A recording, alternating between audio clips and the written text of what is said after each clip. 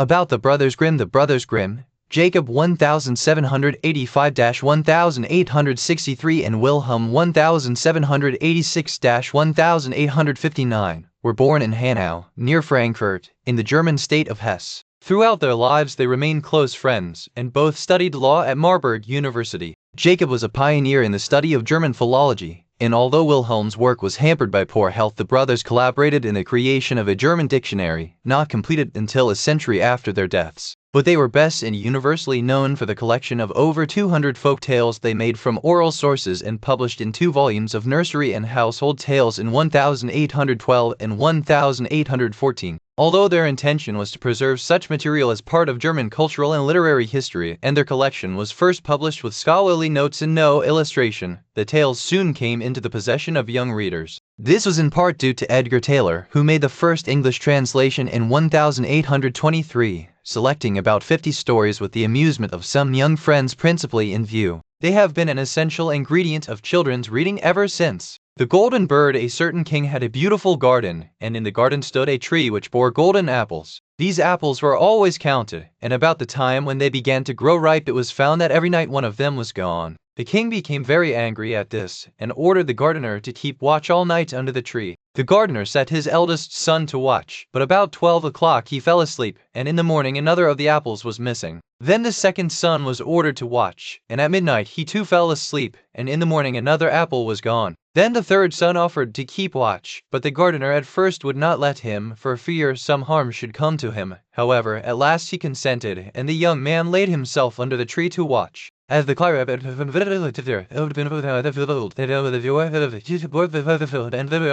but the arrow did the bird no harm, only it dropped a golden feather from its tail, and then flew away. The golden feather was brought to the king in the morning, and all the council was called together. Everyone agreed that it was worth more than all the wealth of the kingdom, but the king said, "One feather is of no use to me, I must have the whole bird." Then the gardener's eldest son set out and thought to find the golden bird very easily, and when he had gone but a little way he came to a wood, and by the side of the wood he saw a fox sitting, so he took his bow and made ready to shoot at it. Then the fox said, "Do not shoot me, for I will give you good counsel. I know what your business is, and that you want to find the golden bird. You will reach the village at evening, and when you get there, you will see 2 it is opposite to the other.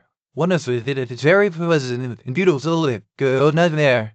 The other, though it may be very poor and mean." But the son thought to himself, "What can such a beast as this know about the matter?" So he shot his arrow at the fox, but he missed it, and it set up its tail above its back and ran into the wood. Then he went his way, and in the evening came to the village where the 2 inns were, and in one of these were people singing, and dancing, and feasting, but the other looked very dirty and poor. "I should be very silly," said he, "if I went to that shabby house and left this charming place." So he went into the smart house and ate and drank at his ease, and forgot the bird, and his country too. Time passed on, and as the eldest son did not come back, and no tidings were heard of him, the second son set out, and the same thing happened to him. He met the fox who gave a bit of advice, but then he came to the inn and told his father standing at the window where the Merlin was, and defaulted to come in, and he could not have invitation, if it then did him forgot the old bird had the same manner. Time passed with him, and his own son who had read the world the little bird. If his father then did his almost, if he was very long to the son who was around it also, However, at last it was agreed he should go, for he would not rest at home, and as he came to the wood, he met the fox, and heard the same good counsel. But he was thankful to the fox, and did not attempt his life as his brothers had done. So the fox said, "Sit upon my tail, and you will travel faster." So he sat down, and the fox began to run, and away they went over stock and stone so quick that their hair whistled in the wind. When they came to the village, the son followed the fox's counsel, and without looking about him went to the shabby inn and rested there all night at his ease. In the morning he had in his neatness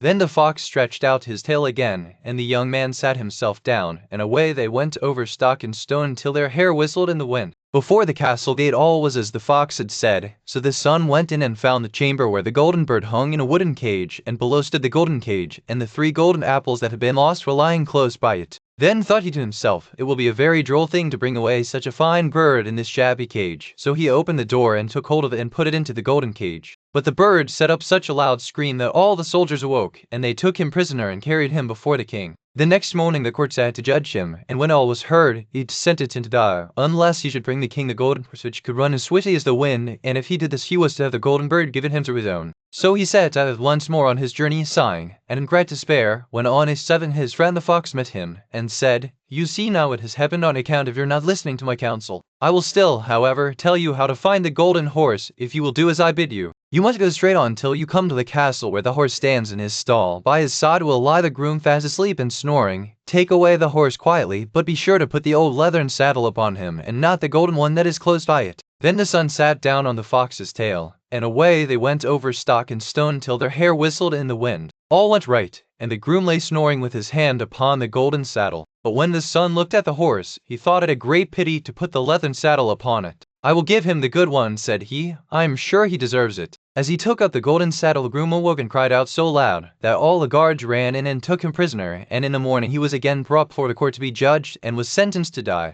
But it was agreed that if he could bring thither the beautiful princess he should live and have the bird and the horse given him for his own. Then he went his way very sorrowful, but the old fox came and said, "Why did not you listen to me? If you had, you would have carried away both the bird and the horse. Yet will I once more give you counsel. Go straight on, and in the evening you will arrive at a castle. At 12 o'clock at night the princess goes to the bathing house. Go up to her and give her a kiss, and she will let you lead her away. But take care you do not suffer her to go and take leave of her father and mother." Then the fox stretched out his tail, and so away they went over stock and stone till their hair whistled again. As they came to the castle, all was as the fox had said, and at 12 o'clock the young man met the princess going to the bath and gave her the kiss, and she agreed to run away with him, but begged with many tears that he would let her take leave of her father. At first he refused, but she wept still more and fell at his feet, till at last he consented. But the moment she came to her father's house, the guards awoke and he was taken prisoner again. Then he the king, and the king said, "You shall never have mine either, unless they had to do this of the view of my window." Now this hill was so big that the whole world could not take it away, and when he had worked for 7 days, and had done very little, the fox came and said, "Lie down and go to sleep, I will work for you." And in the morning he awoke and the hill was gone. So he went merrily to the king, and told him that now that it was removed he must give him the princess. Then the king was obliged to keep his word, and away went the young man and the princess. And the fox came and said to him, "We will have all three, the princess, the horse, and the bird." Said the young man, "That would be a great thing, but how can you contrive it?" "If you will only listen," said the fox, "it can be done. When you come to the king, and he asks for the beautiful princess, you must say, 'Here she is.' Then he will be very joyful, and you will mount the golden horse that they are to give you, and put out your hand to take leave of them, but shake hands with the princess last. Then lift her quickly onto the horse behind you, clap your spurs to his side, and gallop away as fast as you can. All the left you hunt as the air hit the front of the door, but in each day, he is or he is the true word, if they did then right away." This too happened as the fox said. They carried off the bird, the princess mounted again, and they rode on to a great wood. Then the fox came and said, "Pray kill me, and cut off my head and my feet." But the young man refused to do it. So the fox said, "I will at any rate give you good counsel. Beware of 2 things. Ransom no one from the gallows, and sit down by the side of no river." Then away he went. Well, thought the young man, it is no hard matter to keep that advice. He rode on with the princess, till at last he came to the village where he had left his 2 brothers. And there he heard a great noise and uproar, and when he asked what was the matter, the people said, 2 men are going to be hanged. As he came nearer, he saw that the 2 men were his brothers who had turned robbers. So he said, "Cannot they in any way be saved?" But the people said no, unless he would bestow all his money upon the rascals and buy their liberty. Then he did not stay to think about the matter, but paid what was asked, and his brothers were given up, and went on with him toward their home. And as they came to the wood where the fox first met them, it was so cool and pleasant that the 2 brothers said, "Let us sit down by the side of the river and rest a while to eat and drink."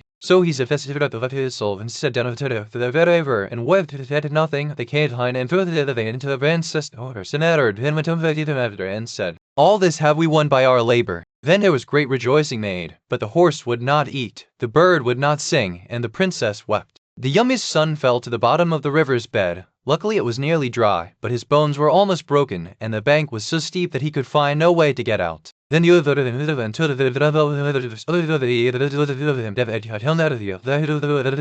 Then he pulled him out of the river, and said to him, as he got upon the bank, "Your brothers have set out to kill you if they find you in the kingdom." So he dressed himself as a poor man, and came secretly to the king's court, and was scarcely within the doors when the horse began to eat, and the bird to sing, and the princess left off weeping. Then he went to the king, and told him all his brothers' roguery, and they were seized and punished, and he had the princess given to him again, and after the king's death he was heir to his kingdom. A long while after, he went to walk one day in the wood, and the old fox met him, and besought him with tears in his eyes to kill him, and cut off his head and feet. And at last he did so, and in a moment the fox was changed into a man, and turned out to be a brother of the princess, who had been lost a great many years. Hans loved him and warned him good luck. All the war trial who comes right all the false then is so much in all the gila zone all the card from so them is they will always like and purpose a light above the legs and only move on so much the faster. The world may very likely not always think of them as they think of themselves, but what care they for the world? What can it know about the matter? One of these lucky beings was neighbor Hans. 7 long years he had worked hard for his master. At last he said, "Master, my time is up.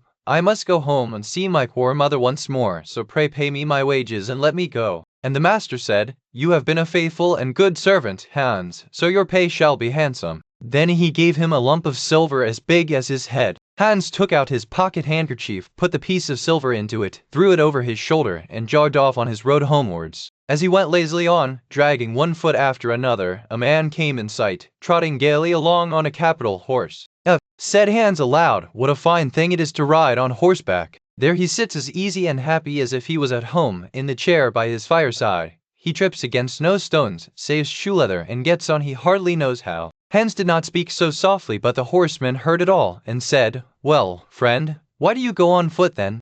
Said he, "I have this load to carry. To be sure it is silver, but it is so heavy that I can't hold up my head, and you must know it hurts my shoulder sadly. What do you say of making an exchange?" Said the horseman, "I will give you my horse, and you shall give me the silver, which will save you a great deal of trouble in carrying such a heavy load about with you." "With all my heart," said Hans, "but as you are so kind to me, I must tell you one thing, you will have a weary task to draw that silver about with you." However, the horse had the silver, helped his up, get his over right a little and hand the to the other, and said, "When you are the very best of you that live together," and cried Jip. Hans was delighted as he sat on the horse, drew himself up, squared his elbows, turned out his toes, cracked his whip, and rode merrily off, 1 minute whistling a merry tune, and another singing, "No care and no sorrow, a fig for the morrow. We'll laugh and be merry, sing nay down, dairy." After a time he thought he should like to go a little faster, so he smacked his lips and cried Jip. Away went the horse full gallop, and before Hans knew what he was about, he was thrown off and lay on his back by the roadside. His horse would have ran off, if a shepherd who was coming by, driving a cow, had not stopped it. Hans soon came to himself and got on his legs again, sadly vexed, and said to the shepherd, "This riding is no joke when a man has the luck to get upon a beast like this that stumbles and flings him off as if it would break his neck. However, I like the way if it is matter and if it is well, but if you see it, we should have one can walk along at one's leisure behind that cow, keep good company, and have milk, butter, and cheese every day into the bargain. What would I give to have such a prize?" "Well," said the shepherd, "if you are so fond of her, I will change my cow for your horse. I like to do good to my neighbors, even though I lose it myself." "Done," said Hans, merrily. "What a noble heart that good man has," thought he. Then the shepherd jumped upon the horse, wished Hans and the cow good morning, and away he rode. Hans brushed his coat, wiped his face and hands, rested a while, and then drove off his cow quietly, and thought his bargain a very lucky one. "If I have only a piece of bread, I certainly shall always be able to get that. I can, whenever I like, eat my butter and cheese with it, and when I am thirsty I can milk my cow and drink the milk, and what can I wish for more?" When he came to an inn, he halted, ate up all his bread, and gave away his last penny for a glass of beer. When he had rested himself, he set off again, driving his cow towards his mother's village. But they eat ruger as soon as noon until it was as if it had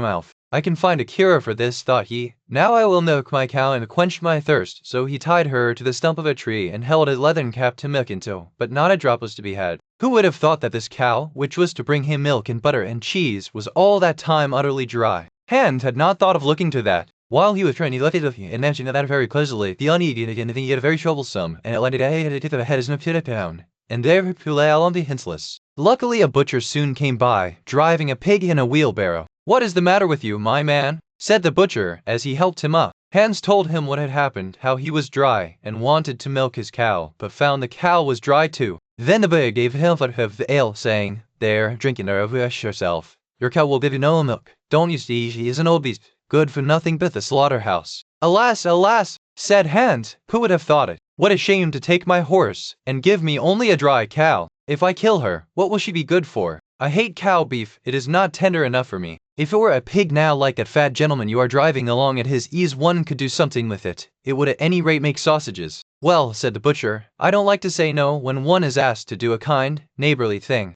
To please you I will change, and give you my fine fat pig for the cow. Heaven reward you for your kindness and self-denial, said Hans, as he gave the butcher the cow, and taking the pig off the wheelbarrow, drove it away, holding it by the string that was tied to its leg. So on he jogged, and all seemed now to go right with him. He had met with some misfortunes, to be sure, but he was now well repaid for all. How could it be otherwise with such a traveling companion as he had at last got? The next man he met was a countryman carrying a fine white goose. The countryman stopped to ask what was o'clock. This led to further chat, and Hans told him all his luck, how he had so many good bargains, and how all the world went gay and smiling with him. The countryman then began to tell his tale, and said he was going to take the goose to a christening. Feel, said he, how heavy it is, and yet it is only 8 weeks old. Whoever roasts and eats it will find plenty of fat upon it, it has lived so well. You're right, said Hans, as he weighed it in his hand, but if you talk of fat, my pig is no trifle. Meantime the countryman began to look grave, and shook his head. Hark ye,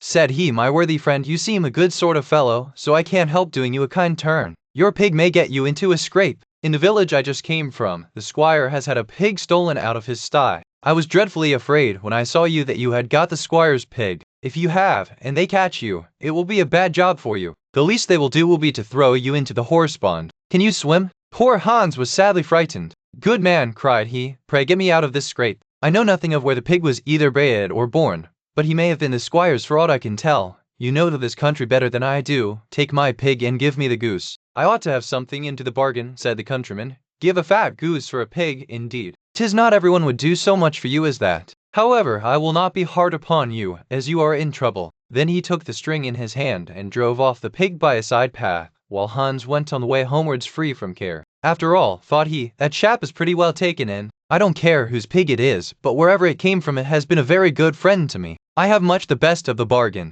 First there will be a capital roast, then the fat will find me in gooseberries for 6 months, and then there are all the beautiful white feathers. I will put them into my pillow, and then I am sure I shall sleep soundly without rocking. How happy my mother will be! Talk o' pig, indeed! Give me a fine fat goose. As he came to the next village, he saw a Sister Grimm at his wheel, working and singing o'er hill and o'er dale, so happy a roam, work to the life well. All the world is my home. Then who's so merry as I? Hans stood looking on for a while, and at last said, You must be well off, Master Grinder. You seem so happy at your work. Yes, said the other, mine is a golden trade. A good grinder never puts his hand into his pocket without finding money in it. But where did you get that beautiful goose? I did not buy it. I gave a pig for it. And where did you get the pig? I gave a cow for it. And the cow? I gave a horse for it. And the horse? I gave a lump of silver as big as my head for it. And the silver?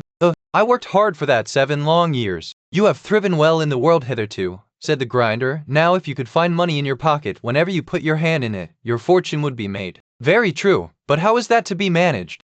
Why, you must turn grinder like myself, said the other. You only want a grindstone, the rest will come of itself. Here is one that is but little the worse for wear. I would not ask more than the value of your goose for it. Will you buy? How can you ask? Said Hans. I should be the happiest man in the world if I could have money whenever I put my hand in my pocket. What could I want more? There's the goose. Now, said the grinder, as he gave him a common rough stone that lay by his side, this is a most capital stone. Do but work it well enough, and you can make an old nail cut with it. Hans took the stone, and went his way with a light heart. His eyes sparkled for joy, and he said to himself, Surely I must have been born in a lucky hour. Everything I could want or wish for comes of itself. People are so kind, they seem really to think I do them a favor in letting them make me rich, and giving me good bargains. Meantime he began to be tired, and hungry too, for he had given away his last penny in his joy at getting the cow. At last he could go no farther, for the stone tired him sadly, and he dragged himself to the side of a river that he might take a drink of water and rest a while. So he laid the stone carefully by his side on the bank, but as he stooped down to drink, he forgot it, pushed it a little, and down it rolled, plump into the stream. For a while he watched it sinking in the deep clear water, then sprang up and danced for joy, and again fell upon his knees and thanked heaven, with tears in his eyes, for its kindness in taking away his only plague, the ugly heavy stone.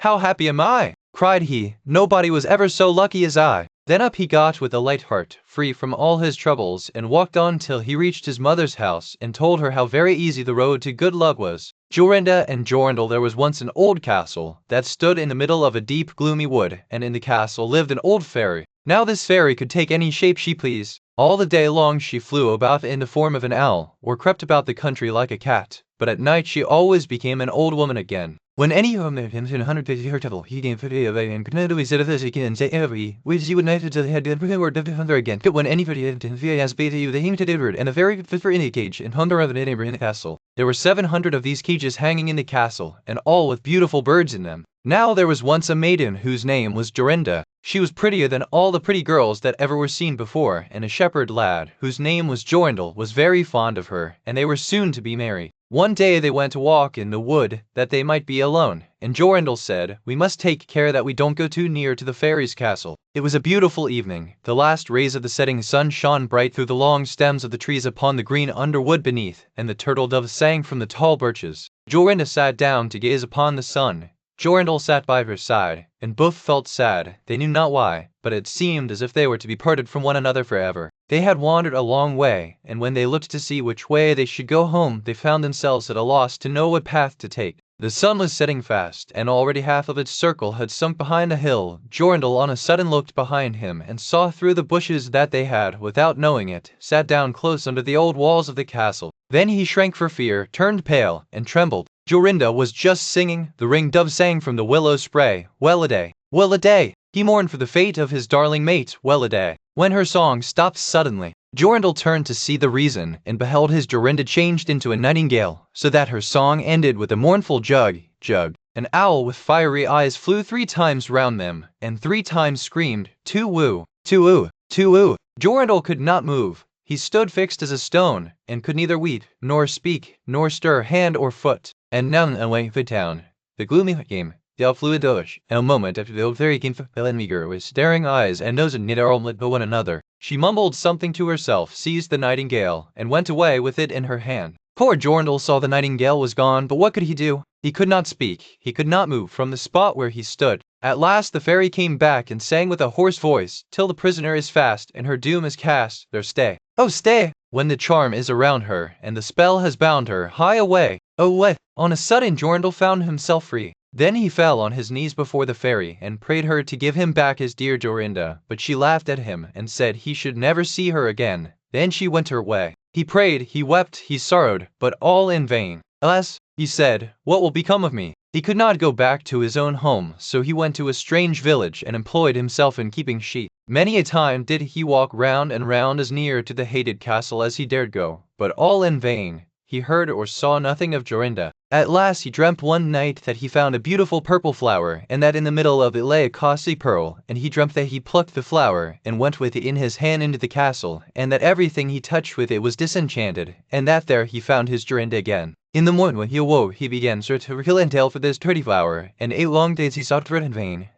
But on the 9th day, early in the morning, he found the beautiful purple flower, and in the middle of it was a large dewdrop, as big as a cutty pearl. Then he plucked the flower, and set out and travelled day and night, till he came again to the castle. He walked nearer than 100 paces to it, and yet he did not become fixed as before, but found that he could go quite close up to the door. Jorindel was very glad indeed to see this. Then he touched the door with the flower, and it sprang open, so that he went in through the court, and listened when he heard so many birds singing. At last he came to the chamber where the fairy sat, with the 700 birds singing in the 700 cages. When she saw Jorindel she was very angry, and screamed with rage, but she could not come within 2 yards of him, for the flower he held in his hand was his safeguard. He looked around at the birds, but alas! There were many, many nightingales, and how then should he find out which was his Jorinda? While he was thinking what to do, he saw the fairy had taken down one of the cages, and was making the best of her way off through the door. He ran or flew after her, touched the cage with the flower, and Jorinda stood before him, and threw her arms round his neck, looking as beautiful as ever, as beautiful as when they walked together in the wood. Then he touched all the other birds with the flower, so that they all took their old forms again, and he took Jorinda home, where they were married, and lived happily together many years, and so did a good many other lads, whose maidens had been forced to sing in the old fairies' cages by themselves, much longer than they liked. The traveling musicians. An honest farmer had once an ass that had been a faithful servant to him a great many years, but was now growing old and every day more and more unfit for work. His master therefore was tired of keeping him and began to think of putting an end to him.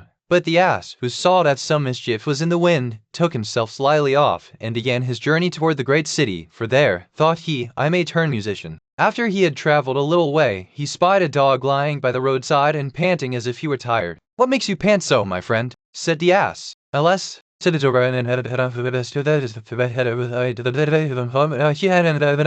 "hark ye," said the ass, "I am going to the great city to turn musician. Suppose you go with me, and try what you can do in the same way." The dog said he was willing, and they jogged on together. They had not gone far before they saw a cat sitting in the middle of the road and making a most rueful face. "Pray, my good lady," said the ass, "what's the matter with you? You look quite out of spirits." "At me," said the cat. "How can one be in good spirits when one's life is in danger?" "Because of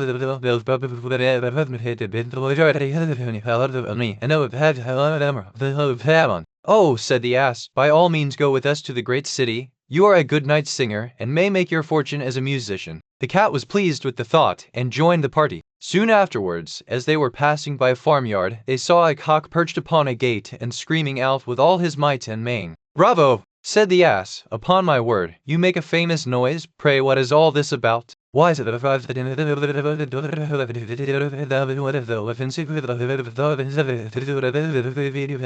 Heaven forbid!" said the ass. "Come with us, Master Chanticleer. It will be better, at any rate, than staying here to have your head cut off. Besides, who knows? If we care to sing in tune, we may get up some kind of concert, so come along with us." "With all my heart," said the cock. So they all four went on jollily together. They could not, however, reach the great city the first day, so when night came on, they went into a wood to sleep. In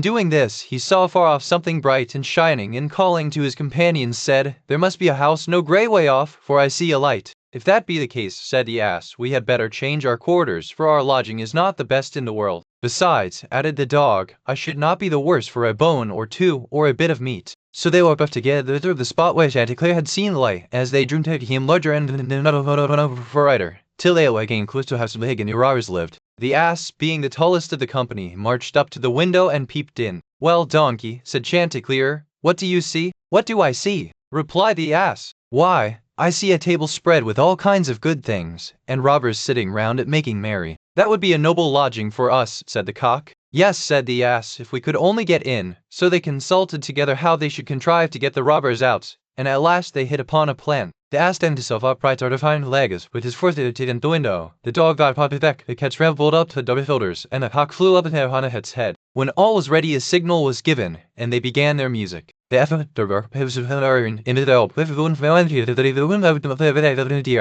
robbers, who had been not a little frightened by the opening concert, had now no doubt that some frightful hobgoblin had broken in upon them, and scampered away as fast as they could. The coast once clear, our travelers soon sat down and dispatched what the robbers had left, with as much eagerness as if they had not expected to eat again for a month. As soon as they had satisfied themselves, they put out the lights, and each once more sought out a resting place to his own liking.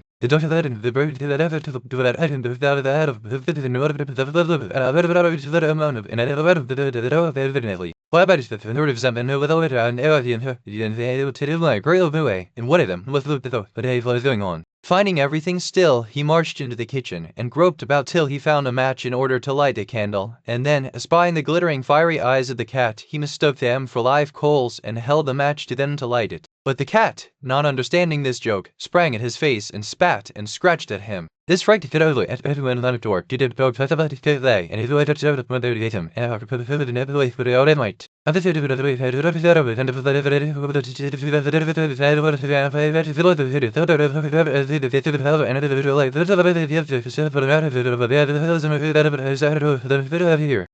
the robbers never dared to go back to the house, but the musicians were so pleased with their quarters that they took up their abode there, and there they are, I dare say, at this very day. Old Sultan, a shepherd, had a faithful dog called Sultan, who was grown very old and had lost all his teeth. And one day when the shepherd and his wife were standing together before the house, the shepherd said, "I will shoot old Sultan tomorrow morning, for he is of no use now." But his wife said, "Pray let the poor faithful creature live. He has served us well a great many years, and we ought to give him a livelihood for the rest of his days." "But what can we do with him?" Said the shepherd, he has not a tooth in his head, and the thieves don't care for him at all. To be sure, he has served us, but then he did it to earn his livelihood. Tomorrow shall be his last day, depend upon it. Poor Sultan, who was lying close by them, heard all that the shepherd and his wife said to one another, and was very much frightened to think tomorrow would be his last day. So in the evening he went to his good friend the wolf, who lived in the wood, and told him all his sorrows, and how his master meant to kill him in the morning. "Make yourself easy," said the wolf. "I will give you some good advice. Your master, you know, goes out every morning very early with his wife into the field, and they take their little child with them, and lay it down behind the hedge in the shade while they are at work. The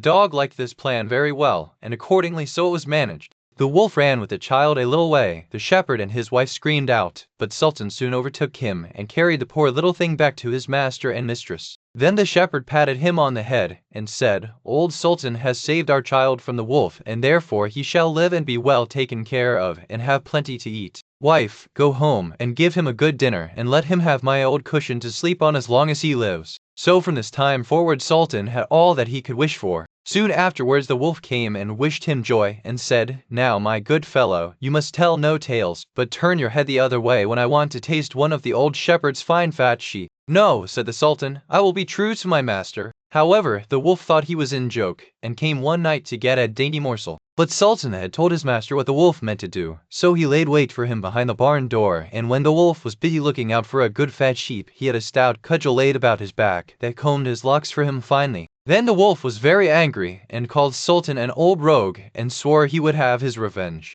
So the next morning the wolf sent the boar to challenge Sultan to come into the wood to fight the matter. Now Sultan had nobody he could ask to be his second but the shepherd's old three-legged cat, so he took her with him, and as the poor thing limped along with some trouble, she stuck up her tail straight in the air. The wolf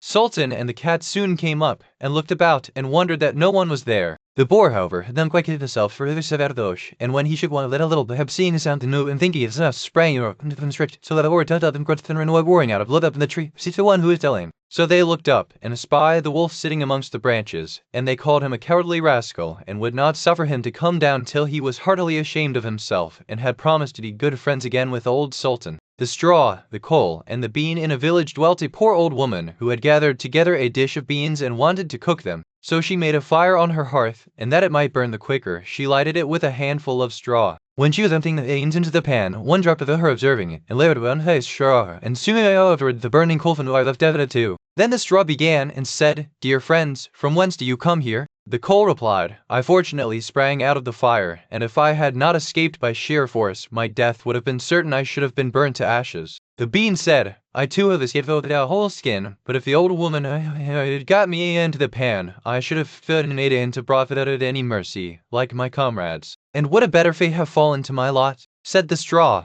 "The old woman has destroyed all my brethren in fire and smoke. She seized 60 of them at once, and took their lives. I luckily slipped through her fingers. But what are we to do now?" Said the coal. "I think," answered the bean, "that as we have so fortunately escaped death, we should keep together like good companions, and lest a new mischance should overtake us here, we should go away together and repair to a foreign country." The proposition pleased the two others, and they set out on their way together. Soon, however, they came to a little brook, and as there was no bridge or foot-plank, they did not know how they were to get over it. The straw hit on a good idea and said, "I will lay myself straight across, and then you can walk over on me as on a bridge." The straw therefore stretched itself from one bank to the other, and the coal, who was of an impetuous disposition, tripped quite boldly onto the newly built bridge. But when she had reached the middle and heard the water rushing beneath her, she was after all afraid, and stood still and ventured no farther. The straw, however, began to burn, broke in 2 pieces, and fell into the stream. The coal slipped after her, hissed when she got into the water, and breathed her last. The bean, who had prudently stayed behind on the shore, could not but laugh at the event, was unable to stop, and laughed so heartily that she burst. It would have been all over with her, likewise, if, by good fortune, a tailor who was traveling in search of work had not sat down to rest by the brook.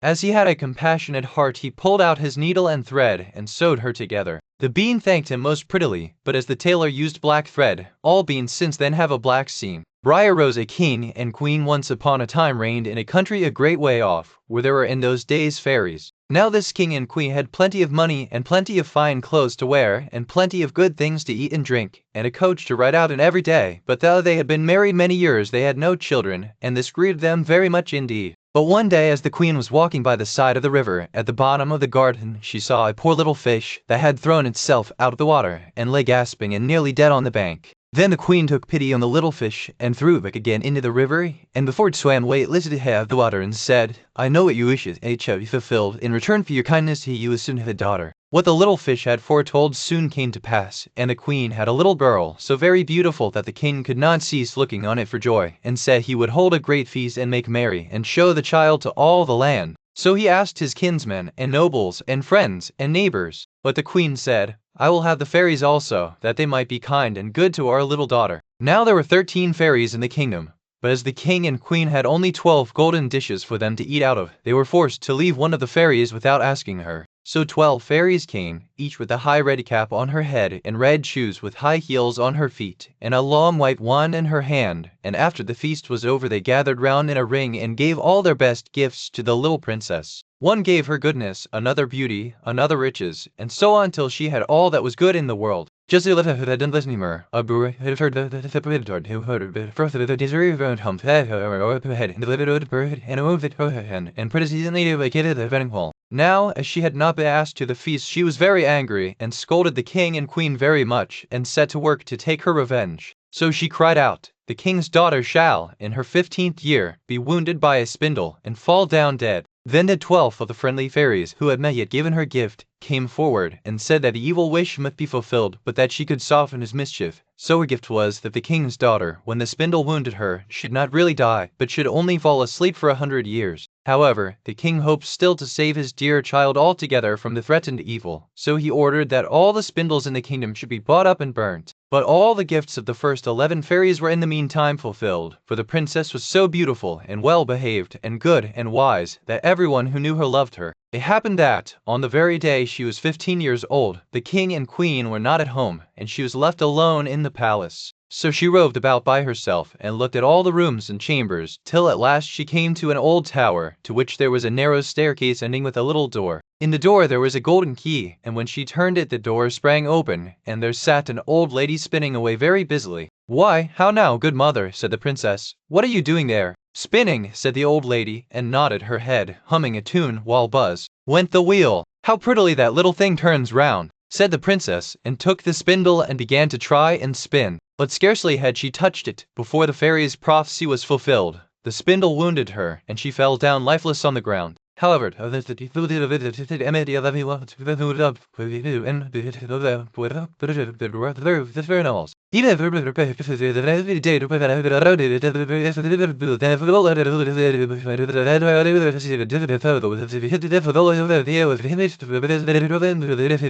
large hedge of thorns soon grew round the palace, and every year it became higher and thicker, till at last the old palace was surrounded and hidden, so that not even the roof or the chimneys could be seen. But there went a report through all the land of the beautiful sleeping Briar Rose, for so the king's daughter was called, so that, from time to time, several kings' sons came and tried to break through the thicket into the palace. This, however, none of them could ever do, for the thorns and bushes laid hold of them, as it were with hands, and there they stuck fast and died wretchedly. After many, many years there came a king's son into that land, and an old man told him the story of the thicket of thorns, and how a beautiful palace stood behind it, and how a wonderful princess, called Briar Rose, lay in it asleep with all her court. He told, too, how he had heard from his grandfather that many, many princes had come and had tried to break through the thicket, but that they had all stuck fast in it and died. Then the young prince said, "All this shall not frighten me. I will go and see this Briar Rose." The old man tried to hinder him, but he was bent upon going. Now that very day the 100 years were ended, and as the prince came to the thicket he saw nothing but beautiful flowering shrubs, through which he went with ease, and they shut in after him as thick as ever.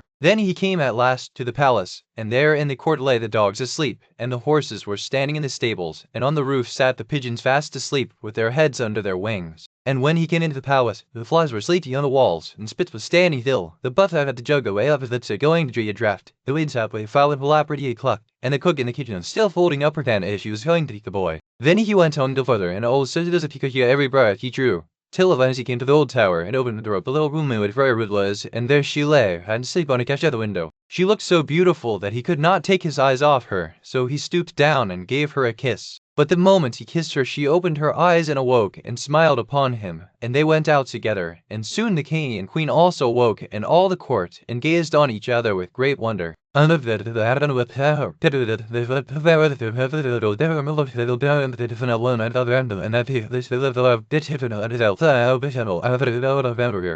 the prince and Briar Rose were married, and the wedding feast was given, and they lived happily together all their lives long. The dog and the sparrow, a shepherd's dog, had a master who took no care of him, but often let him suffer the greatest hunger. At last he could bear it no longer, so he took to his heels, and off he ran in a very sad and sorrowful mood. On the road he met a sparrow that said to him, "Why are you so sad, my friend?" "Because," said the dog, "I am very, very hungry, and have nothing to eat." "If that be all," answered the sparrow, "come with me into the next town, and I will soon find you plenty of food." So on they went together into the town, and as they passed by a butcher's shop, the sparrow said to the dog, "Stand there a little while till I peg you down a piece of meat." So the sparrow perched upon the shelf, and having first looked carefully about her to see if anyone was watching her, she pecked and scratched at a steak that lay upon the edge of the shelf, till at last down it fell. Then the dog snapped it up, and scrambled away with it into a corner, where he soon ate it all up. "Well," said the sparrow, "you shall have some more if you will. So come with me to the next shop, and I will peck you down another steak." When the dog had eaten this too, the sparrow said to him, "Well, my good friend, have you had enough now?" "I have had plenty of meat," answered he, "but I should like to have a piece of bread to eat after it." "Come with me then," said the sparrow, "and you shall soon have that too." So she took the lakers out, and pecked it to the length of the window, till it fell down, and as the dog to which him were, she took it up, and the pecked them no more of him. When that was eaten, the sparrow asked him whether he had had enough now. "Yes," said he,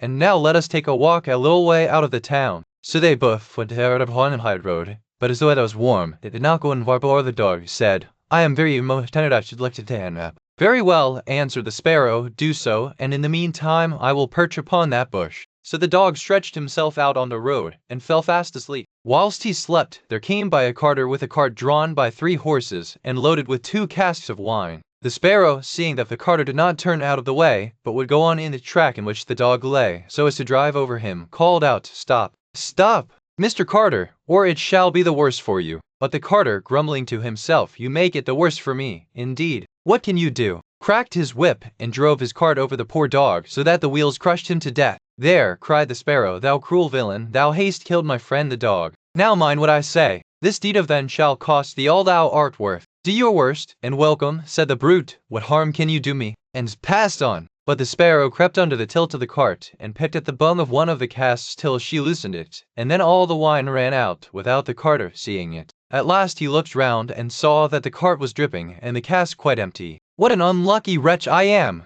cried he. "Not wretch enough yet," said the sparrow, as she alighted upon the head of one of the horses, and pecked at him till he reared up and kicked. When the carter saw this, he drew out his hatchet and aimed a blow at the sparrow, meaning to kill her, but she flew away, and the blow fell upon the poor horse's head with such force that he fell down dead. "Unlucky wretch that I am!" cried he. "Not wretch enough yet," said the sparrow. And as the carter went on with the other 2 horses, she again crept under the tilt of the cart, and pecked out the bung of the second cask, so that all the wine ran out. When the carter saw this, he again cried out, "Miserable wretch that I am!" But the sparrow answered, "Not wretch enough yet," and perched on the head of the second horse, and pecked at him too. The carter ran up and struck at her again with his hatchet, but away she flew, and the blow fell upon the second horse and killed him on the spot. "Unlucky wretch that I am!" cried he. "Not wretch enough yet," answered the sparrow as she flew away. "Now will I plague and punish thee at thy own house." The carter was forced at last to leave his cart behind him, and to go home overflowing with rage and vexation. "Alas," said he to his wife, "what ill luck has befallen me!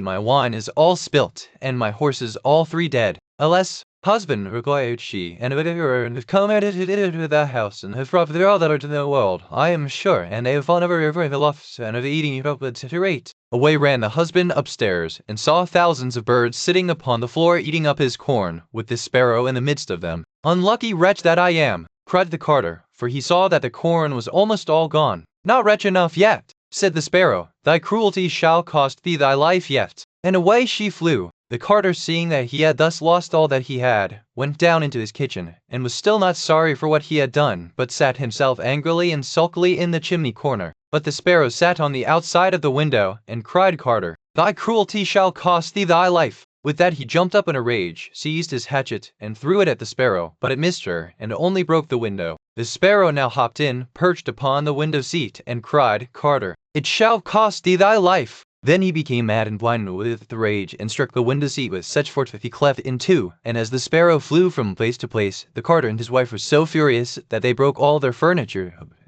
glasses, chairs, benches, the table, and like the walls, without touching the bird at all. In the end, however, they caught her, and the wife said, "Shall I kill her at once?" "No," cried he, "that is letting her off too easily. She shall die a much more cruel death. I will eat her." But the sparrow began to flutter about, and stretch out her neck, and cried, "Carter, it shall cost thee thy life yet." With that he could wait no longer, so he gave his wife the hatchet, and cried, "Wife, strike at the bird, and kill her in my hand." And the wife struck, but she missed her aim, and hit her husband on the head so that he fell down dead, and the sparrow flew quietly home to her nest. The 12 dancing princesses. There was a king who had 12 beautiful daughters. This led to a bit of one room, and when he was dead, it was indirect out. Everyone into Then the king made it known to all the land that if any person could discover the secret and find out where it was that the princesses danced in the night, he should have the one he liked best for his wife, and should be king after his death. But whoever tried and did not succeed, after 3 days and nights, should be put to death. A king's son soon came. He was well entertained, and in the evening was taken to the chamber next to the one where the princesses lay in their 12 beds. There he was to sit and watch where they went to dance, and in order that nothing might pass without his hearing it, the door of his chamber was left open. But the king's son soon fell asleep, and when he awoke in the morning he found that the princesses had all been dancing, for the soles of their shoes were full of holes. The same thing happened the 2nd and 3rd night, so the king ordered his head to be cut off. After him came several others, but they had all the same luck, and all lost their lives in the same manner. Now it chanced that an old soldier, who had been wounded in battle and could fight no longer, passed through the country where this king reigned, and as he was traveling through a wood he met an old woman, who asked him where he was going. "I hardly know where I am going, or what I had better do," said the soldier, "but I think I should like very well to find out where it is that the princesses dance, and then in time I might be a king." "Well," said the old dame, "that is no very hard task. Only take care not to drink any of the wine which one of the princesses will bring to you in the evening, and as soon as she leaves you pretend to be fast asleep." Then she gave him a cloak, and said, "As soon as you put that on you will become invisible, and you will then be able to follow the princesses wherever they go." When the soldier heard all this good counsel, he determined to try his luck, so he went to the king, and said he was willing to undertake the task. He was as well received as the others had been, and the king ordered fine royal robes to be given him, and when the evening came he was led to the outer chamber. Just as he was going to lie down, the eldest of the princesses brought him a cup of wine, but the soldier threw it all away secretly, taking care not to drink a drop. Then he laid himself down on his bed, and in a little while began to snore very loud as if he was fast asleep. When the 12 princesses heard this they laughed heartily, and the eldest said, "This fellow too might have done a wiser thing than lose his life in this way."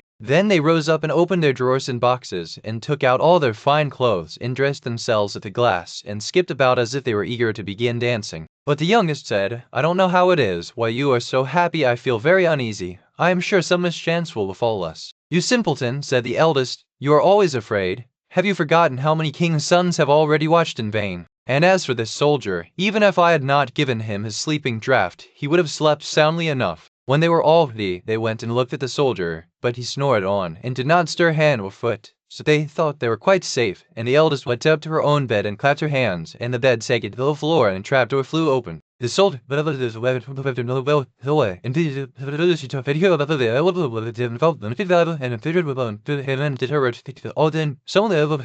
"You silly creature," said the eldest, "it is nothing but a nail in the wall." Then down they all went, and at the bottom they found themselves in a most delightful grove of trees, and the leaves were all of silver, and glittered and sparkled beautifully. The soldier wished to take away some token of the place, so he broke off a little branch, and there came a loud noise from the tree. Then the youngest daughter said again, "I am sure all is not right. Did not you hear that noise? That never happened before." But the eldest said, "It is only our princes, who are shouting for joy at our approach." Then they came to another grove of trees where all the leaves were of gold, and afterwards to a third where the leaves were all glittering diamonds. And the soldier broke a branch from each, and every time there was a loud noise, which made the youngest sister tremble with fear, but the eldest still said it was only the princes who were crying for joy. So they went on till they came to a great lake, and at the side of the lake there lay 12 little boats with 12 handsome princes in them, who seemed to be waiting there for the princesses. One of the princesses went into each boat, and the soldier stepped into the same boat with the youngest. As they were over to the lake, the princess listened to the princess, and the soldier said, "I didn't love this, though I over the voice movie, not as if the usual, and I'm tired." The boat seemed very late. "It is only the heat of the weather," said the princess. "I feel it very warm too." On the other side of the lake stood a fine illuminated castle, from which came the merry music of horns and trumpets. There they all landed, and went into the castle, and each prince danced with his princess, and the soldier, who was all the time invisible, danced with them too. And when any of the princesses had a cup of wine set by her, he drank it all up, so that when she put the cup to her mouth it was empty. At this too, the youngest sister was terribly frightened, but the eldest always silenced her. They danced until 3 o'clock in the morning, and then all their shoes were worn out, so that they were obliged to leave off. The princes rowed them back again over the lake, but this time the soldier placed himself in the boat with the eldest princess, and on the opposite shore they took leave of each other, the princesses promising to come again the next night. When they came to the stairs, the soldier ran on before the princesses and laid himself down,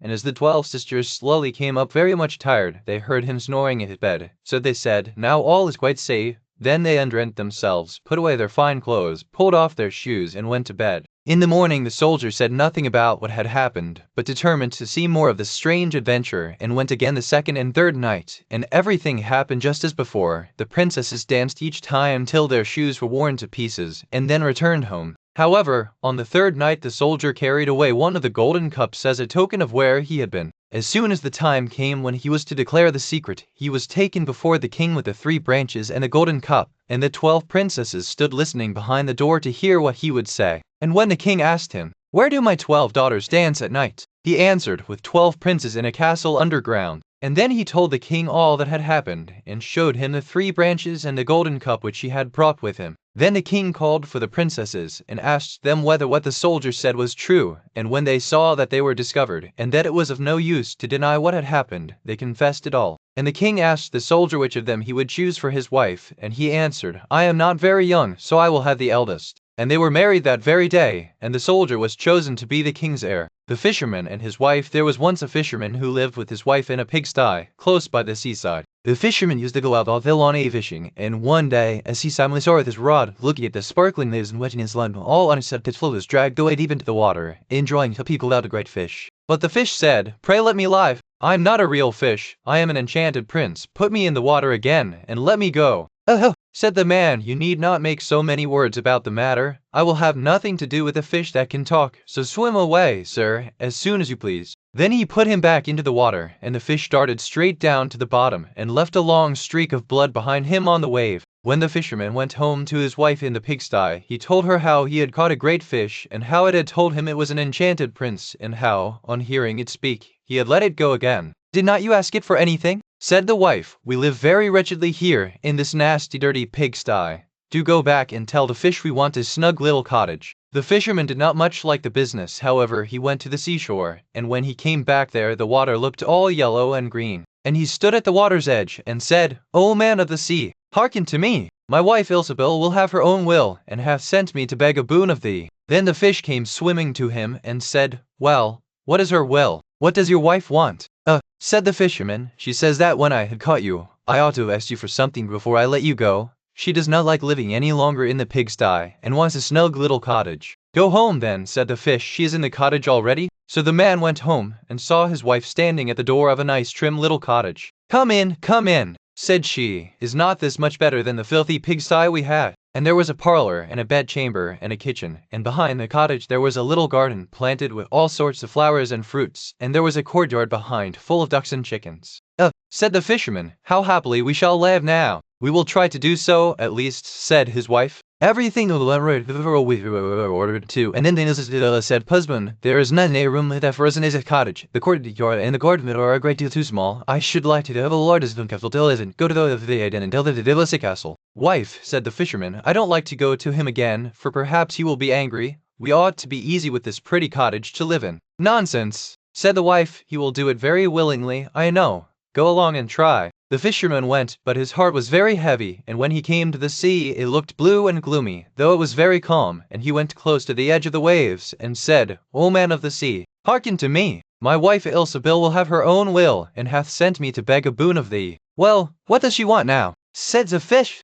Said the man, dolefully, my wife wants to live in a stone castle. Go home then, said the fish, she is standing at the gate of it already. So away went the fisherman, and found his wife standing before the gate of a great castle. See, said she, is not this grand? With that they went into the castle together, and found a great many servants there, and the rooms all richly furnished, and full of golden chairs and tables, and behind the castle was a garden, and round it was a park half a mile long, full of sheep, and goats, and hares, and deer, and in the courtyard were stables of houses. Well, said the man, now we will live cheerful and happy in this beautiful castle for the rest of our lives. Perhaps we may, said the wife, but let us sleep upon it, before we make up our minds to that. So they went to bed. The next morning when Dame Ilsebil woke it was broad daylight, and she jogged the fisherman with her elbow, and said, Get up, husband, and bestir yourself, for we must be king of all the land. Wife, said the man, why should we wish to be the king? I will not be king. Then I will, said she. But wife, said the fisherman, how can you be king? The fish cannot make you a king. Husband, said she, say no more about it, but go and try.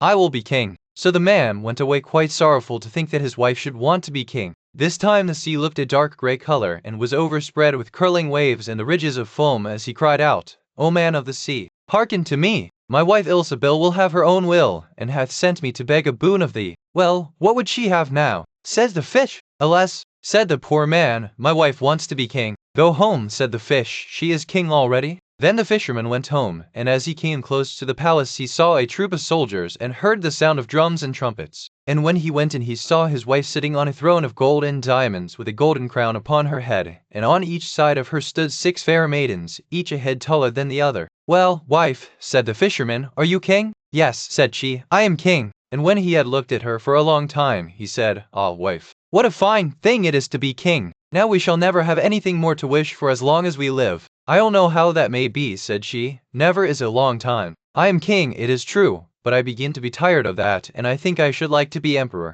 Alas, wife, why should you wish to be emperor? Said the fisherman. Husband, said she, go to the fish. I say I will be emperor. Ah, wife, replied the fisherman, the fish cannot make an emperor, I am sure, and I should not like to ask him for such a thing. I am king, said Ilsebil, and you are my slave, so go at once. So the fisherman was fortivo, and he muttered as he went along, this will come to no good, too much, the fish will be tired at last, and then we shall be sorry for what we have done. He soon came to the seashore, and the water was quite black and muddy, and a mighty whirlwind blew over the waves and rolled them about. But he went as near as he could to the water's brink, and said, O man of the sea, hearken to me! My wife Ilsebil will have her own will, and hath sent me to beg a boon of thee. What would she have now? Said the fish. Said the fisherman, she wants to be emperor. Go home, said the fish, she is emperor already. So he went home again, and as he came near he saw his wife Ilsebil sitting on a very lofty throne made of gold, with a great crown on her head full 2 yards high. And on each side of her stood regarded attendants in a row, each one smaller than the other, from the tallest giant down to a little dwarf no bigger than my finger. And before her stood princes, and dukes, and earls, and the fisherman went up to her and said, Wife, are you emperor? Yes, said she, I am emperor. Said the man, as he gazed upon her, what a fine thing it is to be emperor. Husband, said she, why should we stop at being emperor? I will be pope next. Oh, wife, said he, how can you be pope? There is but one pope at a time in Christendom. Husband, said she, I will be pope this very day. Replied the husband, the fish cannot make you pope. What nonsense, said she, if he can make an emperor, he can make a pope. Go and try him. So the fisherman went. But when he came to the shore the wind was raging, and the sea was tossed up and down in boiling waves, and the ships were in trouble, and rolled fearfully upon the tops of the billows. In the middle of the heavens there was a little piece of blue sky, but towards the south all was red, as if a dreadful storm was rising. At this sight the fisherman was dreadfully frightened, and he trembled so that his knees knocked together, but still he went down near to the shore, and said, O man of the sea, hearken to me! My wife Ilsebil will have her own will, and hath sent me to beg a boon of thee. What does she want now? Said the fish. Said the fisherman, my wife wants to be pope. Go home, said the fish, she is pope already. Then the fisherman went home, and found Ilsebil sitting on a throne that was 2 miles high, and she had 3 great crowns on her head, and around her stood all the pomp and power of the church. And on each side of her were 2 rows of burning lights of all sizes, the greatest as large as the highest and biggest tower in the world, and the least no larger than a small rushlight. Wife, said the fisherman, as he looked at all this greatness, are you pope? Yes, said she, I am pope. Well, wife, replied he, it is a grand thing to be pope, and now you must be easy, for you can be nothing greater. I will think about that, said the wife. Then they went to bed. but Dame Ilseville could not sleep all night for thinking what she should be next. At last, as she was dropping asleep, morning broke and the sun rose. Thought she, as she woke up and looked at it through the window, after all I cannot prevent the sun rising. At this thought she was very angry, and wakened her husband, and said, Husband, go to the fish and tell him I must be lord of the sun and moon. The fisherman was half asleep, but the thought frightened him so much that he started and fell out of bed. Alas, wife, said he, cannot you be easy with being pope? No, said she, I am very uneasy as long as the sun and moon rise without my leave. Go to the fish at once. Then the man went shivering with fear, and as he was going down to the shore a dreadful storm arose, so that the trees and the very rocks shook, and all the heavens became black with stormy clouds, and the lightnings played, and the thunders rolled, and you might have seen in the sea great black waves, swelling up like mountains with crowns of white foam upon their heads. And the fisherman crept toward the sea, and cried out as well as he could, O man of the sea, hearken to me. My wife Ilsebel will have her own will, and hath sent me to beg a boon of thee. What does she want now? Said the fish. Said he, she wants to be lord of the sun and moon. Go home, said the fish, to your pigsty again. And there they live to this very day. The willow wren and the bear. Once in summertime the bear and the wolf were walking in the forest, and the bear heard a bird singing so beautifully that he said, Brother Wolf, what bird is it that sings so well? That is the king of birds, said the wolf, before whom we must bow down. In reality, the bird was the willow wren. If that's the case, said the bear, I should very much like to see his royal palace. Come, take me thither. That is in the wolf. The bear would have liked to go at once, but the wolf held him back by the sleeve, and said, No, you must wait until the lord and lady queen have gone away again. So they took stock of the hole where the nest lay, and trotted away. The bear, however, could not rest until he had seen the royal palace, and when a short time had passed, went to it again. The king and queen had just flown out, so he peeped in and saw 5 or 6 young ones lying there. Is that the royal palace? Cried the bear. It is a wretched palace, and you are not king's children, you are disreputable children. When the young wrens heard that, they were frightfully angry, and screamed, No, that we are not. Our parents are honest people. Bear, you will have to pay for that. The bear and the wolf grew uneasy, and turned back and went into their holes. The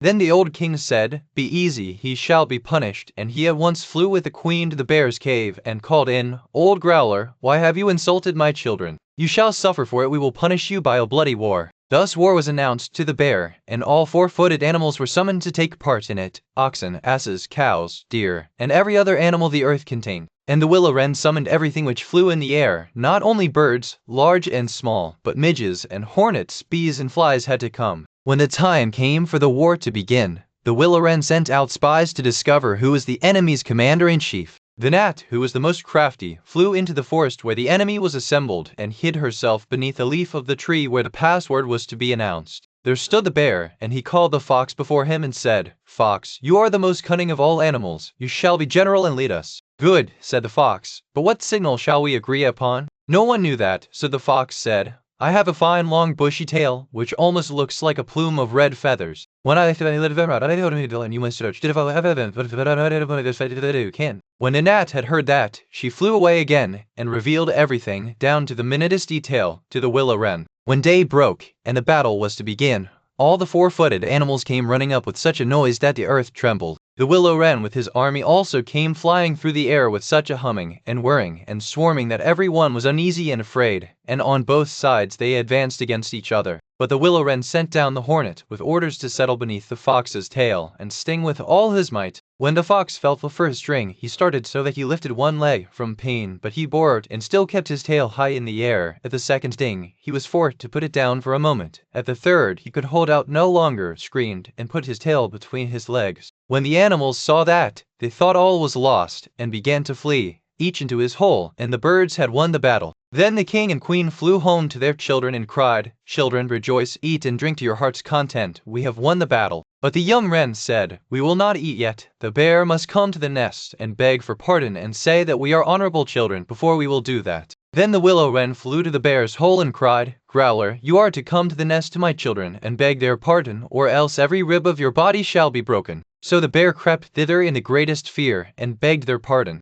And now at last the young wrens were satisfied, and sat down together and ate and drank, and made merry till quite late into the night. The Frog Prince one fine evening a young princess put on her bonnet and clogs, and went out to take a walk by herself in a wood, and when she came to a cool spring of water that rose in the midst of it, she sat herself down to rent a while. Now she had a golden ball in her hand, which was her favorite plaything, and she was always tossing it up into the air, and catching it again as it fell. After a time she threw it up so high that she missed catching it as it fell, and the ball bounded away, and rolled along upon the ground, till at last it fell down into the spring. The princess looked into the spring after her ball, but it was very deep, so deep that she could not see the bottom of it. Then she began to bewail her loss, and said, "Alas! If I could only get my ball again, I would give all my fine clothes and jewels, and everything that I have in the world." Whilst she was speaking, a frog put its head out of the water, and said, "Princess, why do you weep so bitterly?" "Alas," said she, "what can you do for me, you nasty frog? My golden ball has fallen into the spring."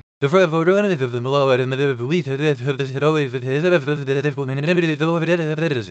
nonsense, thought the princess, this silly frog is talking. He can never even get out of the spring to visit me, though he may be able to get my ball for me, and therefore I will tell him he shall have what he asks. So she said to the frog, "Well, if you will bring me my ball, I will do all you ask." Then the frog put his head down, and dived deep under the water, and after a little while he came up again with the ball in his mouth, and threw it on the edge of the spring. As soon as the young princess saw her ball, she ran to pick it up, and she was so overjoyed to have it in her hand again, that she never thought of the frog, but ran home with it as fast as she could. The frog called after her, "Stay, princess, and take me with you as you said," but she did not stop to hear a word. The next day, just as the princess and sat down to dinner, she heard a strange noise, tap, pash, as if something was coming up the marble staircase. Then soon afterward there was a gentleman at the door, and a little voice cried out and said, "Open the door, my princess dear, open the door to thy true love here, and mind the words that thou and I said by the fountain cool, in the greenwood shade." Then the princess ran to the door and opened it, and there she saw the frog,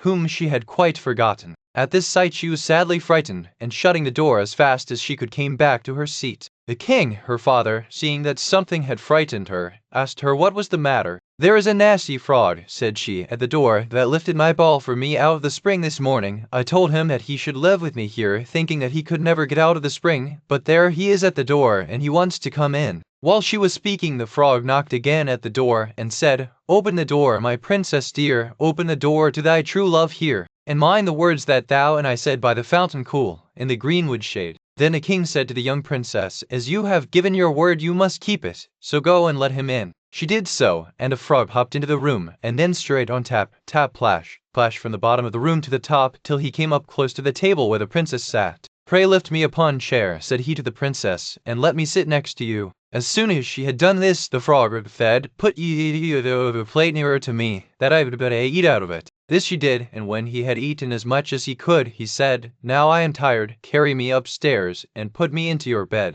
And the princess, though very unwilling, took him up in her hand, and put him upon the pillow of her own bed, where he slept all night long. As soon as it was light he jumped up, hopped downstairs, and went out of the house. "Now then," thought the princess, "at last he is gone, and I shall be troubled with him no more." But she was mistaken, for when night came again she heard the same tapping at the door, and the frog came once more, and said, "Open the door, my princess dear, open the door to thy true love here, and mind the words that thou and I said by the fountain cool, in the greenwood shade." And when the princess opened the door, the frog came in, and slept upon her pillow as before, till the morning broke. And the third night he did the same. But when the princess awoke on the following morning, she was astonished to see, instead of the frog, a handsome prince, gazing on her with the most beautiful eyes she had ever seen, and standing at the head of her bed. He told her that he had been enchanted by a spiteful fairy, who had changed him into a frog, and that he had been fated so to abide till some princess should take him out of the spring, and let him eat from her plate, and sleep upon her bed for 3 nights. "You," said the prince, "have broken his cruel charm, and now have nothing to wish for but that you should go with me into thy father's kingdom, where I will marry you, and love you as long as you live." The young prince of you was annoying to those and they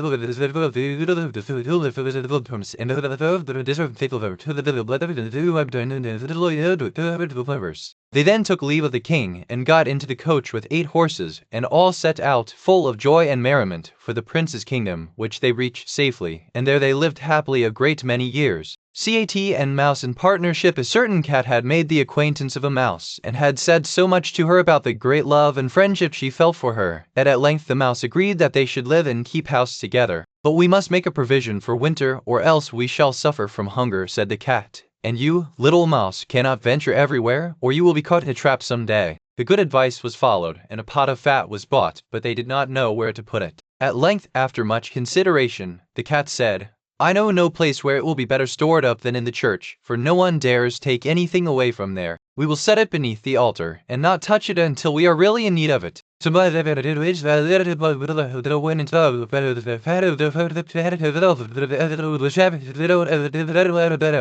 me go out today, and you look after the house by yourself. Yes, yes, answered the mouse, by all means go, and if you get anything very good to eat, think of me. I should like a drop of sweet red christening wine myself. All this, however, was untrue. The cat had no cousin and had not been asked to be godmother. She went straight to the church, stole to the pot of fat, began to lick at it, and licked the top of the fat off. Then she took a walk of the roofs to him, lived over opportunities, and in the sun, and let the field us whenever she threw the pot of fat, and until it was evening did she return home. Well, here you are again, said the mouse. No doubt you have had a merry day. All went off well, answered the cat. What name did they give the child? Tapa, said the cat quite coolly. Tapa, cried the mouse. That is a very odd and uncommon name. Is it a usual one in your family? What does that matter, said the cat. It is no worse than Crumbstealer, as your godchildren are called. Before long the cat was seized by another fit of yearning. She said to the mouse, You must do me a favor, and once more manage the house for a day alone. I am again asked to be godmother, and as the child has a white ring round its neck, I cannot refuse. The good mouse consented, but the cat crept behind the town walls to the church and devoured half the pot of fat. Nothing ever seems so good as what one keeps to oneself, said she, and was quite satisfied with her day's work. When she went home the mouse inquired, And what was the child christened? Half done, answered the cat. Half done? What are you saying? I never heard the name in my life. I'll wager anything it is not in the calendar. The cat's mouth soon began to water for some more licking. All good things go in threes, said she. I'm asked to stand godmother again. The child only up to was single somebody. This only it is on every 2 years. You was to own you. Tapa, half done, answered the mouse. They are such odd names. They make me very thoughtful. You said if it don't know that have the motor and fill with the fancies that this is the time. During the cat out of clean the house and put it out of order, but the greedy cat then tied home to the pot of fat. When everything is eaten up one has some peace, said she to herself, and well filled and fat she did not return home till night. The mouse at once asked what name had been given to the third child. It will not please you more than the others, said the cat. He is called All Gone. All Gone, cried the mouse. That is the most suspicious name of all. I have never seen it in print. All gone? What can that mean? And she shook her head, curled herself up, and lay down to sleep.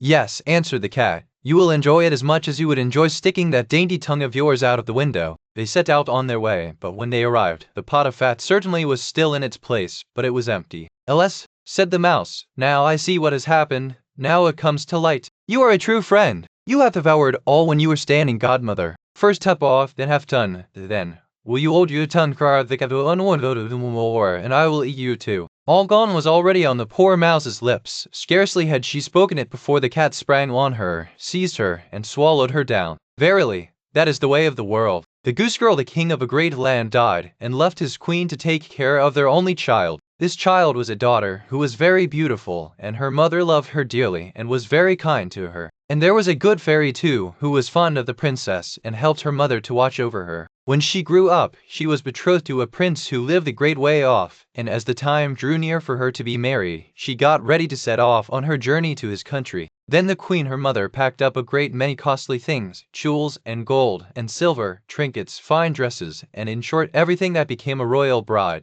And she gave her a waiting maid to ride with her, and gave her into the bridegroom's hand, and each had a horse for the journey. Now the princess's horse was the fairy's gift, and it was called Falada and could speak. When the time came for them to set out, the fairy went into her bedchamber, and took a little knife, and cut off a lock of her hair, and gave it to the princess, and said, Take care of it, dear child, for it's a charm that may be of use to you on the road. Then they all took a sorrowful leave of the princess, and she put the lock of hair into her bosom, got upon her horse, and set off on her journey to her bridegroom's kingdom. One day, as they were riding along by the brook, the princess began to feel very thirsty, and she said to her maid, pray get down, and fetch me some water and my golden cup out of yonder, for I want to drink. Nay, said the maid, if you are thirsty, get off yourself, and stoop down by the water and drink. I shall not be your waiting maid any longer. Then she was so thirsty that she got down and knelt over the little brook and drank, for she was frightened, and dared not bring up her golden cup, and she wept and said, Alas, what will become of me? And the lock answered her and said, Alas, alas, if thy mother knew it, sadly, sadly, would she rue it. But the princess was very gentle and meek, so she said nothing to her maid's ill behavior, but got upon her horse again. Then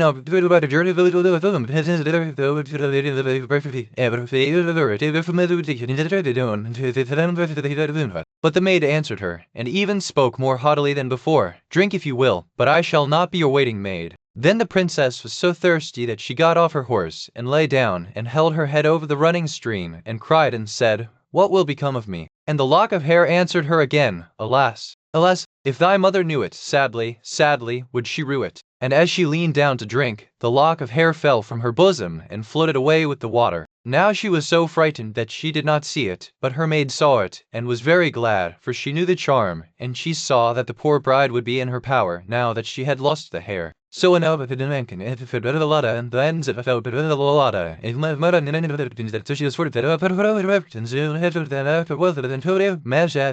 at last, as they drew near the end of their journey, this treacherous servant threatened to kill her mistress if she ever told anyone what had happened. But Falada saw it all, and marked it well. Then the waiting maid got upon Falada, and the real bride rode upon the other horse, and they went on in this way till at last they came to the royal court. There was great joy at their coming, and the prince flew to meet them, and lifted the maid from her horse, thinking she was the one who was to be his wife, and she was led upstairs to the royal chamber. But the true princess was told to stay in the court below. Now the old king happened just then to have nothing else to do, so he amused himself by sitting at his kitchen window looking at what was going on, and he saw her in the courtyard. As she looked very pretty and too delicate for a waiting maid, he went up into the royal chamber to ask the bride who it was she had brought with her, that was thus left standing in the court below. I brought her with me for the sake of her company on the road, said she. Pray give the girl some work to do, that she may not be idle. The old king could not for some time think of any work for her to do, but at last he said, I have a lad who takes care of my geese, she may go and help him. Now the name of this lad, that the real bride was to help in watching the king's geese, was Curdken.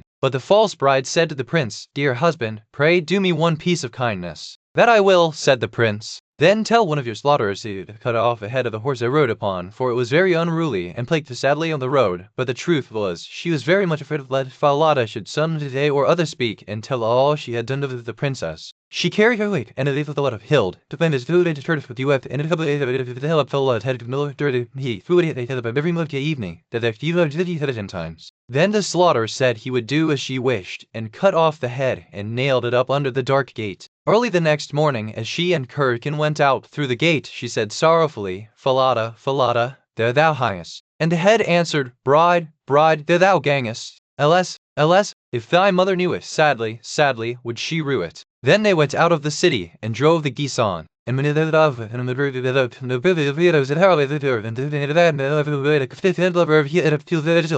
Curdken's hat go. Blow, breezes, blow. Let him after it go. O'er hills, dales, and rocks, away be it whirled till the silvery locks are all combed and curled. Then there came a wind so strong that it blew off Curdken's hat, and away it flew over the hills, and he was forced to turn and run after it, till, by the time he came back, she had done combing and curling her hair, and had put it up again safe. Then he was very angry and sulky, and would not speak to her at all, but they watched the geese until it grew dark in the evening, and then drove them homewards. The next morning, as they were going through the dark gate, the poor girl looked up at Falada's head, and cried, Falada, Falada, there thou hangest. And the head answered, Bride, bride, there thou gangest. Alas, alas, if thy mother knew it, sadly, sadly, would she rue it. Then she drove on the geese, and sat down again in the meadow, and began to comb out her hair as before, and Curdken ran up to her, and wanted to take hold of it, but she cried out quickly, Blow, breezes, blow. Let Curdken's hat go. Blow, breezes, blow. Let him after it go. O'er hills, dales, and rocks, away be it whirled till the silvery locks are all combed and curled. Then the wind came and blew away his hat, and off it flew a great way, over the hills and far away, so that he had to run after it, and when he came back she had bound up her hair again, and all was safe. So they watched the geese till it grew dark. In the evening, after they came home, Curdken went to the old king, and said, I cannot have that strange girl to help me to keep the geese any longer. What? Said the king. Because, instead of doing any good,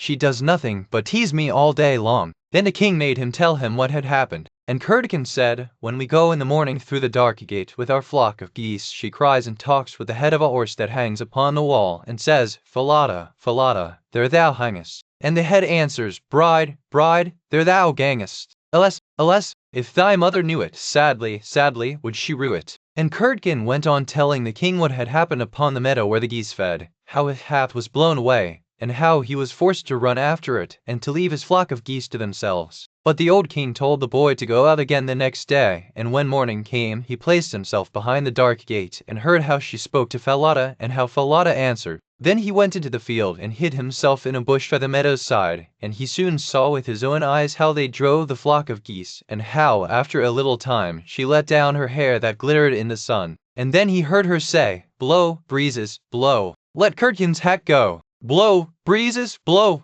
let him after it go. O'er hills, dales, and rocks, away be it whirled till the silvery locks are all combed and curled." And soon came a gale of wind, and carried away Curdken's hat, and away went Curdken after it, while the girl went on combing and curling her hair. All this the old king saw, so he went home without being seen, and when the little goose girl came back in the evening he called her aside, and asked her as she did so, but she burst into tears, and said, "That I must not tell you or any man, or I shall lose my life." But the old king begged so hard that she had no peace till she had told him all the tale, from beginning to end, word for word. And it was very lucky for her that she did so, for when she had done the king ordered royal clothes to be put upon her, and gazed on her with wonder, she was so beautiful. Then he called his son, and told him that he had only a false bride, for that she was merely a waiting maid, while the true bride stood by. And the young king rejoiced when he saw her beauty, and heard how meek and patient she had been, and without saying anything to the false bride, the king ordered a great feast to be got ready for all his court. The bridegrooms ended up with the princess on one side, and the shoe on the other. This was what it were then to her beauty with white in their eyes, and she did then see no little good girl, Melanie had hurried and on. When they had eaten and drank, and were very merry, the old king said he would tell them a tale.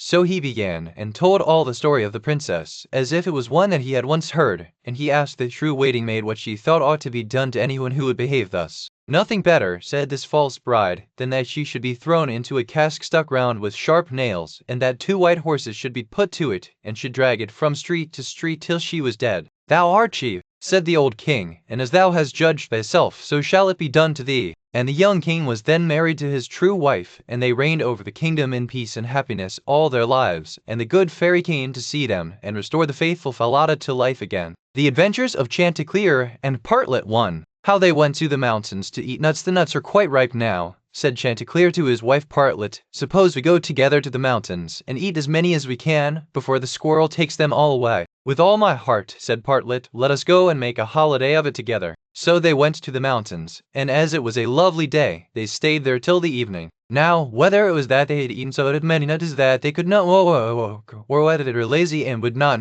I do not know. However, it took it into their heads that it did not be content to move on foot. So Chanticleer began to build a little carriage of nutshells, and when it was finished, Partlet jumped into it and sat down, and bid Chanticleer harness himself to it and draw her home. "That's a good joke," said Chanticleer. "No, that will never do. I had rather have walk home. I'll sit on an oxide coachman if you like, but I'll not draw." While this was passing, a duck came quacking up and cried out, "You thieving vagabonds, what business have you in my grounds? I'll give it you well for your insolence." And upon that she fell upon Chanticleer most lustily. But Chanticleer was no coward, and returned the duck's blows with his sharp spurs so fiercely that she soon began to cry out for mercy, which was only granted her upon condition that she would draw the carriage home for them. This she agreed to do, and Chanticleer got upon the box and drove, crying, "Now, duck, get on as fast as you can." And away they went at a pretty good pace along the road, and the needle cried out, "Stop, stop." And said and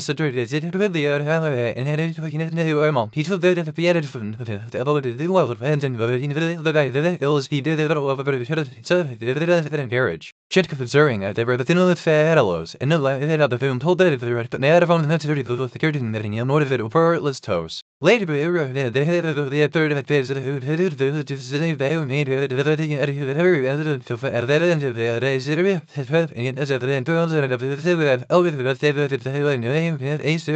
Early in the morning, Svart was quite, and when nobody was stirring in, and grew awake his wife, and fetching they pecked a pulley, and threw the shells into the fireplace. They then went to the pin and needle, who were found asleep, and seeing him but had stopped went into the landlord the easy carrot and the other into the fantasy, and having done this, they crept away as softly as possible. However, the duck, who slept in the open air in the yard, heard them coming, and jumping into the brook which ran close by the inn, soon swam out of their reach. An hour or two afterwards the landlord got up, and into the kitchen to light his pipe at the fire, but when he stirred it up the eggshells flew into his eyes, and almost blinded him. "Bless me," said he, "all the world seems to have a design against my head this morning," and so saying, he threw himself sulkily into his easy chair, but, oh dear, the needle ran into him, and this time the pain was not in his head. He now flew into a very great passion, and suspecting the company who had come in the night before, he went to look after them, but they were all off, so he swore that he never again would take in such a troop of vagabonds, who ate a great deal, paid no reckoning, and gave him nothing for his trouble but their apish tricks.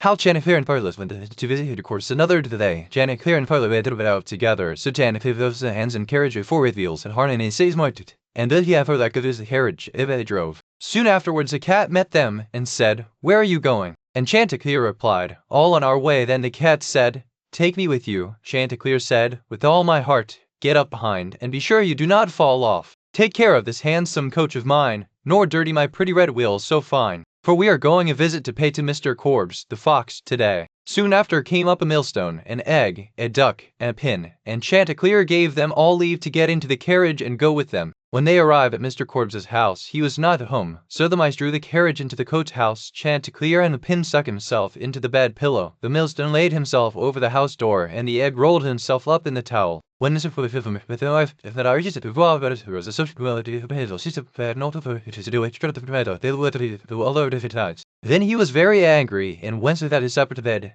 But when he laid his head on the pillow, the pin ran into his cheek. At this he became quite furious, and jumping up, would run out of the house. But when he came to the door, the millstone fell down of his head, and killed him on the spot. 3. How Partlet died and was buried, and how Chanticleer died of grief. Another day Chanticleer and Partlet agreed to go again to the mountains to eat nuts, and it was settled that all the nuts which they found should be shared equally between them. Now Partlet found a very large nut, but she said nothing about it to Chanticleer, and kept it all to herself. However, it was so big that she could not swallow it, and it stuck in her throat. Then she was in out, or I shall be choked. Chanticleer ran as fast as he could to the river, and said, "River, give me some water, for Partlet lies in the mountain, and will be choked by a great nut." The river said, "Run first to the bride, and ask her for a silken cord to draw up the water." Chanticleer ran to the bride, and said, "Bride, you must give me a silken cord, for then the river will give me water, and the water I will carry to Partlet, who lies on the mountain, and will be choked by a great nut." But the bride said, "Run first, and bring me my garland that is hanging on a willow in the garden. Then can it over, and everyone and everyone them, and then the bird, today the bird ever, and I of ever, cared of ever, gave it into visit of you, I peeped at boom within more." Then Chanticleer was very sorry, and cried bitterly. And all the beasts came and wept with him over poor Partlet. And 6 mice built a little hearse to carry her to her grave, and when it was ready they harnessed themselves before it, and Chanticleer drove them. On the way they met the fox. "Where are you going, Chanticleer?" said he. "To bury my Partlet," said the other. "May I go with you?" said the fox. "Yes, but you must get up behind, or my horses will not be able to draw you." Then the fox got up behind, and presently the wolf, the bear, the goat, and all the beasts. "How shall we get over?" said Chanticleer. Then said a straw, "I will lay myself across, and you may pass over upon me." But as the mice were going over, the straw slipped away and fell into the water, and the 6 mice all fell in and were drowned. What was to be done? Then a large log of wood came and said, "I am big enough, I will lay myself across the stream, and you shall pass over upon me." So he laid himself down, but they managed so clumsily, that the log of wood fell in and was carried away by the stream. Then as one who's up and and they visited the kid of the who it's even the two of the all air drown. Thus Chanticleer was left alone with his dead Partlet, and having dug a grave for her, he laid her in it, and made a little hillock over her. Then he sat down by the grave, and wept and mourned, till at last he died too, and so all were dead. Rapunzel. There were once a man and a woman who had long in vain wished for a child. At length the woman hoped that God was about to grant her desire. These people had a little window at the back of their house from which a splendid garden could be seen, which was full of the most beautiful flowers and herbs. It was, however, surrounded by a high wall, and no one dared to go into it because it belonged to an enchantress who had great power and was dreaded by all the world. One day the woman was standing by this window and looking down into the garden, when she saw a bed which was planted with the most beautiful rampion Rapunzel, and it looked so fresh and green that she longed for it. She quite pined away, and began to look pale and miserable. Then her husband was alarmed, and asked, "What ails you, dear wife?" "Ah," she replied, "if I can't eat some of the rampion which is in the garden behind our house, I shall die." The man, who loved her, thought, "Sooner than let your wife die, bring her some of the rampion yourself, let it cost what it will." At twilight, he clambered down over the wall into the garden of the enchantress, hastily clutched a handful of rampion, and took it to his wife. She at once made herself a salad of it, and ate it greedily. It tasted so good to her, so very good, that the next day she longed for it 3 times as much as before. If he was to have any rest, her husband must once more descend into the garden. In the gloom of evening, therefore, he let himself down again. But when he had clambered down the wall, he was terribly afraid, for he saw the enchantress standing before him. "How can you dare," said she with angry look, "descend into my garden and steal my rampion like a thief? You shall suffer for it." "Ah," answered he, "let mercy take the place of justice. I only made up my mind to do it out of necessity. My wife saw your rampion from the window, and felt such a longing for it that she would have died if she had not got some to eat. Then he has them. He will only the man in his terror consented to the name of Rapunzel, and took it away with her. Rapunzel grew into the most beautiful child under which lay in a forest, and had neither stairs nor door, but quite at the top was a little Rapunzel. "Rapunzel, let down your hair to me." Rapunzel had magnificent long hair, fine as spun gold, and when she heard the voice of the enchantress she unfastened her braided tresses, wound them round one of the hooks at the window above, and then the hair fell 20 ells down, and the enchantress climbed up by it. After a year or 2, it came to pass that the king's son rode through the forest and passed by the tower. Then he heard a song which was so charming that he stood still and listened. This was Rapunzel, who in her solitude passed her time in letting her sweet voice resound. The king's son wanted to climb up to her, and looked for the door of the tower, but none was to be found. He rode home, but the singing had so deeply touched his heart that every day he went out into the forest and listened to it. Once when he was thus standing behind a tree, he saw that an enchantress came there, and he heard how she cried, "Rapunzel, Rapunzel, let down your hair to me." Then Rapunzel let down the braids of her hair, and the enchantress climbed up to her. "If that is the letter by which announce I too have tried my fortune," said he, and the next day when it began to grow dark he went to the tower and cried, "Rapunzel, Rapunzel, let down your hair to me." Immediately the hair fell down and the king's son climbed up.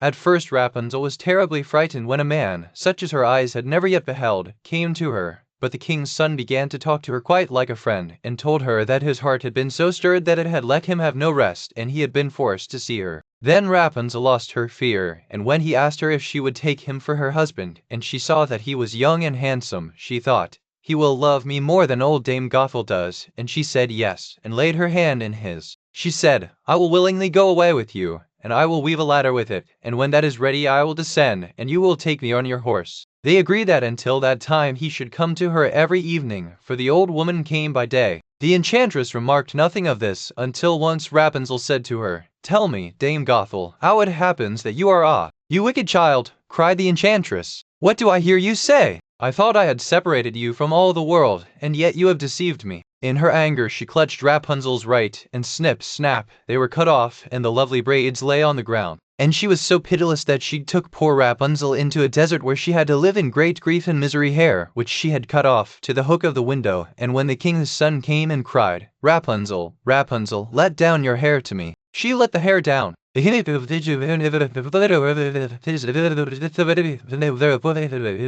"Rapunzel is lost to you. You will never see her again." The king's son was beside himself with pain, and in his despair he leapt down from the tower. He escaped with his life, but the thorns into which he fell pierced his eyes. Then he wandered quite blind about the forest, ate nothing but roots and berries, and did naught but lament and weep over the loss of his dearest wife. Thus he roamed about in misery for some years, and at length came to the desert where Rapunzel, with the twins to which she had given birth, a boy and a girl, lived in wretchedness. He heard a voice, and it seemed so familiar to him that he went towards it, and when he approached, Rapunzel knew him and fell on his neck and wept. 2 of her tears wetted his eyes, and they grew clear again, and he could see with them as before. He led her to his kingdom where he was joyfully received, and they lived for a long time afterwards, happy and contented. Fundevogel, there was once a forester who went into the forest to hunt, and as he entered it he heard a sound of screaming as if a little child were there. He followed the sound, and at last came to a high tree, and at the top of this a little child was sitting, for the mother had fallen asleep under the tree with the child, and a bird of prey had seen it in her arms, had flown down, snatched it away, and set it on the high tree.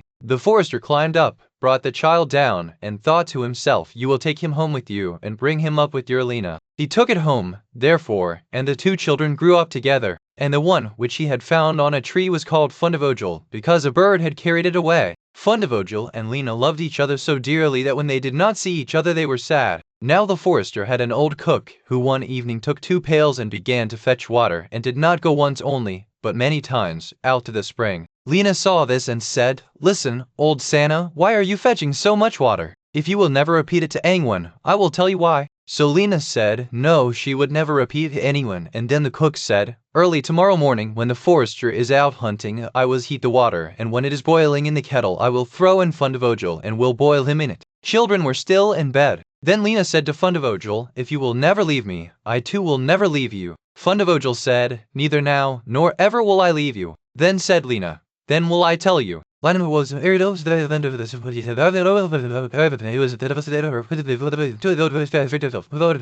two children therefore got up, dressed themselves quickly, and went away. When the water in the kettle was boiling, the cook went into the bedroom to fetch Fundevogel and throw him into it. But when she came in, and went to the beds, what shall I say now when the forester comes home and sees that the children are gone? They must be followed instantly to get them back again. Then the cook sent 3 servants after them, who were to run and overtake the children. The children, however, were sitting outside the forest, and when they saw from afar the 3 servants running, Lena said to Fundevogel, "Never leave me, and I will never leave you." Fundevogel said, "Neither now, nor ever." Then said Lena, "Do you become a rose tree, and I the rose upon it." When the 3 servants came to the forest, nothing was there but a rose tree and 1 rose on it, but the children were nowhere. Then said they, "There is nothing to be done here," and they went home and told the cook that they had seen nothing in the forest but a little rose bush with 1 rose on it. Then the old cook scolded and said, "You simpletons, you should have cut the rose bush in 2, and have broken off the rose and brought it home with you. Go and do it at once." They had therefore to go out and look for the second time. The children, however, saw them coming from a distance. Then Lena said, "Fundevogel, never leave me, and I will never leave you." Fundevogel said, "Neither now, nor ever." Said Lena, "Then do you become a church, and I'll be the chandelier in it." So when the 3 servants came, nothing was there but a church with a chandelier in it. They said therefore to each other, "What can we do here? Let us go home." When they got home, the cook asked if they had not found it. And the cook scolded them and said, "You fools! Why did you not pull the church to pieces and bring the chandelier home with you?" And now the old cook herself got on her legs and went with the 3 servants in pursuit of the children. The children, however, saw from afar that the 3 servants were coming, and the cook waddling after them. Then said Lena, "Fundevogel, never leave me, and I will never leave you." Then said Fundevogel, "Neither now, nor ever." Said Lena, "Be a fish pond, and I will be the duck upon it." The cook, however, came up to them, and when she saw the pond she lay down by it, and was about to drink it up. But the duck swam quickly to her, seized her head in its beak, and drew her into the water, and there the old witch had to drown. Then the children went home together, and were heartily delighted, and if they have not died, they are living still. The valiant little tailor. One summer's morning a little tailor was sitting on his table by the window. He was in good spirits, and sewed with all his might. Then came a peasant woman down the street crying, "Good jams, cheap! Good jams, cheap!" This rang pleasantly in the tailor's ears. He stretched his delicate head out of the window and called, "Come up here, dear woman. Here you will get rid of your goods." The woman came up the 3 steps to the tailor with her heavy basket, and he made her unpack all the pots for him. He inspected each one, lifted it up, put his nose to it, and at length said, "The jam seems to me to be good, so weigh me out 4 ounces, dear woman, and if it is a quarter of a pound, that is of no consequence." The woman, who had hoped to find a good sale, gave him what he desired, but went away quite angry and grumbling. "Now this jam shall die off," cried the little tailor, "and give you health and strength." So he brought the bread out of the cupboard, cut himself a piece of bread from the loaf, and spread the jam about over it. "This won't taste bitter," said he, "but I will just finish the jacket before I take a bite." He laid the bread near him, sewed on, and in his joy made bigger and bigger stitches. In the meantime the smell of the sweet jam rose to where the flies were sitting in great numbers, and they were attracted and descended on it in hosts. "Who invited you?" said the little tailor, and drove the unbidden guests away. The flies, however, who understood no German, would not be turned away, but came back again in ever-increasing companies. The little tailor at last lost all patience and drew a piece of cloth from the hole under his work table and saying, "Wait, and I will give it to you," struck it mercilessly on them. When he drew it away and counted, there lay before him no one could not help admiring his own bravery. "The whole town shall know of this, and the little at one stroke." "What, the town?" he continued. "The whole world shall hear of it," and his heart wagged with joy like a lamb's tail. The tailor put on the girdle and resolved to go forth into the world, because he thought his workshop was too small for his valor. Before he went away, he sought about in the house to see if there was anything which he could take with him. However, he found nothing but an old cheese, and that he put in his pocket. In front of the door he observed a bird which had caught itself in the thicket. It had to go into his pocket with the cheese. Now he took to the road boldly, and as he was light and nimble, he felt no fatigue. The road led him up a mountain, and when he had reached the highest point of it, there sat a powerful giant looking peacefully about him. The little tailor went bravely up, spoke to him, and said, "Good day, comrade. So you are sitting there overlooking the widespread world. I am just on my way thither and want to try my luck. Have you any inclination to go with me?" The giant looked contemptuously at the tailor and said, "You ragamuffin! You miserable creature!" "Oh, indeed," answered the little tailor, and unbuttoned his coat, and showed the giant the girdle. "There may you read what kind of a man I am." The giant read, 7 at one stroke, and for the tiny fellow. Nevertheless, he wished to try him first, and took a stone in his hand and squeezed it together so that water dropped out of it. "Do that likewise," said the giant, "if you have strength." "Is that all?" said the tailor. "That is child's play with us," and put his hand into his pocket, brought out the soft cheese, and pressed it until the liquid ran out of it. "Faith," said he, "that was a little better, wasn't it?" The giant did not know what to say, and could not believe it of the little man. Then the giant picked up a stone and threw it so high that the eye could scarcely follow it. "Now, little mighty man, do that likewise, well thrown," said the tailor, but after all the stone came down to earth again. "I will throw you one which shall never come back at all," and he put a head into his pocket, took out the bird, and threw it into the air. The bird, delighted with its liberty, rose, flew away, and did not come back. "How does that shot please you, comrade?" asked the tailor. "You can certainly throw," said the giant, "but now we will see if you are able to carry anything properly." He took the little tailor to a mighty oak tree which lay there felled on the ground, and said, "If you are strong enough, help me to carry the tree out of the forest." Readily answered the little man, "Take you the trunk on your shoulders, and I will raise up the branches and twigs. After all, they are the heaviest." The giant took the trunk on his shoulder, but the tailor seated himself on a branch, and the giant, who could not look round, had to carry away the whole tree and the little tailor in a bargain. He behind was quite merry and happy, and whistled the song. 3 tailors rode forth from the gate, as if carrying the tree were child's play. The giant, after he had dragged the heavy burden part of the way, could go no further, and cried, "Hark you, I shall have to let the tree fall." The tailor sprang nimbly down, seized the tree of the arms as if he had been carrying, and said to the giant, "You are such a great fellow, and ye cannot even carry the tree." They went on together, and as they passed a cherry tree, the giant laid hold of the top of the tree where the ripest fruit was hanging, bent it down, gave it into the tailor's hand, and bade him eat. But the little tailor was much too weak to hold the tree, and when the giant let it go, it sprang back again, and the tailor was tossed into the air with it. When he had fallen down again without injury, the giant said, "What is this? Have you not strength enough to hold that could be anything to a man who has struck down 7 at one blow? I left it over the tree because the huntsmen are shooting down there in the thicket. Jump as I did, if you can do it." The giant made the attempt, but he could not get over the tree, and remained hanging in the branches, so that in this also the tailor kept the upper hand. The giant said, "If you are such a valiant fellow, come with me into our cavern and spend the night with us." The little tailor was willing, and followed him. When they went into the cave, other giants were sitting there by the fire, and each of them had a roasted sheep in his hand and was eating it. The little tailor looked round and thought, "It is much more spacious here than in my workshop." The giant showed him a bed, and said he was to lie down in it and sleep.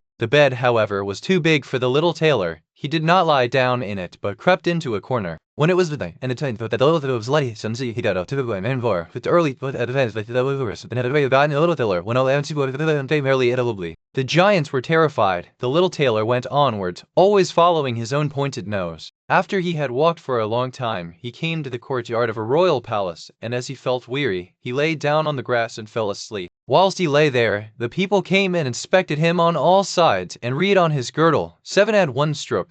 Said they, "What does the great warrior want here in the midst of peace? He must be a mighty lord." They went and announced him to the king, and gave it as their opinion that if war should break out, this would be a weighty and useful man who ought on no account to be allowed to depart. The counsel pleased the king, and he sent one of his courtiers to the little tailor to offer him military service when he awoke. The ambassador remained standing by the sleeper, waited until he stretched his limbs and opened his eyes, and then conveyed to him this proposal. "For this very reason have I come here," the tailor replied. "I am ready to enter the king's service." He was therefore honorably received, and a special dwelling was assigned him. The soldiers, however, were set against the little tailor and wished him 1,000 miles away. "What is to be the end of this?" they said among themselves. "If we quarrel with him.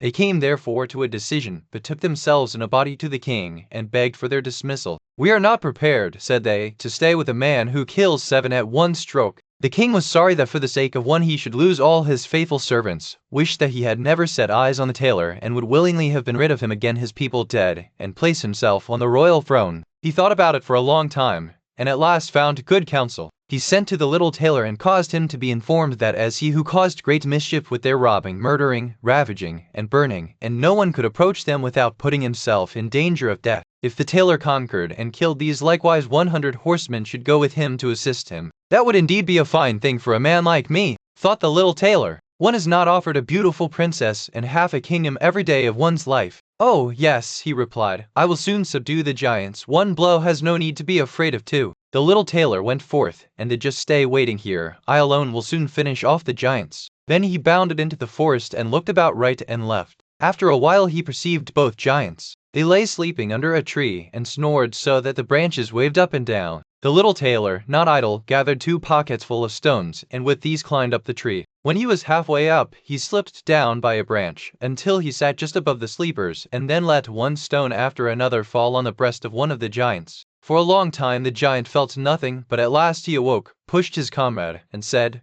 "Why are you knocking me?" "You must be dreaming," said the other. "I am not knocking you." They laid themselves down to sleep again, and then the tailor threw a stone down on the second. "What is the meaning of this?" cried the other. "Why are you pelting me?" "I am not pelting you," answered the first, growling. They disputed about it for a time, but as they were weary they let the matter rest, and their eyes closed once more. "To the breast of the first giant." "That is too bad," cried he, and sprang up like a madman and pushed his companion against the tree until it shook. The other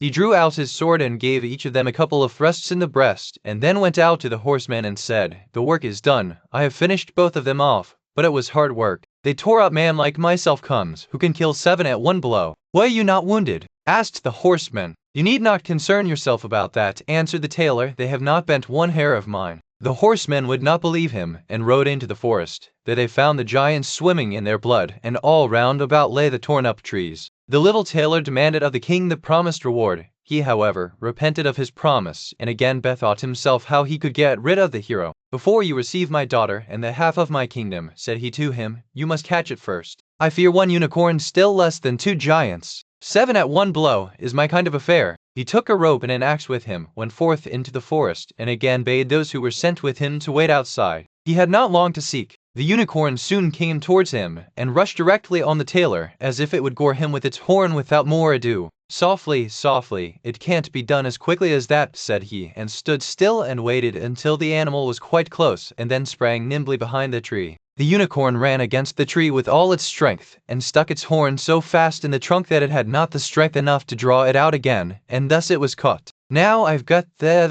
word," said the tailor, and came of the harness and put the rope on his neck, and then he rescued the horn of the tree, and when all was ready he led the end of the king. The king still would not give him the promised reward, and made a third demand. Before the wedding the tailor was to catch him a wild boar that made great havoc in the forest, and the huntsmen should give him their help. "Willingly," said the tailor, "that is child's play." He did not take the huntsmen with him into the forest, and they were well pleased that he did not, for the wild boar had several times received them in such a manner that they had no inclination to lie in wait for him. When the boar perceived the tailor, it ran on him with foaming mouth and whetted tusks, and was about to throw him to the ground, but the hero fled and sprang into a chapel which was near, and up to the window at once, and in one bound out again. The boar ran after him, which was much too heavy and awkward to leap out of the window, was caught. The little tailor called the huntsmen thither that they might see the prisoner with their own eyes. The hero, however, went to the king, who was now, whether he liked it or not, obliged to keep his promise, and gave his daughter and the half of his kingdom. Had he known that it was no warlike hero, but a little tailor who was standing before him, it would have gone to his heart still more than it did. After some time the young queen heard her husband say in his dreams at night, "Boy, make me the doublet, and patch the pantaloons, or else I will wrap the yard measure over your ears." Then she her wrongs to her father, and begged him to help her to get rid of her husband, who was nothing else but a tailor. The king comforted her and said, "Leave your bedroom door open this night, and my servants shall stand outside, and when he has fallen asleep shall go in, bind him, and take him on board a ship which shall carry him into the wide world." The woman was satisfied with this, but the king's armor-bearer, who had heard all, was friendly with the young lord, and informed him of the whole plot. "I'll put a screw into that business," said the little tailor. At night he went to bed with his wife at the usual time, and when she thought that he had fallen asleep, she got up, opened the door, and then lay down again. The little tailor, who was only pretending to be asleep, began in a clear voice, "Boy, make me the doublet and patch it up pantaloons, or I will wrap the yard measure over your ears." I smote 7 at one blow. I killed 2 giants, I brought away 1 unicorn, and caught a wild boar, and am I to fear those who were standing outside the room? When these men heard the tailor speaking thus, they were overcome by a great dread, and ran as if the wild huntsmen were behind them, and none of them would venture anything further against him. So the little tailor was and remained a king to the end of his life. Hansel and Gretel. Hard by a great forest dwelt a poor woodcutter with his wife and his 2 children. The boy was called Hansel, and the girl Gretel. He had little to bite and to break, and once when great dearth fell on the land, he could no longer procure even daily bread. Now when he thought over this by night in his bed, and tossed about in his anxiety, he groaned and said to his wife, "What is to become of us? How are we to feed our poor children, when we no longer have anything even for ourselves?" "I'll tell you what, husband," answered the woman. "Early in the morning we will take the children out into the forest where it is the thickest. There we will light a fire for them, and get ye them 1 more piece of bread, and then we will go to our work and lay them alone. They will not find the way home again, and we shall be rid of them." "No, wife," said the man, "I will not do that. How can I bear to leave my children alone in the forest? Wild animals would soon come and tear them to pieces." "Oh, you fool!" said she, "then we must all 4 die of hunger. You may as well plane the planks for our coffins," and she left him no peace until he consented. "But I feel very sorry for the poor children." "All the same," said the man. The 2 children had also not been able to sleep for hunger, and had heard what their stepmother had said to their father. Gretel wept bitter tears, and said to Hansel, "Now all is over with us." "Be quiet, Gretel," said Hansel. "Do not distress yourself. I will soon find a way to help us." And when the old folks had fallen asleep, he got up, put on his little coat, opened the door below, and crept outside. The moon shone brightly, and the white pebbles which lay in front of the house glittered like real silver pennies. Hansel stooped and stuffed the little pocket of his coat with as many as he could get in. Then he went back and said to Gretel, "Be comforted, dear little sister, and sleep in peace. God will not forsake us." And he lay down again in his bed. When day dawned, but before the sun had risen, the woman came and awoke the 2 children, saying, "Get up, you sluggards. We are going into the forest to fetch wood." She gave each a little. "You will get nothing else." Gretel took the bread under her apron, as Hansel had the pebbles in his pocket. Then they all set out together on the way to the forest. When they had walked a short time, Hansel stood still and peeped back at the house, and did so again and again. His father said, "Hansel, what are you looking at there and staying behind for? Pay attention, and do not forget how to use your legs." "Ah, father," said Hansel, "I am looking at my little white cat, which is sitting up on the roof and wants to say goodbye to me." The wife said, "Fool, that is not your little cat. That is the morning sun which is shining on the chimneys." Hansel, however, had not been looking back at the cat, but had been constantly throwing one of the white. The father said, "Now, children, pile up some wood, and I will light a fire that you may not be cold." Hansel and Gretel gathered brushwood together, as high as a little hill. The brushwood was lighted, and when the flames were burning very high, the woman said, "Now, children, lay yourselves down by the fire and rest. We will go into the forest and cut some wood. When we have done, we will come back and fetch you away." Hansel and Gretel sat by the fire, and when noon came, each ate a little piece of bread, and as they heard the strokes of the wood axe, they believed that their father was near. It was not the axe, however, but a branch which he had fastened to a withered tree, which their eyes closed with fatigue, and they fell fast asleep. When at last they awoke, it was already dark night. Gretel began to cry, and said, "How are we to get out of the forest now?" But Hansel way. And when the full moon had risen, Hansel took his little sister by the hand, and followed the pebbles which shone like newly coined silver pieces, and showed them the way. They knocked at the door, and when the woman opened it and saw that it was Hansel and Gretel, "You are never coming back at all." The father, however, rejoiced, for it had cut him to the heart to leave them behind alone. Not long afterwards, there was once more great dearth throughout the land, and the children heard their mothers saying at night to their father, "Everything is eaten again, we have 1/2 loaf left, and that is the end." The children must go. We will take them farther into the wood, so that they will not find their way out again. It would be better for you to share the last mouthful with your children." The woman, however, would listen to nothing that he had to say, but scolded and reproached him. He was the idolist, the done. He to do same all this and the up and what that pillow did done the to tell the left the door and hand up the out. Nevertheless, he comforted. Early in the morning came the woman and took the children out of their beds. Their piece of bread was given to them, but it was still smaller than the time before. On the way into the forest, Hansel crumpled his in his pocket and often stood still and threw a morsel on the ground. "Hansel, why do you stop and look round?" said the father. "Go on." "I'm looking back at my little pigeon which is sitting on the roof and wants to say goodbye to me," answered Hansel. "Phil," said the woman, "that is not your little pigeon. That is the morning sun that is shining on the chimney." Hansel, however, little by little, threw all the crumbs on the path. The woman led the children still deeper into the forest, where they had never in their lives been before. Then a great fire was again made, and the mother said, "Just sit there, you children, and when you are tired you may sleep a little. We are going into the forest to cut wood." When it was noon, Gretel shared her piece of bread with Hansel, who had scattered his at the way. Then they fell asleep and evening passed, but no one came to the poor children. They did not awake until it was dark night, and Hansel comforted his little sister and said, "Just wait, Gretel, until the moon rises, and then we shall see the crumbs of bread which I have strewn about. They will show us our way home again." When the moon came they set out, but they found no crumbs. Hansel said to Gretel, "We shall soon find the way," but they did not find it. They walked the whole night and all the next day too, from morning till evening, but they did not get out which grew on the ground. And as they were so weary that their legs would carry them no longer, they lay down beneath a tree and fell asleep. It was now 3 mornings since they had left, and if help did not come soon, they must die of hunger and weariness. When it was midday, they saw a beautiful snow-white bird sitting on a bough, which sang so delightfully that they stood still and listened to it. And when its song was over, it spread its wings and flew away before them, and they followed it until they reached a little house, on the roof of which it alighted. And when they approached the little house, they saw that it was built of bread and covered with cakes, good meal. "I will eat a bit of the roof, and you, Gretel, can eat some of the window. It will taste sweet."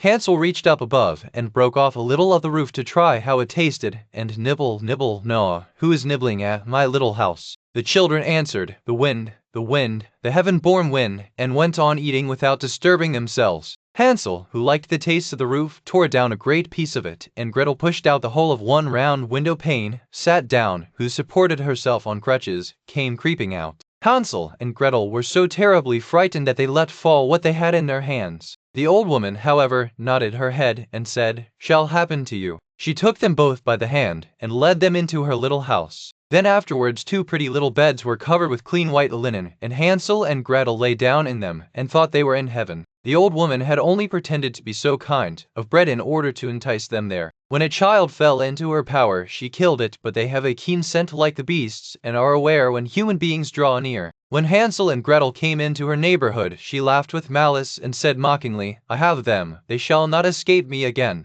Early in the morning, before the children were awake, she was already up, and when she saw both of them sleeping and looking so pretty, with their plump and rosy cheeks, she muttered to herself, "That will be a dainty mouthful." Then she seized Door. Scream as he might, it would not help him. Then she went to Gretel, shook her till she awoke, and cried, "Get up, lazy thing, fetch some water, and cook something good for your brother. He is in the stable outside, and is to be made fat. When he is fat, I will eat him." Gretel began to weep bitterly, but it was all in vain, for she was forced to do what the wicked witch commanded. And now the best food was cooked for poor Hansel, but Gretel got nothing but crab shells. Every morning the woman crept to the little stable and cried, "Hansel, stretch out your finger that I may feel if you will soon be fat." Hansel, however, stretched out a little bone to her, and the old woman, who had dim eyes, could not see it, and thought it was Hansel's finger, and was astonished that there was no way of fattening him. When 4 weeks had gone by, and Hansel still remained thin, she was seized with impatience, and would not wait any longer. "Now, then, Gretel," she cried to the girl, "stir yourself and bring some water. Let Hansel be fat or lean, tomorrow I will kill him and cook him."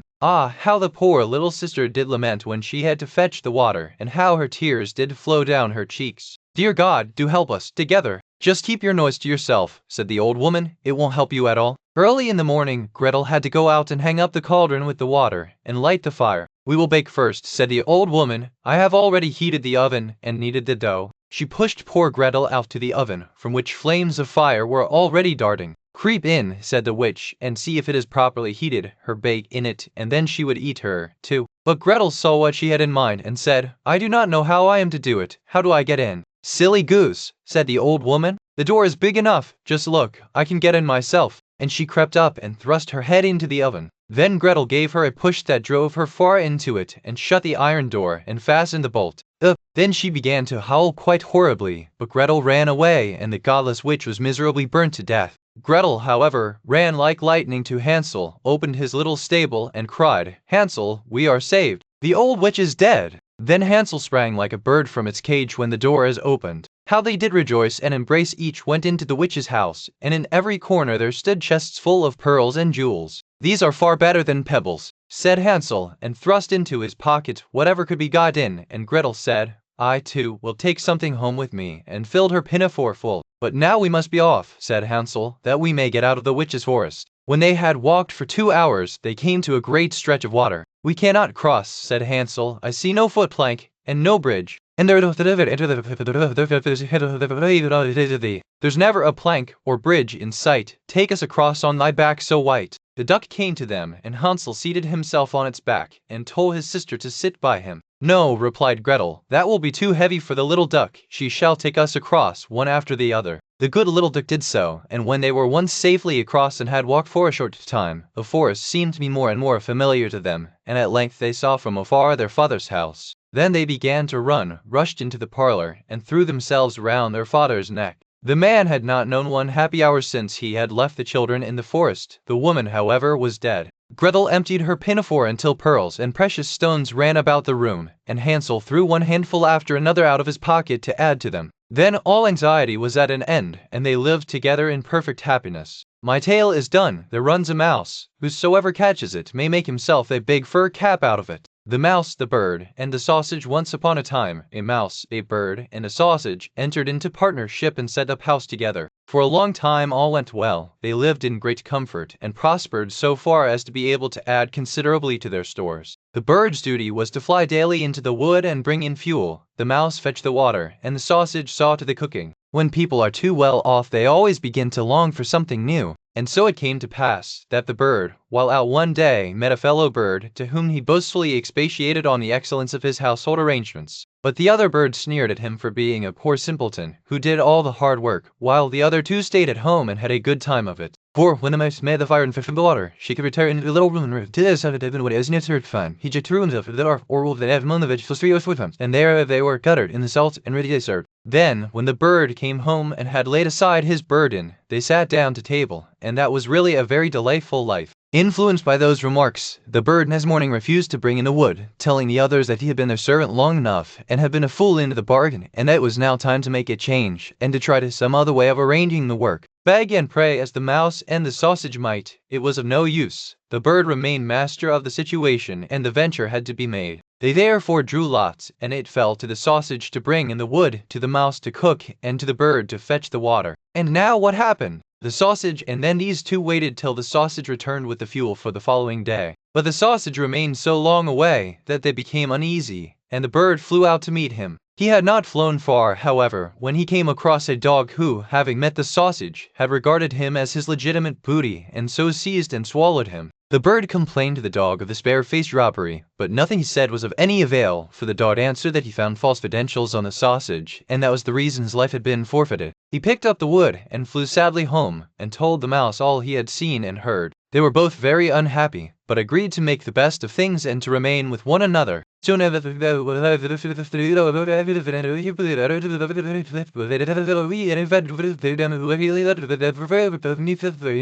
his alarm and flurry, he threw the wood here and there about the floor, called and searched, but no cook was to be found. Then some of the wood that had been carelessly thrown down caught fire and began to blaze. The bird hastened to fetch some water, but his pail fell into the well, and he after it, and as he was unable to recover himself, he was drowned. Mother Hall. Once upon a time there was a widow who had 2 daughters. One of them was beautiful and industrious, the other ugly and lazy. The mother, however, loved the ugly and lazy one best, because she was her own daughter, and so the other, who was only her stepdaughter, was made to do all the work of the house and was quite the Cinderella of the family. Her stepmother sent her out every day to sit by the well in the high road, there to spin until she made her fingers bleed. Now it chanced one day that some blood fell onto the spindle, and as the girl stopped over the well to wash it off, the spindle suddenly sprang out of her hand and fell into the well. She ran home crying to tell of her misfortune, But her stepmother spoke harshly to her, and after giving her a violent scolding, said unkindly, "As you have let the spindle fall into the well, you may go yourself and fetch it out." The girl went back to the well not knowing what to do,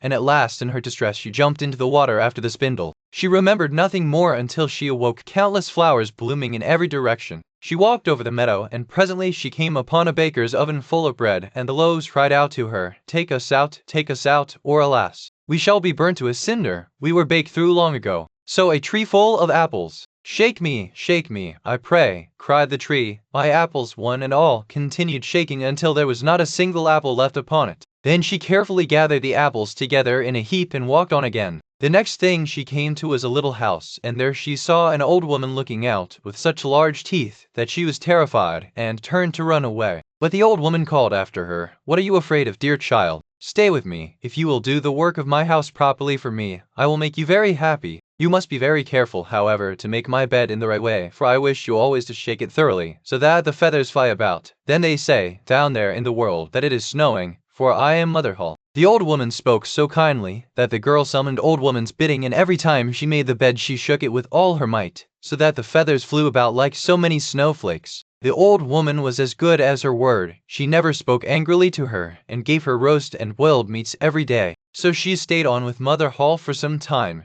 and then she began to grow unhappy. She could not at first tell why she felt sad, but she became conscious at last of great longing to go home with her mother and sister. After it,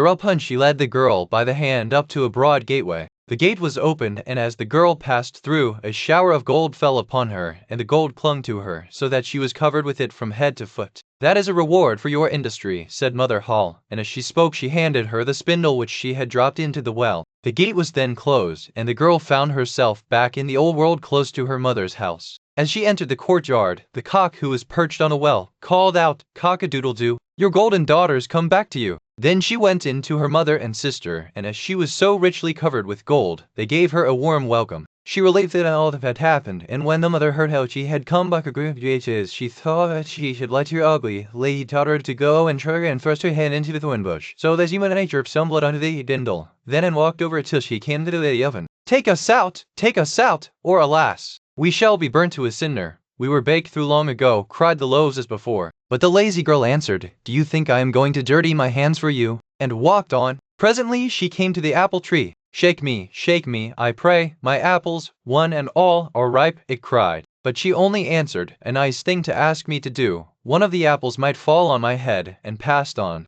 At last she came to Mother Hull's house, and as she had heard all about the large teeth from her sister, she was not afraid of them, and engaged herself without delay to the old woman. The first day she was very obedient and industrious, and exerted herself to please Mother Hull, for she thought of the gold she should get in return. The next day, however, lie in bed in the mornings and refused to get up. Worse still, she neglected to make the old very soon got tired of her, and told her she might go. The lazy girl was delighted at this, and thought to herself, "The gold will soon be mine." Mother Hull led her, as she had led her sister, to the broad gateway, but as she was passing through, instead of the shower of gold, a great bucketful of pitch came pouring over her. "That is in return for your services," said the old woman, and she shut the gate. So the lazy girl had to go home covered with pitch, and the cock on the well called out as she saw her, "Cock-a-doodle-doo, your dirty daughter's come back to you." But try what she would, she could not get the pitch off, and it stuck to her as long as she lived. Once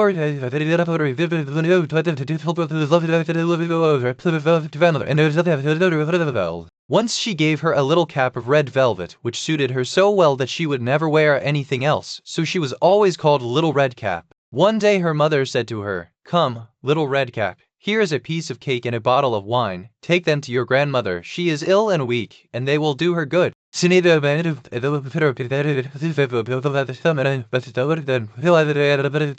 "I will take great care," said Little Red Cap half a league from the village, and just as Little Red Cap entered the wood, a wolf met her. Red Cap did not know what a wicked creature he was, and was not at all afraid of him. "Good day, Little Red Cap," said he. "Thank you kindly, wolf. Whither away so early, Little Red Cap?" "To my grandmother's." "What have you got in your apron?" "Cake and wine. Yesterday was baking day, so poor sick grandmother is to have something good to make her stronger." "Where does your grandmother live, Little Red Cap?" "A good quarter of a league farther on in the wood. Her house stands under the 3 large oak trees. The nut trees are just below. You surely must know it, replied Little Red Cap. The wolf thought to himself, what a tender young creature. What a nice plump mouthful, she will be better to eat than the old woman. I must act craftily, so as to catch both. So he walked first to him by the side of Little Red Cap, and then he said, "Deep Little Red Cap, the pretty little flowers out of here, that you know live around. I believe, too, that you do not hear that what is sweetly the little birds are singing. You walk bravely along as if you were going to school, but everything is dark here and the wood is merry." Little Red Cap raised her eyes, and when she saw, she thought, suppose I take grandmother a fresh nosegay, that would please her too. It is so early to look for flowers. And whenever she had picked one, she fancied that she saw a still prettier one farther on, and ran after it, and so got deeper and deeper into the wood.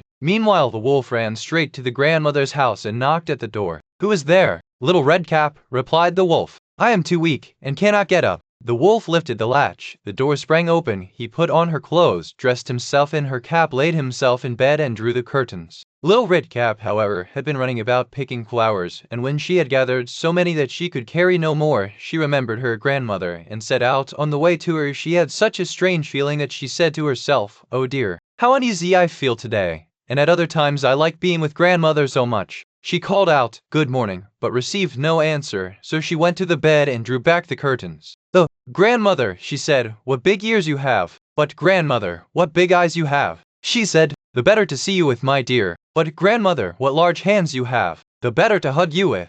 "But grandmother, what a terrible big mouth you have." "The better to eat you with." And scarcely had the wolf said this, than with one bound he was out of bed and swallowed up Red Cap. When the wolf had appeased his appetite, he lay down again in the bed, fell asleep, and began to snore very loud. The huntsman was just passing the house, and thought to himself, how the old woman is snoring. I must just see if she wants anything. So he went into the room, and said he, "I have long sought you." Then just as he was going to fire at him, it occurred to him that the wolf might have devoured the grandmother, and that she might still be saved, so he did not fire, but took a pair of scissors, and began to cut open the stomach of the sleeping wolf. When he had made 2 snips, he saw the little red cap shining, and then he made 2 snips more, and the little girl sprang out, crying, "Ah, how frightened I have been!" How dark it was inside the wolf! And after that the aged grandmother came out alive also, but scarcely able to breathe. Red Cap, however, quickly fetched great stones with which they filled the wolf's belly, and when he awoke, he wanted to run away, but the stones were so heavy that he collapsed at once and fell dead. Then all 3 were delighted. The huntsman drew off the wolf's skin and went home with it. The grandmother ate the cake and drank the wine which Red Cap had brought, and revived to run into the wood when my mother has forbidden me to do so. It also related that once when Red Cap was again taking cakes to the old grandmother, another wolf spoke to her, and tried to entice her from the path. Red Cap, however, was on her guard, and went straight forward on her way, and told her grandmother that she had met the wolf, and that he had said good morning to her, but with such a wicked look in his eyes, that if they had not been on the public road she was certain he would have eaten her up. "Well," said the grandmother, "we will shut the door, that he may not come in." Soon afterwards the wolf knocked, and cried, "Open the door, grandmother, I am Little Red Cap,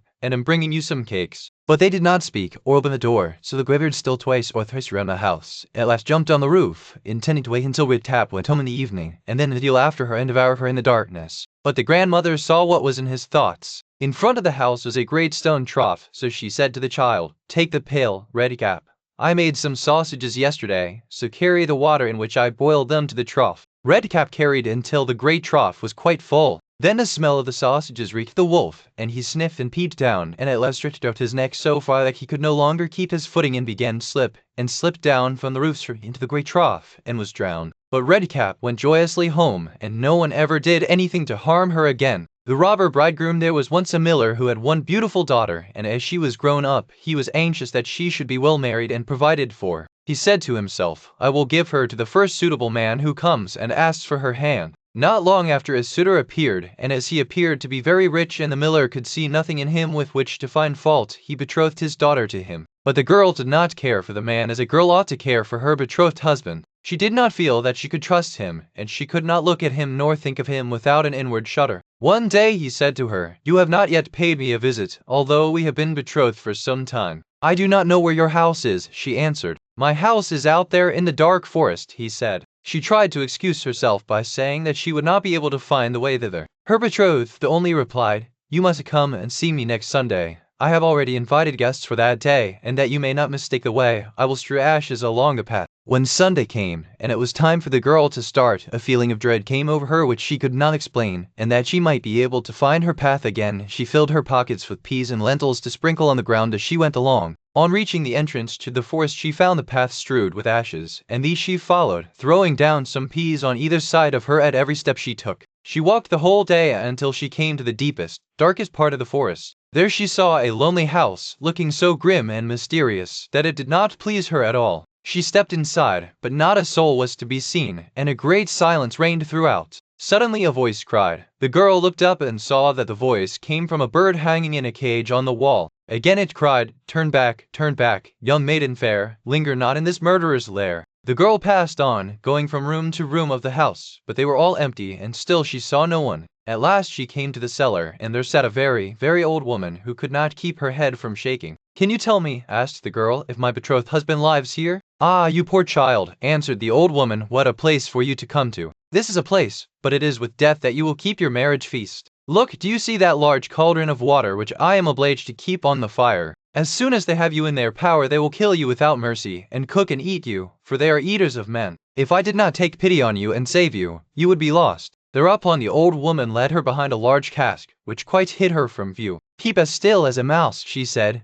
"Do not move or speak, or it will be all over with you. Tonight, when the robbers are all asleep, we will flee together. I have long been waiting for an opportunity to escape." The words were hardly out of her mouth when the godless crew returned, dragging another young girl along with them. They were all drunk, and paid no heed to her cries and lamentations. They gave her wine to drink, 3 glasses full, one of white wine, one of red, and one of yellow, and with that her heart gave way and she died. Then they tore off her dainty clothing, laid her on a table, and cut her beautiful body into pieces, and sprinkled salt upon it. The poor betrothed girl crouched trembling and shuddering behind the cask, for she saw what a terrible fate had been intended for her by the robbers. One of them now noticed the gold ring still remaining on the little finger of the murdered girl. As he could not drive off easily, he took a hatchet and cut off the finger, but the finger sprang into the air and fell behind the cask into the lap of the girl who was hiding there. The robber took a light and began looking for it, but he could not find it. "Have you looked behind the large cask?" said one of the others. But the old woman called out, "Come and eat your suppers," and let the thing. They ceased looking for the finger and sat down. The old woman then mixed a sleeping draught with. As soon as the girl was assured of this, she came from behind the cask. She was obliged to step over the bodies of the sleepers, who were lying close together, and every moment she was filled with. And then she and the old woman went upstairs, opened the door, and hastened as fast as they could from the murderer's den. They found the ashes scattered by the wind, but the peas and lentils had sprouted and grown sufficiently above the ground to guide them in the moonlight along. The girl told her father all that had happened. The day came that had been fixed for the marriage, all his friends and relations. As they sat at the feast, each guest in turn was asked to tell a tale. The bride sat still and did not say a word. "And you, my love," said the bridegroom, turning to her, "is there no tale you know? Tell us something." "I will tell you a dream then," said the bride.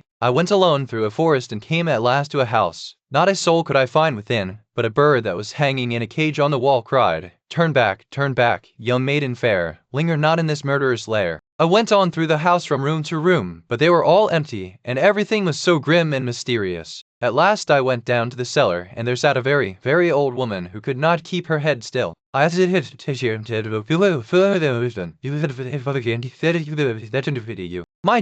this is only a dream. The old woman hid me behind a large cask, and scarcely had she done this when the robbers returned home, dragging a young girl along with them. They gave her 3 kinds of wine to drink, white, red, and yellow, and with that she died. My darling, this is only a dream. Then they tore off her dainty clothing, and cut her beautiful body into pieces and sprinkled salt upon it. My darling, this is only a dream. And one of the robbers saw that there was a gold ring still left on her finger. As it was difficult to draw off, he took a hatchet and cut off her finger, but the finger sprang into the air and fell behind the great cask into my lap. And here is the finger with the ring. And with these words the bride drew forth the finger and showed it to the assembled guests. The bridegroom, who during this recital had grown deadly pale, up and tried to escape, but the guests seized him and held him fast. They delivered him up to justice, and he and all his murderous band were condemned to death for their wicked deeds. Tom Thumb, a poor woodman, sat in his cottage one night, smoking his pipe by the fireside, while his wife sat by his side spinning. How lonely it is, wife, said he, as he put a longer list for you, and it is the result, so that any children have about and that a lot of people seem so happy there to their children. What you say is very true, said the wife, sighing, and turning round her wheel. How happy should I be if I had but one child.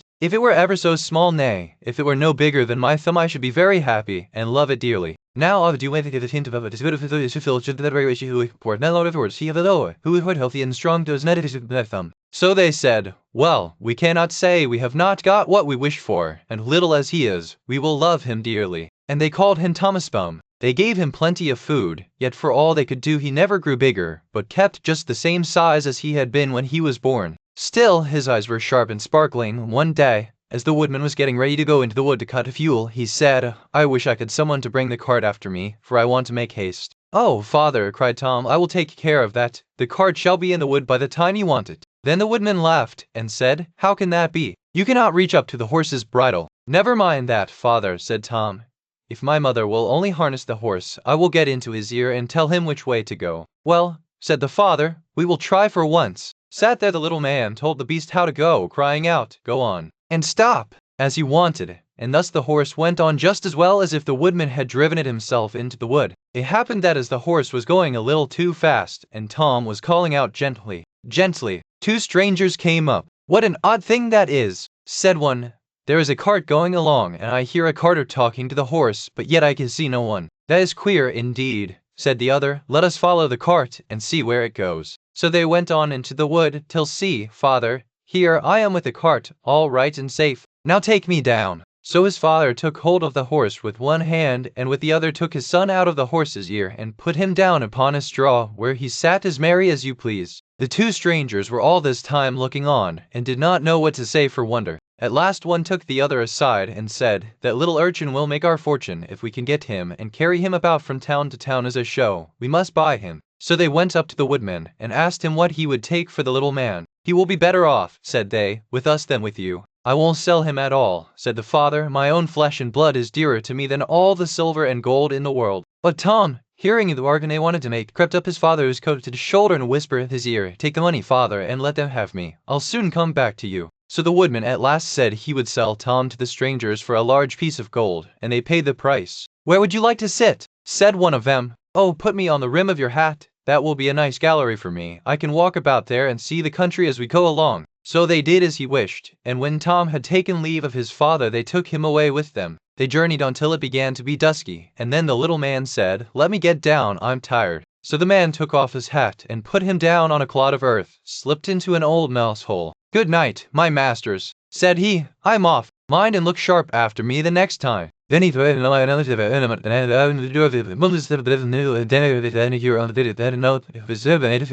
when Tom found they were gone, he came out of his hiding place. What dangerous walking it, I should undoubtedly break my neck. At last, by good luck, he found a large empty snail shell. This is lucky, said he, I can sleep here very well, and in he crept. Just as he was falling asleep, he heard two men passing by, chatting together, and one said to the other, how can we rob the rich parson's house of his silver and gold? I'll tell you, cried Tom. What noise was that? Said the thief, frightened. I'm sure I heard someone speak. They stood still listening, and Tom said, take me with you, and I'll soon show you how to get the parson's money. Sound comes from. At last the thieves found him out, and lifted him up in their hands. You little urchin, they said, what can you do for us? Why, I can get between the iron window bars of the parson's house, and throw you out whatever you want. That's a good thought, said the thieves, threw the window bars into the room, and then called out as loud as he could bawl, will you have all that is here? At this the thieves were frightened, and said softly, speak low, that you may not awaken anybody. But Tom seemed as if he did not understand them, and bawled out again, how much will you have? Shall I throw it all out? Now the cook lay in the next room, and hearing a noise she raised herself up in her bed and listened. Meantime the thieves were frightened, and ran off a little way. But at length they plucked up their hearts, and said, saying, now let us have no more of your roguish jokes, but throw us out some of the money. Then Tom called out as loud as he could, very well, hold your hands, here it comes. The cook heard this quite plain, so she sprang out of bed, and ran to open the door. The thieves ran off as if a wolf was at their tails, and the maid, having groped about and found nothing, went away for a light. By the time she came back, Tom had set out into the horn, and when she had looked at it and searched every hole and corner, and found nobody, she went to bed, thinking she must have been dreaming with her eyes open. The little man crawled about in the hay loft, so he laid himself down, meaning to sleep till daylight, and then find his way home to his father and mother. But alas, how woefully he was undone! What crosses and sorrows happen to us all in this world! The cook got up early, before daybreak, to feed the cows, and going straight to the hay loft, carried away a large bundle of hay, with the little man in the middle of it, fast asleep. He still, however, slept on, and did not wake till he found himself in the mouth of the cow, for the cook had put her hay into the cow's rig, and the cow had taken Tom. He soon found out where he really was, and was forced to all woods about him, that he might not get between the cow's teeth, and so crushed her death. At last down he went into her stomach. "It is rather dark," said he. "They forgot to build windows in this room to let the sun in. A candle would be no bad thing." Though he made the best of his bad luck, always coming down, and the space left for him became smaller and smaller. At last he cried out as loud as he could, "Don't bring me any more hay! Don't bring me any more hay!" Yet being quite sure it was the same voice that she had heard in the night, she was so frightened that she fell off her stool, and overset the milk pail. As soon as she could pick herself up out of the dirt, she ran off as fast as she could to her master the parson, and said, "Sir, the cow is talking." But the parson said, "Woman, thou art surely mad." However, he went with her into the cow-house to try and see what was the matter. Scarcely had they set foot on the threshold, and thinking the cow was surely bewitched, told his man to kill her on the spot. So the cow was killed and cut up, and the stomach in which Tom lay was thrown out upon a dunghill. Tom soon set himself to work to get out, which was not a very easy task, but at last, just as he had made room to get his head out, fresh ill luck befell him. A hungry wolf sprang out and swallowed up the whole stomach with Tom in it at one gulp and ran away. Tom, however, was still not disheartened, and thinking the wolf would not dislike having some chat with him as he was going along, he called out, "My good friend, I can show you a famous treat." "Where's that?" said the wolf. "In such and such a house," said Tom, describing his own father's house. "You can crawl through the drain into the kitchen, and then into the pantry, and there you will find cakes, ham, beef, cold chicken, roast pig, apple dumplings, and everything that your heart can wish." The wolf did not want to be asked twice, so the pantry, and ate and drank there to his heart's content. As soon as he had had enough he wanted, this was just what Tom had reckoned upon, and now he began to set up a great shout, making all the noise he could. "Will you be easy?" said the wolf. "You'll awaken everybody in the house if you make such a clatter." "What's that to me?" said the little man. "You have had your frolic, now I've a mind to be merry myself," and he began singing and shouting as loud as he could. The woodman and his wife, being awakened by the noise, peeped through a crack in the door, but when they saw a wolf was there, you may well suppose that they were sadly frightened, and the woodman ran for his axe, and gave his wife a scythe. "Do you stay behind," said the woodman, "and when I have knocked him on the head you must rip him up with the scythe." Tom heard all this, and cried out, "Father, father, I am here, the wolf has swallowed me." And his father said, "Heaven be praised, we have found our dear child again." And he told his wife not to use the scythe and killed him on the spot. And when he was dead they cut open his body and set Tommy free.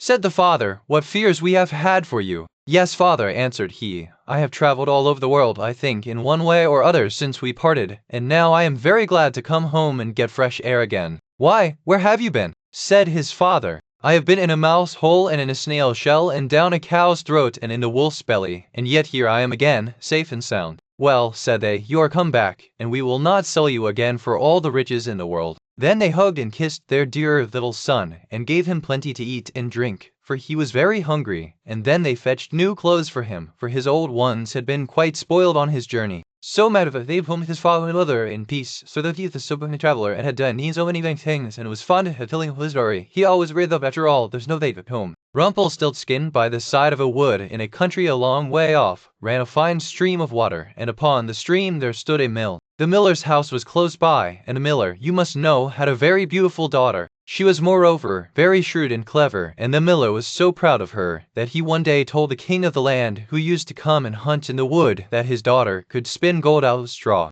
Now this king was very fond of money, and when he heard the miller's boast his greediness was raised, and he sent for the girl to be brought before him. Then he led her to a chamber in his palace where there was a great heap of straw, and gave her a spinning wheel, and said, "All this must be spun into gold before morning, as you love your life." It was in vain that the poor maiden said that it was only a silly boast of her father, for that she could do no such thing as spin straw into gold. The chamber door was locked, and she was left alone. She's on a boom it that I've waited at the woo, drilled to behead a modem and have that's what are you waiting for? Alas, said she, I must spin this straw into gold, and I know not how. What will you give me, said the hobgoblin, to do it for you? My necklace, replied the maiden. He took her at her word, and sat himself down to the wheel, and whistled and sang, round about, lo and behold, reel away, straw into gold. And round about the wheel went merrily. The work was quickly done, and the straw was all spun into gold. When the king came and saw this, he was greatly astonished and pleased, but his heart grew still more greedy of gain, and he shut up the poor miller's daughter again with a fresh task. Then she the ring on my finger, said she. So her little friend took the ring and began to work at the wheel again, and whistled and sang, reel away, straw into gold, till, long before morning, all was done again. The king was greatly delighted to see all his glittering treasure, but still he had not enough, so he took the miller's daughter to a larger heap, and said, all this must be spun tonight, and if it is, you shall be my queen. As soon as she was alone, that dwarf came in, and said, what will you give me to spin gold for you this third time? I have nothing left, said she. Then say you will give me, said the little man, the first little child that you may have when you are queen. That may never be, thought the miller's daughter, and as she knew no other way to get her task done, she said she would do what he asked. Round went the wheel again to the old song, and the mannikin was forced to keep his word, so he married the miller's daughter, and she really became queen. At the birth of her first little child she was very glad, and forgot the dwarf, and what she had said. But one day he came into her room, where she was sitting playing with her baby, and put her in mind of it. Then she would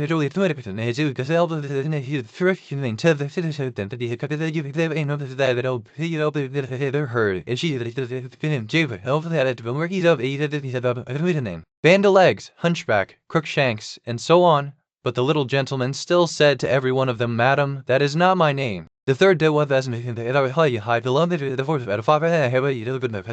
and before heaven fire, and ruined at the fire, foot one leg, and singing, merrily living only. Today I'll brew, tomorrow bake. Little does my lady dream Rumpelstiltskin is my name. When the queen heard this, she jumped for joy, and as soon as her little friend came, she sat down upon her throne, and called all her courtiers to enjoy the fun, and then her stood by her side with that baby in her arms, as if it was quite ready to given up. Then the little man began to chuckle at the thought of having the poor child to take home with him to his hut in the woods, and he cried out, Now, lady, what is my name? Is it John? Asked she. No, madam. Is it Tom? No, madam. Is it Jemmy? It is not. Can your name be Rumpelstiltskin? Said the lady slyly. Some witch told you that explanation, some witch told you that, cried the little man, and dashed his right foot in a rage so deep into the floor that he was forced to lay hold of it with both hands to pull it out. Then he made the best of his way off, while the nurse laughed and the baby crowed, and all the court jeered at him for having had so much trouble for nothing, and said, We wish you a very good morning and a merry feast, Mr. Rumpelstiltskin.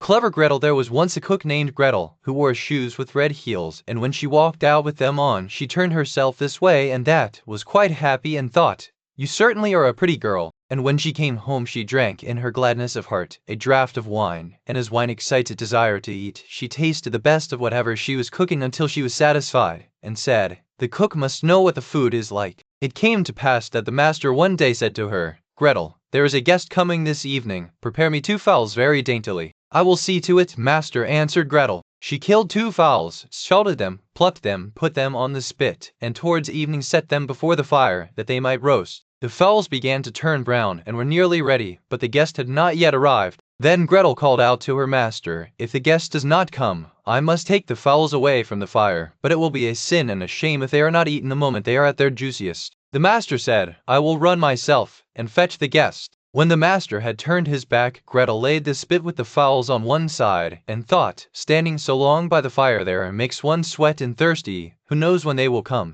Meanwhile I will run into the cellar and take a drink. She ran down, set a jug, said, God bless it for you, interrupted, and took yet another hearty draught. Then she went and put the fowls down again to the fire, basted them, and drove the spit merrily round. But as the roast meat smelt so good, Gretel thought, something might be wrong, it ought to be tasted. She touched it with her finger, the right time. She ran to the window to see if the master was not coming with his guest, but she saw no one, and went back to the fowls and thought, one of the wings is burning. I had better take it off and eat it. So she cut it off, ate it, and enjoyed it, and when she had done, she thought, the other must go down too, or else master will observe that something is missing. When the 2 wings were eaten, she went and looked for her master, and did not see him. It suddenly occurred to her, who knows, they are perhaps not coming at all and have turned in somewhere. Then she said, well, Gretel, enjoy yourself. One fowl has been cut into, take another drink, and eat it up entirely. When it is eaten you will have some peace. Why should God's good gifts in great glee? When one of the chickens was swallowed down, and still her master did not come, Gretel looked at the other and said, what one is, the other should be likewise. The two go together, do me no harm. So she took another hearty drink, and let the second chicken follow the first. While she was making the most of it, her master came and cried, hurry up, Gretel, the guest is coming directly after me. Yes, sir, I will soon serve up, answered Gretel. Meantime the master looked to see that the table was properly laid, and took the great knife, wherewith he was going to carve the chickens, and sharpened it on the steps. Presently the guest came, and knocked politely and courteously at the house door.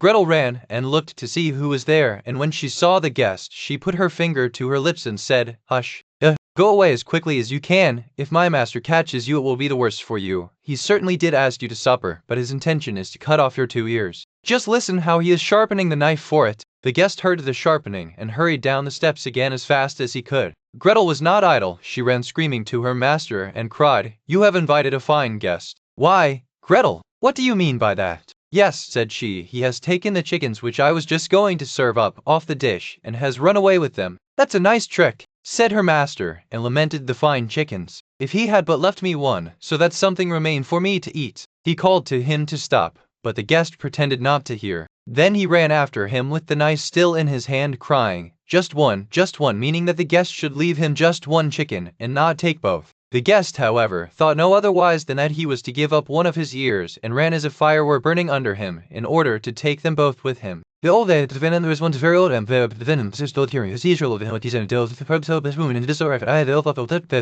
his son and his son's wife were disgusted at this, so the old grandfather at last had to sit in the corner behind the stove, and they gave him his food in an earthenware bowl, and not even enough of it. And he used to look toward the table with his eyes full of tears. Once, too, wife scolded him, but he said nothing and only sighed. Then they brought him a wooden bowl for a few halfpence, out of which he had to eat. They were once sitting thus when the little grandson of 4 years old began to gather together some bits of wood upon the ground. What are you doing there? Asked the father. I am making a little trough, answered the child, for father and mother to eat out of when I am big. The man and his wife looked at each other for a while, and presently began to cry. Then they took the old grandfather to the table, and henceforth always let him eat with them, and likewise said nothing if he did spill a little of anything. The little peasant There was a certain village wherein no one lived but really rich peasants, and just one poor one, whom they called the little peasant. He had not even so much as a cow, and still less money to buy one, and yet he and his wife did so wish to have one. One day he said to her, listen, I have a good idea. There is our gossip the carpenter. He shall make us a wooden calf and paint it brown, so that it looks like any other, and in time it will certainly get big and be a cow. The woman also liked the idea, and their gossip the carpenter cut and planed the calf, and painted it as it ought to be, and made it with its head hanging down as if it were eating. Next morning when the cows were being driven out, the little peasant called the cowherd in and said, look, I have a little calf there, but it is still small and has to be carried. The cowherd said, all right, and took it remained standing like one which was eating, and the cowherd said, it will soon run by itself, just look how it eats already. At night and he said to it half, even to I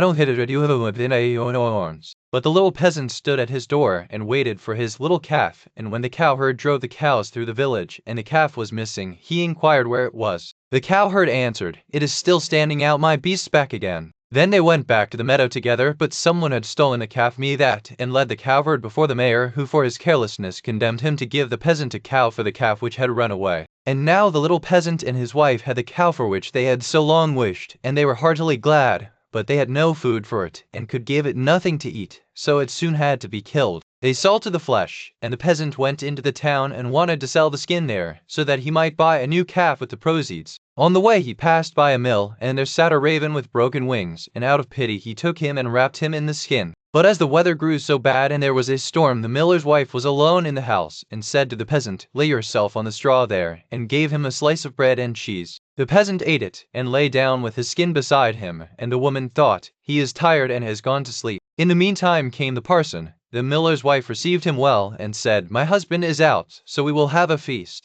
The peasant listened, and when he heard them talk about feasting, he was vexed that he had been forced to make shift with a slice of bread and cheese. Then the woman served up 4 different things, roast meat, salad, cakes, and wine. Just as they were about to sit down and eat, there was a knocking outside. The woman said, "Oh, heavens, it is my husband." She quickly hid the roast meat inside the tiled stove, the wine under the pillow, the salad on the bed, the cakes under it, and the parson in a closet on the porch. Then she opened the door, for her world were coming to an end. The miller saw the peasant lying on the straw and asked what is begged for shelter, so I gave him a bit of bread and cheese and showed him where the straw was. The man said, "I have no objection, but be quick and get me something to eat." The woman said, "But I have nothing but bread and cheese." "I am contented with anything," replied the husband. "So far as I am concerned, bread and cheese will do," and looked at the peasant and said, "Come and eat some more with me." The peasant did not require to be invited twice, but got up and ate. After this the miller saw the skin in which the raven was lying on the ground, and asked, "What have you there?" The peasant answered, "I have a soothsayer inside it." "Can he foretell anything to me?" said the miller. "Why not?" answered the peasant, "but he only says 4 things, and the 5th he keeps to himself." The miller was curious, and said, "Let him foretell something for once." Then the peasant pinched the raven's head, so that he croaked and made a noise like krr, krr. The miller said, "What did he say?" The peasant answered, "In the first place, he says that there is some wine hidden under the pillow." "Bless me!" cried the miller, and went there and found the wine. "Now go on," said he. The peasant made the raven croak again, and said, "In the second place, he says that there is some roast meat in the tiled stove." "Upon my prophecy, still more," and said, "Thirdly, he says that there is some salad on the bed." "That would be a fine thing," cried the miller, and went there and found the salad. At last the peasant pinched the raven once more till he croaked, and said, "Fourthly, he says that there are some cakes under the bed." "That would be a fine thing," cried the miller, and looked there and found the cakes. And now the two sat down to the table together, but the miller's wife was frightened to death, and went to bed and took all the keys with her. The miller would have liked much to know the 5th, something bad. So they ate, and after that they bargained how much the miller was to give for the 5th prophecy, until they agreed on 300 talers. Then the peasant once more pinched the raven's head till he croaked loudly. The miller asked, "What did he say?" The peasant replied, "He says that the devil is hiding outside there in the closet on the porch." The miller said, "The devil must go out," and opened the house door. Then the woman was forced to give up the keys, and the peasant unlocked the closet. The parson ran out as fast as he could, and the miller said, "It was true, I saw the black rascal with my own eyes." The peasant, however, made off next morning by daybreak with the 300 talers. At home the small peasant gradually lunched out. He built a beautiful house, and the peasant said, "The small peasant has certainly been to the place where golden snow falls, and people carry the gold home in shovels." Then the small peasant was brought before the mayor, and bidden to say from whence his wealth came. He answered, "I sold my cow's skin in the town for 300 talers. When the peasants heard that, their skins in order to sell them in the town to the greatest advantage. The mayor, however, said, "But my servant must go first." When she came to the merchant in the town, he did not give her more than 2 talers for a skin, and when the others came, he did not give them so much, and said, "What can I do with all these skins?" Then the peasants were vexed that the small peasant should have thus outwitted them, wanted to take vengeance on him, and accused him of this treachery before the mayor.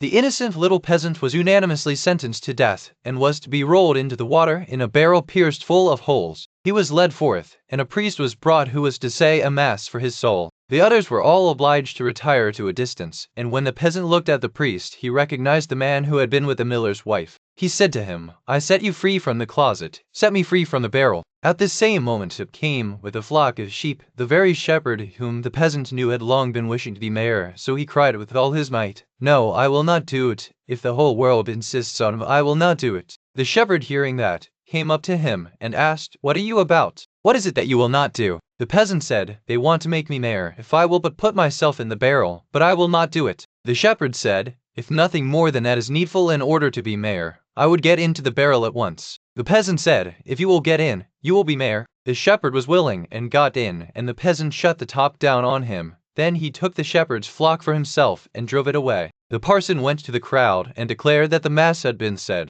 Then they came and rolled the barrel towards the water. When the barrel began to roll, the shepherd cried, "I am quite willing to be mayor." They believed no otherwise than that it was the peasant who was saying this, and answered, "That is what we intend, but for it you shall look about you a little down below there," and they rolled the barrel down into the water. After that the peasants went home, sheep and looking quite contented. Then the peasants were astonished, and said, "Peasant, from whence do you come? Have you come out of the water?" "Yes." Said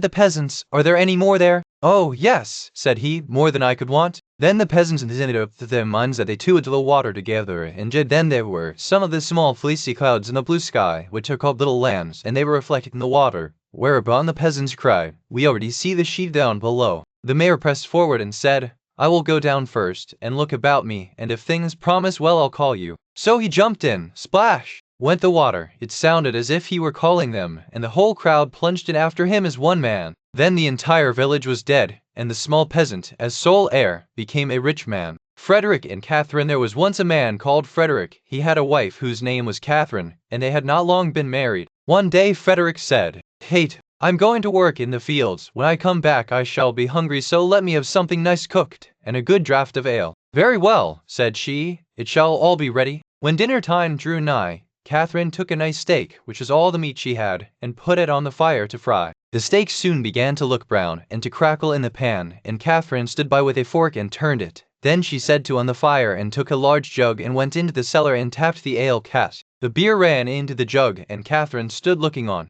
At last it popped into her head, "The dog is not shut up, he may be running away with the steak. That's well thought of." So up she ran from the cellar, and sure enough the rascally cur had got the steak in his mouth and was making off with it. Away ran Catherine, and away ran the dog across the field, but he ran faster than she, and stuck close to the steak. "It's all gone, and what can't be cured must be endured," said Catherine. So she turned round, and as she had run a good way and was tired, she walked home leisurely to cool herself. Now all this time the ale was running too, for Catherine had not turned the cock, and when the jug was full the liquor ran upon the floor till the cask was empty. When she got to the cellar stairs she saw what had happened. "My stars!" said she, "what shall I do to keep Frederick from seeing all this slopping about?" So she thought a while, and at last remembered that there was a sack of fine meal bought at the last fair, and that if she sprinkled this over the floor it would suck up the ale nicely. "What a lucky thing," said she, "that we kept that meal. We have now a good use for it." So away she went for it, but she managed to set it down just upon the great jug full of beer, and upset it, and thus all the ale that had been saved was set swimming on the floor also. Well," said she, "when one goes another may as well follow." Then she strewed the meal all about the cellar, and noon Frederick came home. "Now, wife," cried he, "what have you for dinner?" "Oh, Frederick!" Kate,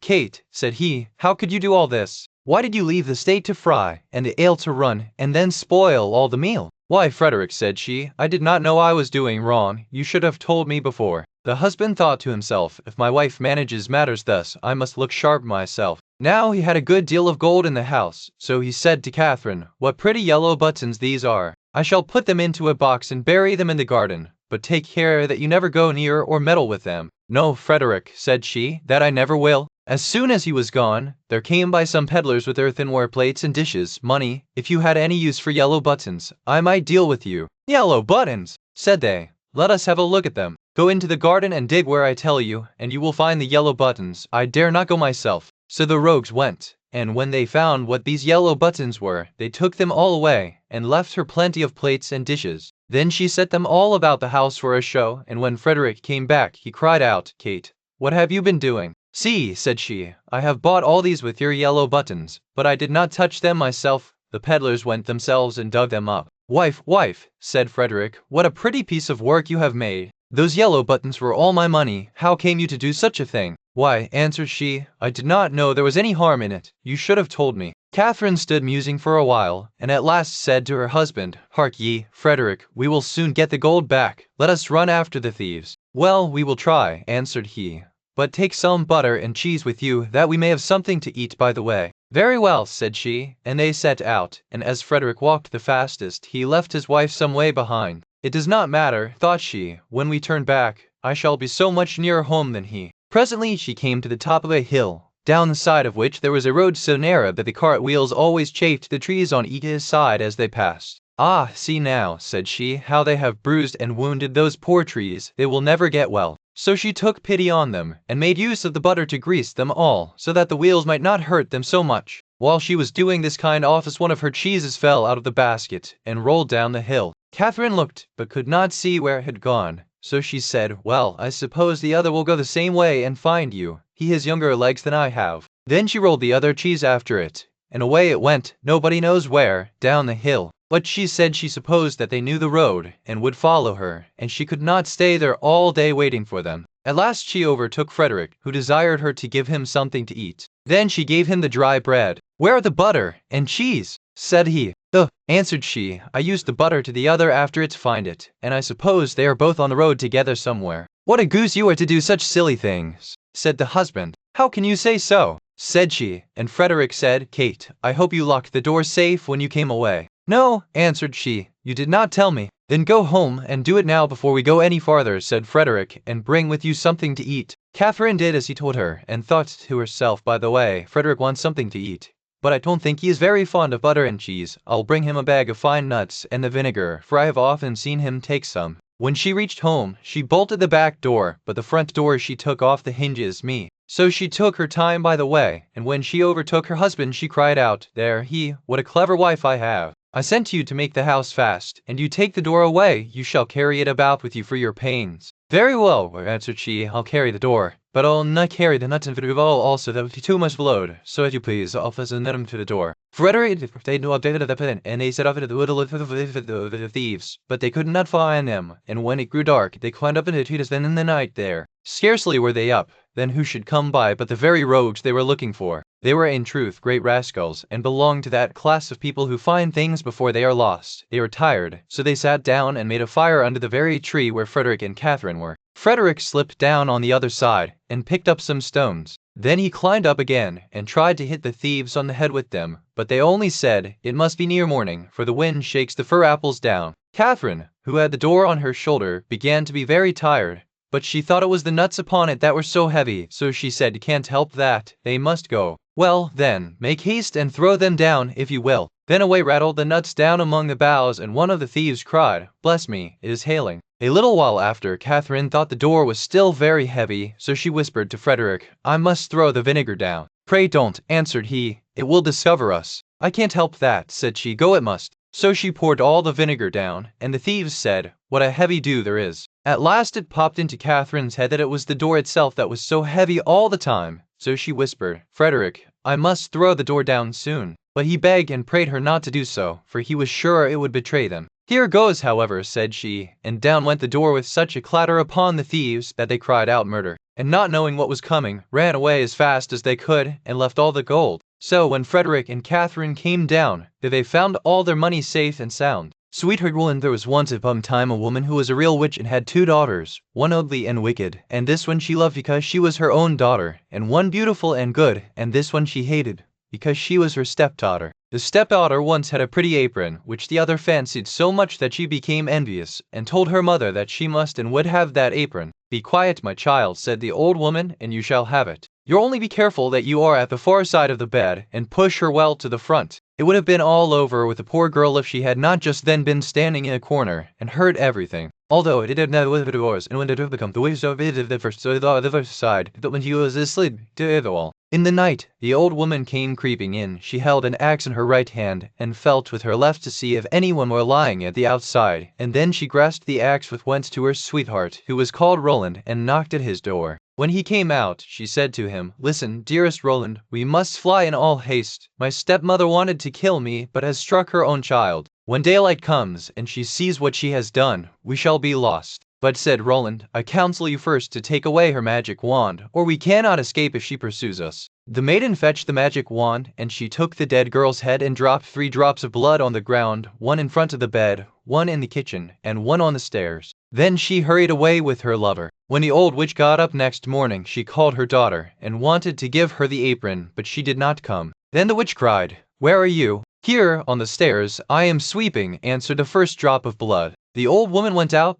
but saw no one on the stairs, and cried again, "Where are you?" "Here in the kitchen, I am warming myself," cried the second drop of blood. She went into the kitchen, but found no one. Then she cried again, "Where are you?" "Ah, here in the bed, I am sleeping," cried the third drop of blood. She went into the room to the bed. What did she see there? Her own child, whose head she had cut off, bathed in her blood. The witch fell into a passion, sprang to the window, and as she could look forth quite far into the world, she perceived her stepdaughter hurrying away with her sweetheart Roland. "That shall not help you," cried she. "Even if you have got a long way off, you shall still not escape me." She put on her many league boots, in which she covered an hour's walk at every step, and it was not long before she overtook them. The girl, however, when she saw the old woman striding toward her, changed with her magic wand her sweetheart Roland into a lake and herself into a duck swimming in the middle of it. The witch placed herself on the shore, threw breadcrumbs in, and went to endless trouble to entice the duck, but the duck did not let herself be enticed, and the old woman had to go home at night as she had come.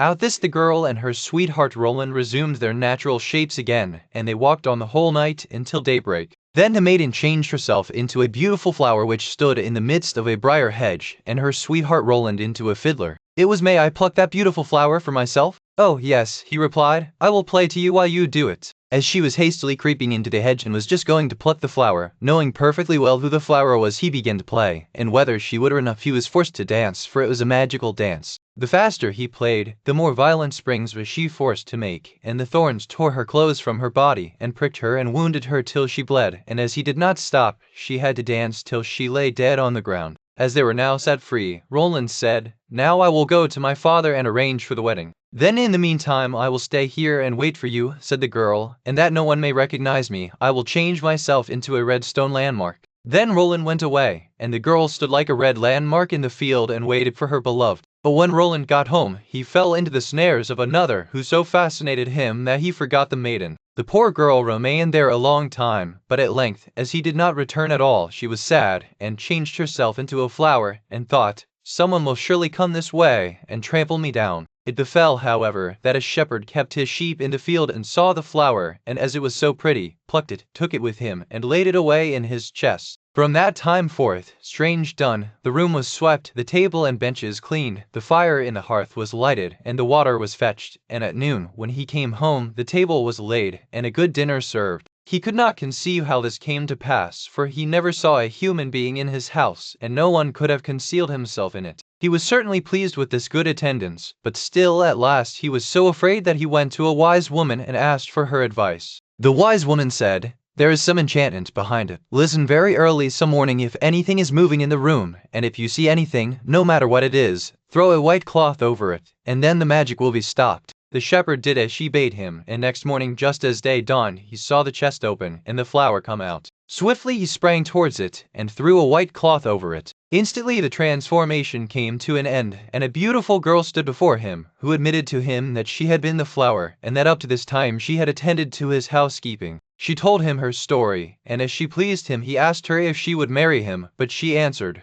no, for she wanted to remain faithful to her sweetheart Roland, although he had deserted her. Nevertheless, she promised not to go away, but to continue keeping house for the shepherd. And now the time drew near when Roland's wedding was to be celebrated, and then, according to an old custom in the country, it was announced that all the girls were to be present at it, and sing in honor of the bridal pair. When the faithful maiden heard of this, she grew so sad that she thought her heart would break, and she would not go thither, but the other girls came and took her. When it came to her turn to sing, she stepped back, until at last she was the only one left, and then she could not refuse. But when she began her song and it reached Roland's ears, he sprang up and cried, "I know the voice, that is the true bride, I will have no other." Everything he had forgotten, and which had vanished from his mind, had suddenly come home again to his heart. Then the faithful maiden held her wedding with her sweetheart Roland, and grief came to an end and joy began. Snowdrop, it was the middle of winter, when the broad flakes of snow were falling around, that the queen of a country many thousand miles off sat working at her window. The frame of the window was made of fine black ebony, and as she sat looking out upon the snow, she pricked her finger, and 3 drops of blood fell upon it. Then she gave thoughtfully about the drops that fell of his snow, and said, "Let thou daughter that these is that snow, as red as that of blood, and is even the frame." And so the little girl really did grow up. Her skin was as white as snow, her cheeks as rosy as the blood, and her hair as black as ebony, and she was called Snowdrop. But this queen died, and the king soon married another who became queen, and was very beautiful, but so and she could not bear to see the instrument than she was. She had a fairy-looking glass to which she used to go, and then she would gaze upon herself in it, and say, "Tell me, glass, tell me true, of all the ladies in the land, who is fairest? Tell me, who?" And the glass had always answered, "Thou, queen, art the fairest in all the land." But Snowdrop grew more and more beautiful. Then the light one day answered the queen when she was as usual. When she heard as he turned pale with rage and envy, it called one of her servants, and said, "Take him away into the wide wood, there I may never hear any more." Then the servant led her away, but his heart melted when Snowdrop begged him to spare her life, and he said, "I will not hurt you, thou pretty child." So he left her by herself, and though he thought it most likely that the wild beasts would tear her in pieces, he felt as if a great weight were taken off his heart when he had made up his mind not to kill her, but to leave her to her fate, with the chance of someone finding and saving her. Then poor Snowdrop wandered along through the wood in great fear, and the wild beasts roared about her, but none did her any harm. In the evening she came to a cottage among the hills, and went in to rest, for her little feet would carry her, and there were 7 little plates, 7 little loaves, and 7 little glasses with wine in them, and 7 knives and forks laid in order, and by the wall stood 7 little beds. As she was very hungry, she picked a little piece of each loaf and drank a very little wine out of each glass, and after that she thought she would lie down and rest. So she tried all the little beds, but one was too long and another was too short, till at last the 7th suited her. They were 7 little dwarfs that lived among the mountains, and dug and searched for gold. They lighted up their 7 lamps, and saw at once that all was not right. The first said, "Who has been sitting on my stool?" The second, "Who has been eating off my plate?"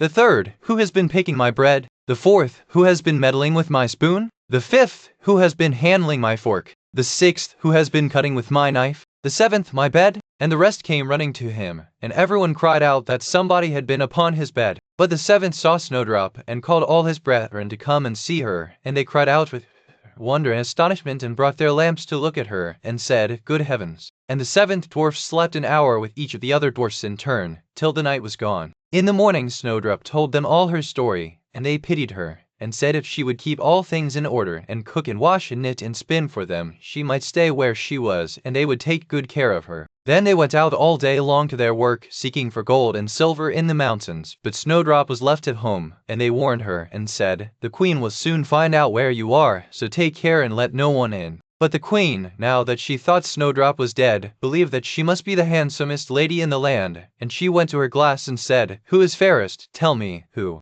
And the glass answered, "Thou, queen, art the fairest in all this land, but over the hills, in the greenwood shade, where the 7 dwarfs their dwelling have made." Then the queen was very much frightened, for she knew that the glass always spoke the truth, and was sure that the servant had betrayed her. And she could not bear to think that anyone, and went her way over the hills, to the place where the dwarfs dwelt. Then she knocked at the door, and cried, "Fine wares to sell." Snowdrop looked out at the window, and said, "Good day, good woman. What have you to sell?" "Good wares, fine wares," said she, "laces and bobbins of all colors." "I will let the old lady in. She seems to be a very good sort of body," thought Snowdrop, as she ran down and unbolted the door. "Bless me," said the old woman, "how badly your stays are laced. Let me lace them up with one of my nice new laces." Snowdrop did not dream of any mischief, so she stood before the old woman, but she set to work so nimbly, "We're dead. There's an end to all thy beauty," said the spiteful queen, and went away home. In the evening the 7 dwarfs came home, and I need not say how grieved they were to see their faithful Snowdrop stretched out upon the ground, as if she was quite dead.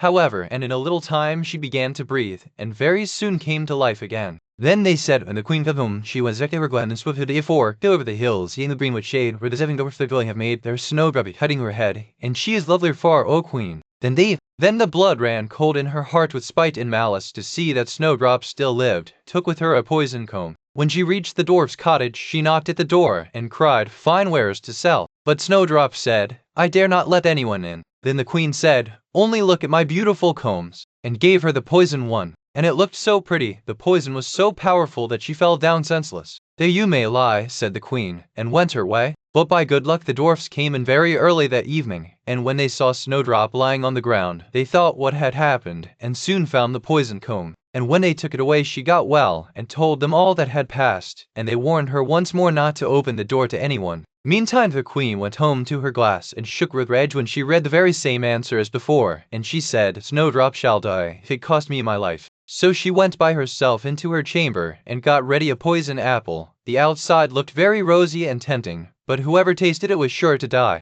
Then she dreamed herself up as a peasant's wife, and travelled over the hills to the dwarf's cottage, and knocked at the door. But Snowdrop put her head out of the window, and said, "I dare not let any of you in, so the dwarfs have told me not." "Do as you please," said the old woman, "but at any rate take this pretty apple. I will give it you." "No," said Snowdrop, "I dare not take it." "You silly girl," answered the other, "what are you afraid of? Do you think it is poisoned? Do you eat one part, and I will eat the other." Now the apple was so made up that one side was good, though the other side was poisoned. Then Snowdrop was much tempted to taste, for the apple looked so very nice, and when she saw the old woman eat, she could wait no longer. But she had scarcely put the piece into her mouth when she fell down dead upon the ground. "This time nothing will save thee," said the queen, and she went home to her glass, and at last it said, "Thou, queen, art the fairest of all the fair." And then her wicked heart was glad, and as happy as such a heart could be. When evening came, and the dwarfs had gone home, they found Snowdrop lying on the ground.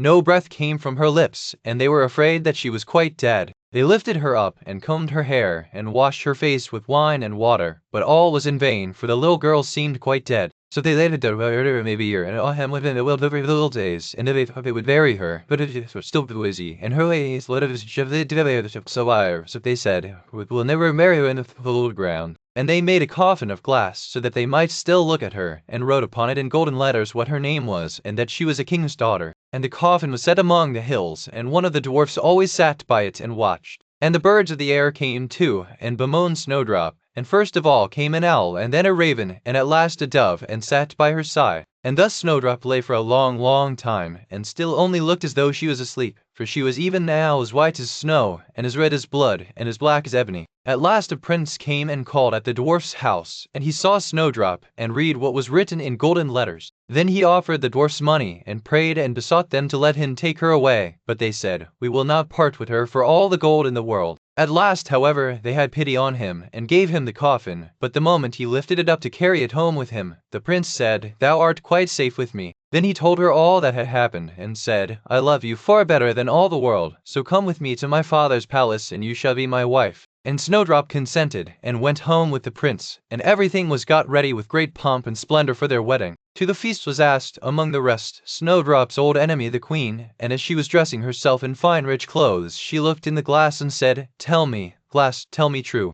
of all the ladies in the land, who is fairest? Tell me, who?" And the glass answered, "Thou, lady, art loveliest here, I ween, but lovelier far is the new-made queen." When she heard this, she started with rage, but her envy and curiosity were so great that she could not help setting out to see the bride. And whenever the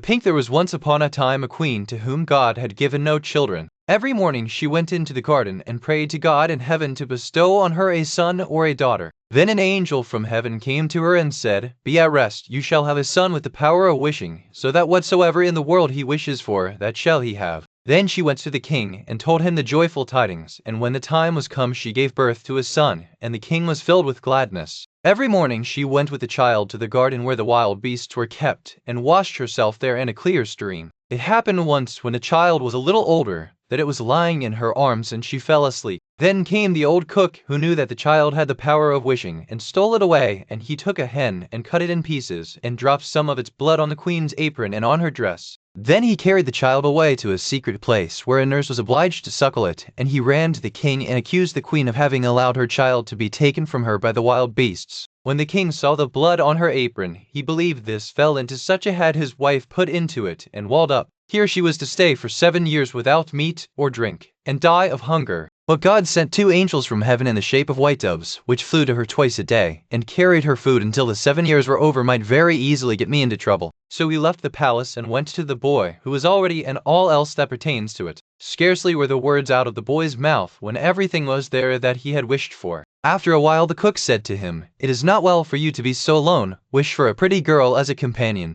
Then the king's son wished for one. The 2 played together, and loved each other with all their hearts, and the old cook went out hunting like a nobleman. The thought occurred to him, however, that the king's son might some day wish to be with his father, and thus bring him into great peril. So he would listen to the maiden decide, and said, "Tonight, then the boy is asleep, go to bed and plunge this knife into her heart, and bring me her tongue, and if you do not do it, you shall lose your life." Thereupon he went away, and when he returned next day she had not done it, and said, "Why should I shed the blood of an innocent boy who has never harmed anyone?" The cook once more said, "If you do not do it, it shall cost you your own life." When he had gone away, she had a little hind brought to her, and ordered her to be killed, and took her heart and tongue. "Lie down in your bed, and draw the clothes over you." Then the wicked wretch came in and said, "Where are the boy's heart and tongue?" The girl reached the plate to him, but the king's son threw off the quilt, and said, "You old sinner, why did you want to kill me? Now will I pronounce thy sentence." You shall become a black poodle and have a gold collar round your neck, and shall eat burning coals till the flames burst forth from your throat. And when he had spoken these words, ordered to bring up some live coals, and these he ate, until the flames broke forth from his, and wondered if she were still alive.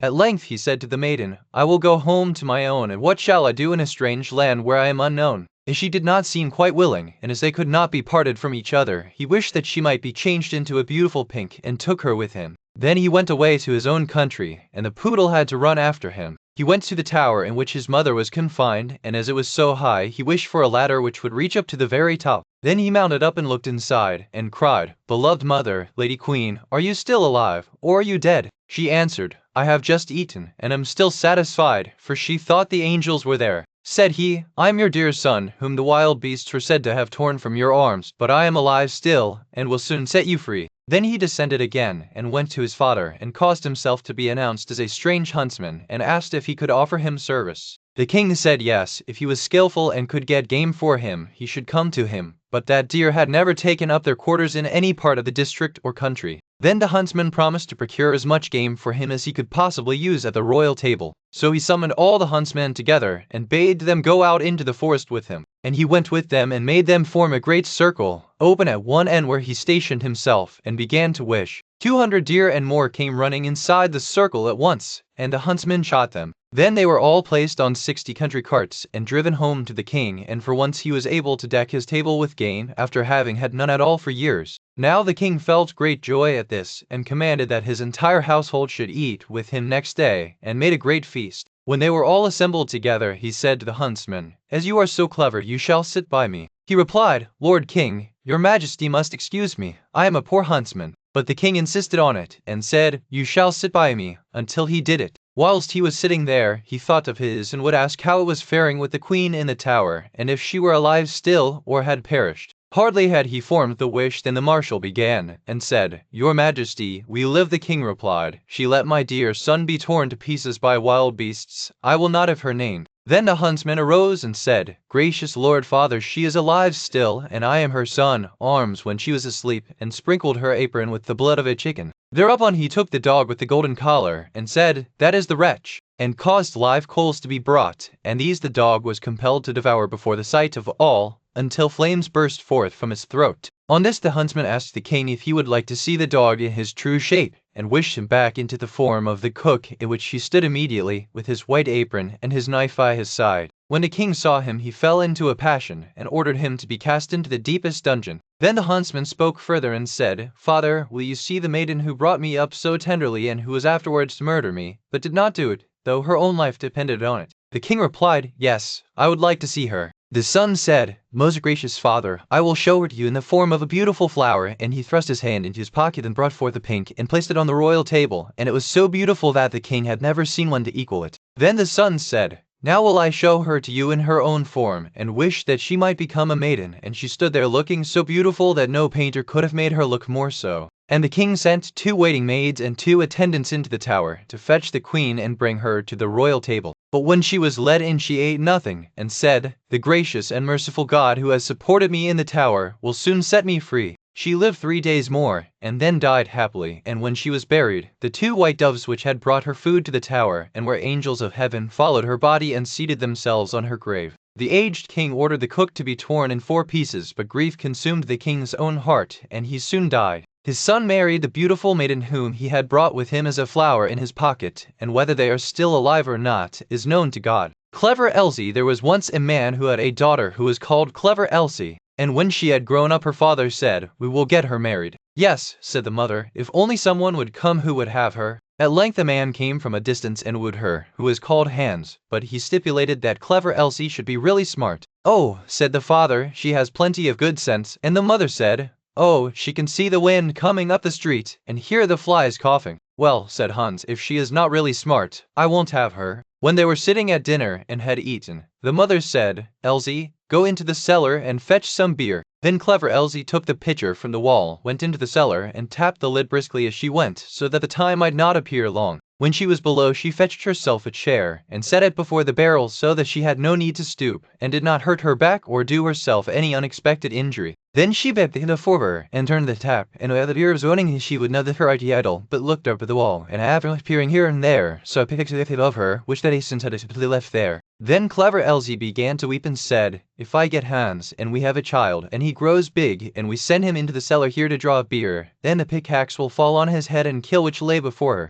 Those upstairs waited for the drink, but clever Elsie still did not come. Then the woman said to the servant, "Just go down into the cellar and see where Elsie is." The maid went and found her sitting in front of the barrel, screaming loudly. "Elsie, why do you weep?" asked the maid. "Ah," she answered, "have I not reason to weep? If I get Hans, and we have a child, and he grows big and has to draw beer here, the pickaxe will perhaps fall on his head and kill him." Then said the maid, "What a clever Elsie we have!" and sat down beside her and began loudly to weep over the misfortune. After a while, as the maid did not come back, and those upstairs were thirsty for the beer, the man said to the boy, "Just go down into the cellar and see where Elsie and the girl are." The boy went down, and there sat clever Elsie and the girl both weeping together. Then he asked, "Why are you weeping?" "Ah," said Elsie, "have I not reason to weep? If I get Hans, and we have a child, and he grows big and has to draw beer here, the pickaxe will fall on his head and kill him." Then said the boy, "What a clever Elsie we have!" and sat down by her, and likewise began to howl loudly. Upstairs they waited for the boy, but as he still did not return, the man said to the woman, "Just go down into the cellar and see where Elsie is." The woman went down, and found all three in the midst of their lamentations, and inquired what was the cause. Then Elsie told her also that her future child was to be killed. Said the mother likewise, "What a clever Elsie we have!" and sat down and wept with them. The man upstairs waited a short time, but as his wife did not come back and his thirst grew ever greater, he said, "I must go into the cellar myself and see where Elsie is." But when he was the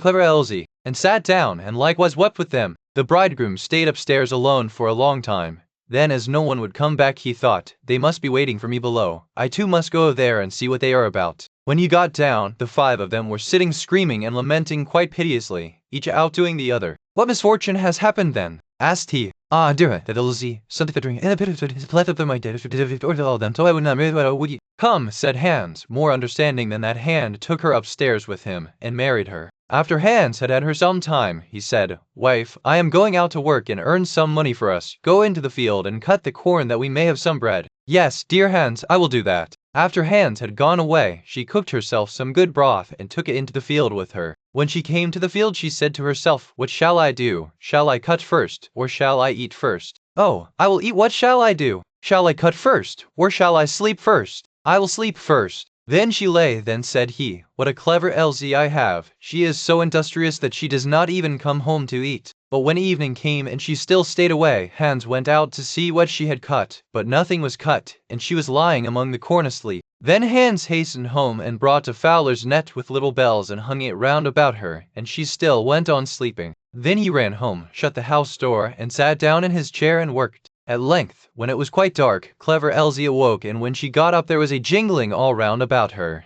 and the bells rang at each step which she took. Then she was alarmed, and became uncertain whether she really was clever Elsie or not, and said, "Is it I, or is it not I?" But she knew not what answer to make to, or if it be not I, they will be sure to know. She ran to the door of her own house, but it was shut. Then she knocked at the window and cried, "Hans, is Elsie within?" "Yes," answered Hans, "she is within." Hereupon she was terrified, and said, "Ah, heavens! Then it is not I," and went to another door. But when the people heard the jingling of the bells, they would not open it, and she could get in nowhere. Then she ran out of the village, and no one has seen her since. The miser in the bush farmer had a faithful and diligent servant, who had worked hard for him 3 years, without having been paid any wages. At last he hated that he had not put it no longer, so he went to her and said, "Up to her view of I was to deserve it from other trouble." The farmer was a sad miser, and knew that his man was very simple-hearted, so he took out 3 pence, and gave him for every year's service a penny. The poor fellow thought it was a great deal of money to have, and said to himself, "Why should I work hard, and live here on bad fare any longer? I can now travel into the wide world, and make myself merry." With that he put his money into his purse, and set out, roaming over hill and valley. As he jogged along over the fields, singing and dancing, a little dwarf met him, and asked him what made him so merry. "Why, what should make me downhearted?" said he. "I am sound in health and rich in purse. What should I care for?" "I have saved up my 3 years' threepence," replied the countryman. "I wish you would give them to me," said the other. "I am very poor." Then the man pitied him and gave him all he had, and the zoltar said in return, "As you have such a kind honest heart, I will grant you 3 wishes, 1 for every penny, so choose whatever you like." Then the countryman rejoiced at his good luck, and said, "I like many things better than money. First, I will have a bow that will bring down everything I shoot at, like that everyone should grant what I asked." The dwarf said he should have his 3 wishes, so he was merry before, he was now 10 times more so. He had not gone far before he met an old miser. "Oh, what a pretty bird," said the miser. "I would give a great deal of money to have such a one." "If that's all," said the countryman, "I will soon bring it down." Then he took up his bow, and down fell the thrush into the bushes at the foot of the tree. The miser crept into the bush to find it, but directly he had got into the middle, his companion took up his fiddle and played away. Thorns soon began to tear his clothes till they all hung in rags about him, and he himself was all scratched and wounded, so that the blood ran down. "Oh, for heaven's sake!" cried the miser. "Many a poor soul close enough," said the other. "Thou art only meeting thy reward." So he played up another tune. Then am I vid vegan promise, I will you 30. They did not cut out the minutes pressure tenton, and them till long turn river, and I the fair and higher, till at them to them, and the floor and the thief hers had to him poor fellow. When the countryman saw so much money, he said, "I will agree to your proposal." So he took the purse, put up his fiddle, and travelled on very pleased with his bargain. Meanwhile the miser crept out of the bush half naked and in a piteous plight, and began to ponder how he should take his revenge, and serve his late companion some trick. At last he went to the judge, and complained that a rascal had bow at his back and a fiddle hung round his neck. Then the judge sent out his officers to bring up the accused wherever they should find him, and he was soon caught and brought up to be tried. The miser began to tell his tale, and said he had been robbed of his money. "No, you gave it me for playing a tune to you," said the countryman, but the judge told him that was not likely, and cut the matter short by ordering him off to the gallows. So away he was taken, but as he stood on the steps he said, "My lord judge, I do not ask my life, only to let me play upon my fiddle for the last time." The miser cried out, "Oh, no, no, for heaven's sake don't listen to him, don't listen to him." But the judge said, "It is only this once, he will soon have done." The fact was he could not refuse the request, on account of the dwarf's third gift. Then the miser said, bind me fast, for pity's sake." But the countryman seized his fiddle and struck up a tune, and at the first note judge, clerks, and jailer were in motion. All began capering, and no one could hold the miser.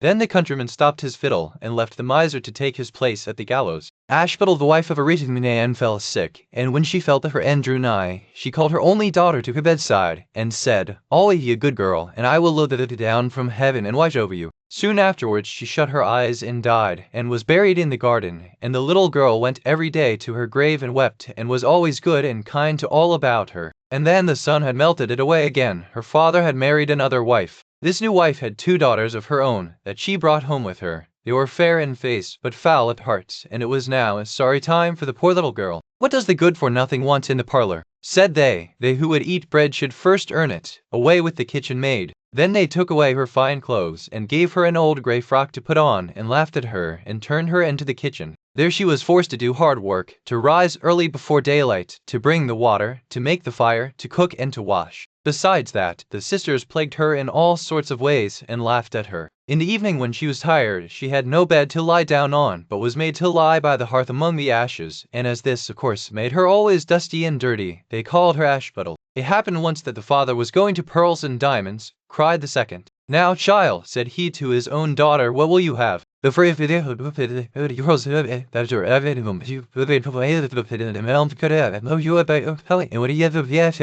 Then she took it, and went to her mother's grave and planted it there, and cried so much that it was watered with her tears, and there it grew and became a fine tree. 3 times every day she went to it and cried, and soon a little bird came and his nest upon the tree, and talked with her, and watched over her, and brought her whatever she wished for. Now it happened that the king of that land held a feast, which was to last 3 days, and out of those who came to it his son was to choose a bride for himself. Ashbuttle's 2 sisters were asked to come, so they called her up, and said, "Now, comb our hair, brush our shoes, and tie our sashes for us, for we are going to dance at the king's feast." Then she did as she was told, but when all was done she could not help crying, and at last she begged her mother very hard to let her go. "You Ashbuttle," said she.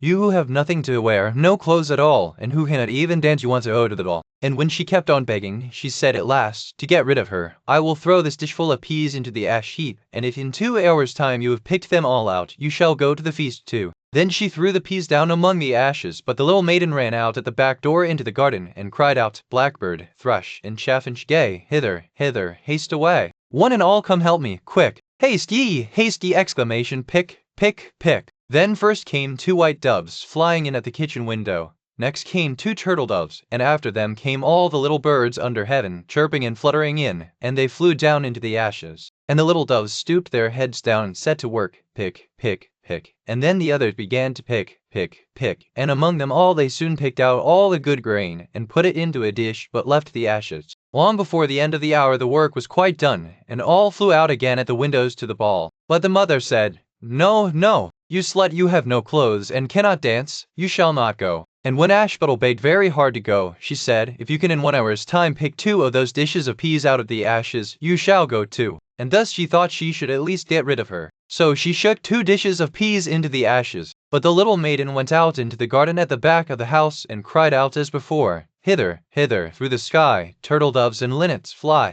Blackbird, thrush, and chaffinch gay, hither, hither, haste away. One and all come help me, quick. Haste ye, haste ye! Exclamation, pick, pick, pick." Then first came 2 white doves in at the kitchen window. Next came 2 turtle doves, and after them came all the little birds under heaven, chirping and hopping about, pick, pick. And then the others began pick, pick, pick, and they put all the good grain into the dishes, and left all the ashes. Before half an hour's time all was done, and out they flew again. And then Ashbuttle took the dishes to her mother, rejoicing to think that she should now go to the ball. But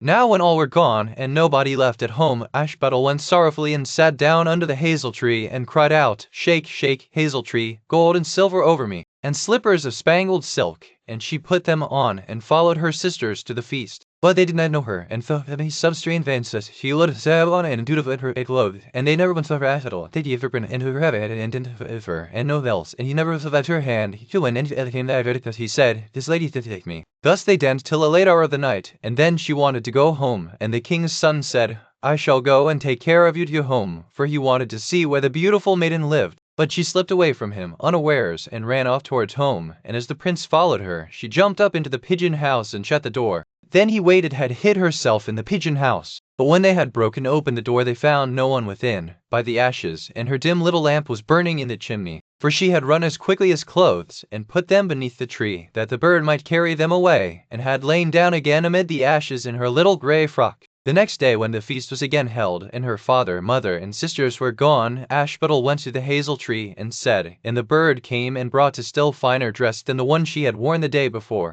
And when she came to the ball, everyone wondered of her beauty, but the king's son, who was waiting for her, took her by the hand and danced with her, and went and asked her to dance, and the king's son followed heretofore, that he might see it as she went. But she sprang away from him all at once into the garden behind her father's house. In this garden stood a fine large pear tree full of ripe fruit, and Ashbuttle, not knowing where to hide herself, jumped up into it without being seen. Then the king's son lost sight of her, and could not find out where she was gone, but waited till her father came home, and said to him, "The unknown lady who danced with me has slipped away, and I think she must have sprung into the pear tree." The father thought to himself, "Can it be Ashbuttle?" So he had an axe brought, and they cut down the tree, but found no one upon it. And when they came back into the kitchen, and carried her beautiful clothes back to the bird at the hazel tree, and then put on her little grey frock. The third day, when her father and mother and sisters were gone, she went again into the garden, and said, "Shake, shake, hazel tree, gold and silver over me." Then her kind friend the bird brought a dress still finer than the former one, and slippers her beauty, and the king's son danced with nobody but her. And when anyone else asked her to dance, he said, "This lady is my partner, sir." When night came she wanted to go home, and the king's son would go with her, and said to himself, "I will not lose her this time." But however, she again hid away from him, though in such a hurry that she dropped her left golden hippo upon the stairs. The prince took the shoe, and went the next day to the king his father, and said, "I will take for my wife the lady that this golden slipper fits." Then both the sisters were overjoyed to hear it, for they had beautiful feet, and had no doubt that they could wear the golden slipper. The eldest went first into the room where the slipper was, and wanted to try it on, and the mother stood by.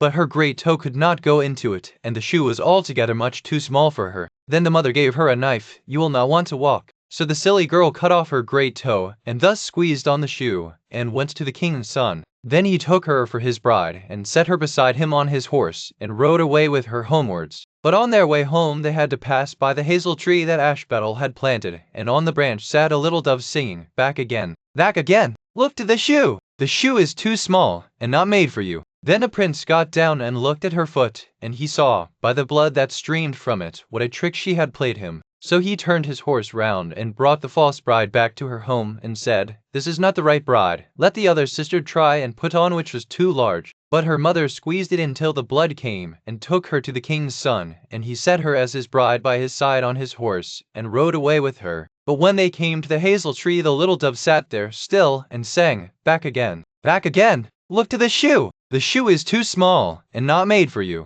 Prince, prince, look again for thy bride, for she's not the true one that sits by thy side." Then he looked down, and saw that the blood streamed so much from the shoe, that her white stockings were quite red. So he turned his horse, and brought her also back again. "This is not the true bride," said he to the father. "Have you no other daughters?" "No," said he. "There is only a little dirty Ashbetel here, the child of my first wife. I am sure she cannot be the bride." The prince told him to send her, but the mother said, "No, no, she is much too dirty. She will not dare to show herself." However, the prince would have, and he reached her the golden slipper. Then she took her clumsy shoe off her left foot, and put on the golden slipper, and it fitted her as if it had been made for her. And when he drew near and looked at her face, he knew her, and said, "This is the right bride." But the mother and both and rode away with her. And when they came to the hazel tree, the white dove sang, "Home, oh, look at the shoe! Princess, the shoe was made for you. Prince, prince, take home thy bride, for she is the true one that sits by thy side." And when the dove had done its song, it came flying, and perched upon her right shoulder, and so went home with her.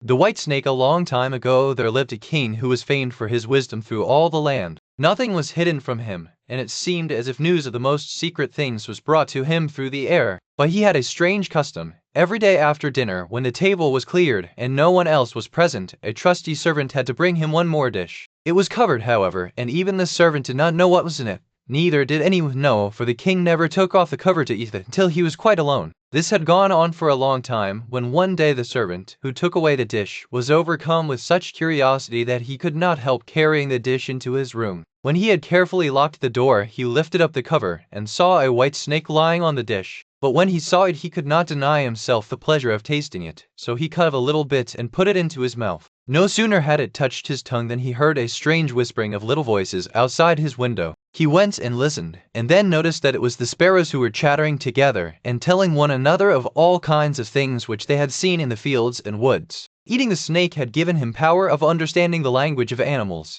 Now it so happened that on this very day the queen lost her most beautiful ring, and suspicion of having stolen it fell upon this trusty servant, who was allowed to go everywhere. The king ordered the man to be brought before him, and threatened with angry words that unless he could before the morrow point out the thief, he himself should be looked upon as guilty and executed. In vain he declared his innocence. He was dismissed with no better answer. In his trouble and fear he went down into the courtyard and took thought how to help himself out of his trouble. Now some ducks were sitting together quietly by a brook and taking their rest, and whilst they were making their feathers smooth with their bills, they were having a confidential conversation together. The servants stood by and listened. They were telling one another of all the places where they had been waddling about all the morning, and what good food they had found. And one said in a pitiful tone, "Something lies heavy on my stomach. As I was eating in haste I swallowed a ring which lay under the queen's window." The servant at once seized her by the neck, carried her to the kitchen, and said to the cook, "Here is a fine duck, pray kill her." "Yes," said the cook, and weighed her in his hand. "She has spared no trouble to fatten herself, and has been waiting to be roasted long enough." So the servant could now easily prove his innocence, and the king, to make amends for the wrong, allowed him to ask a favor and promised him the best place in the court that he could wish for.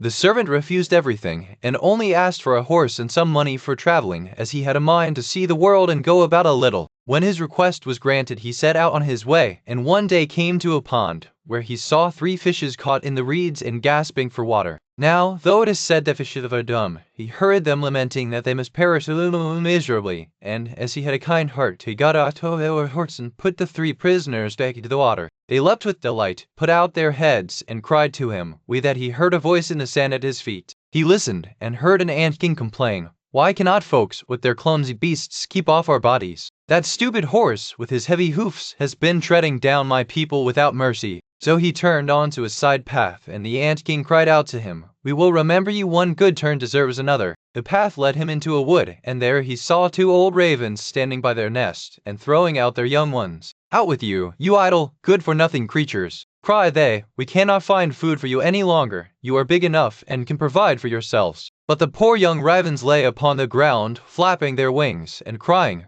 "Oh, what helpless chicks we are! We must shift for ourselves, and yet we cannot fly. What can we do, but lie here and starve?" So the good young fellow alighted and killed his horse with his sword, and gave it to them for food. Then they came hopping up to it, satisfied their hunger, and cried, "We will remember you, one good turn deserves another." And now he had to use his own legs, and when he had walked a long way, he came to a large city. The king's daughter was a peasant, but over his hand, before a hard task in vain. Nevertheless, when he took them so over from the all pincher, went to the antifavorite of the suitor. So he was led out of the messy, and Goldman and the so bad.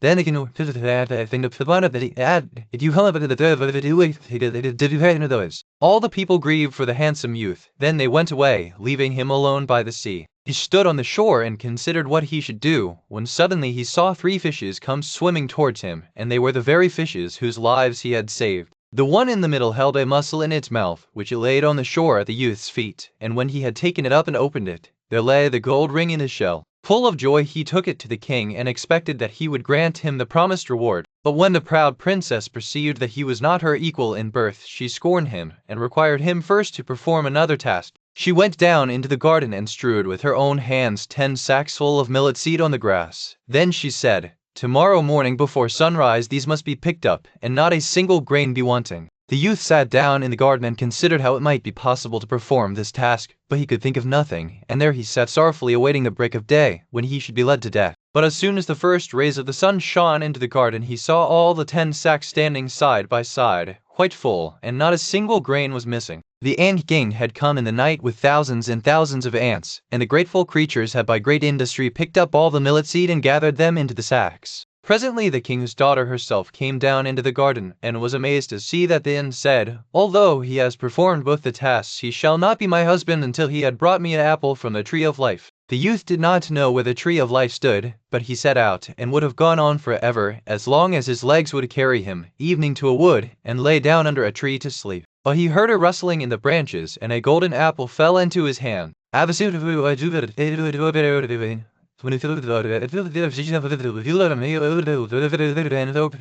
youth, full of joy, set out homewards, and took the golden apple to the king's beautiful daughter, who had now no more excuses left to make. They cut the apple of life in 2 and ate it together, and then her heart became full of love for him, and they lived in undisturbed happiness to a great age. The wolf and the 7 little kids. There was once upon a time an old goat who had 7 little kids, and loved them with all the love of a mother for her children. One day she wanted to go into the forest and fetch some food. So she called all 7 to her and said, "Dear children, I have to go into the forest. Be on your guard against the wolf. If he comes in, he will devour you all, skin, hair, and everything. The wretch often disguises himself, but you will know him at once by his rough voice and his black feet." The kids said, "Dear mother, we will take good care of ourselves. You may go away without any anxiety." Then the old one bleated, and went on her way with an easy mind. It was not long called, "Dear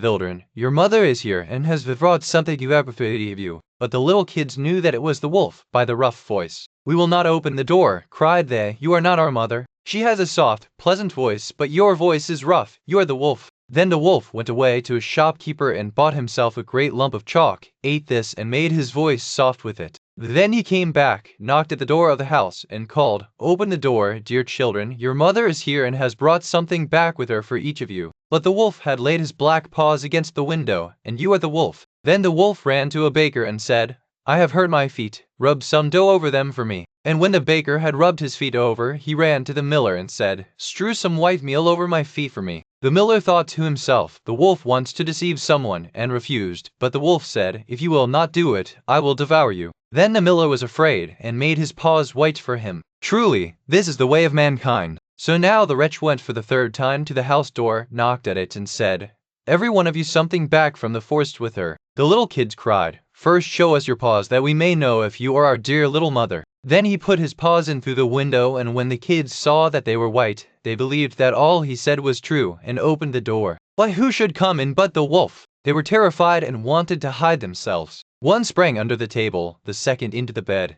the third into the stove, the fourth into the kitchen, the fifth into the cupboard, the sixth under the washing bowl, and the seventh into the clock case. But the wolf found them all, and used no great ceremony. One after the other he found. When the wolf had satisfied his appetite, he took himself off, laid himself down under a tree in the green meadow outside, and began to sleep. Soon afterwards the old goat came home again from the forest.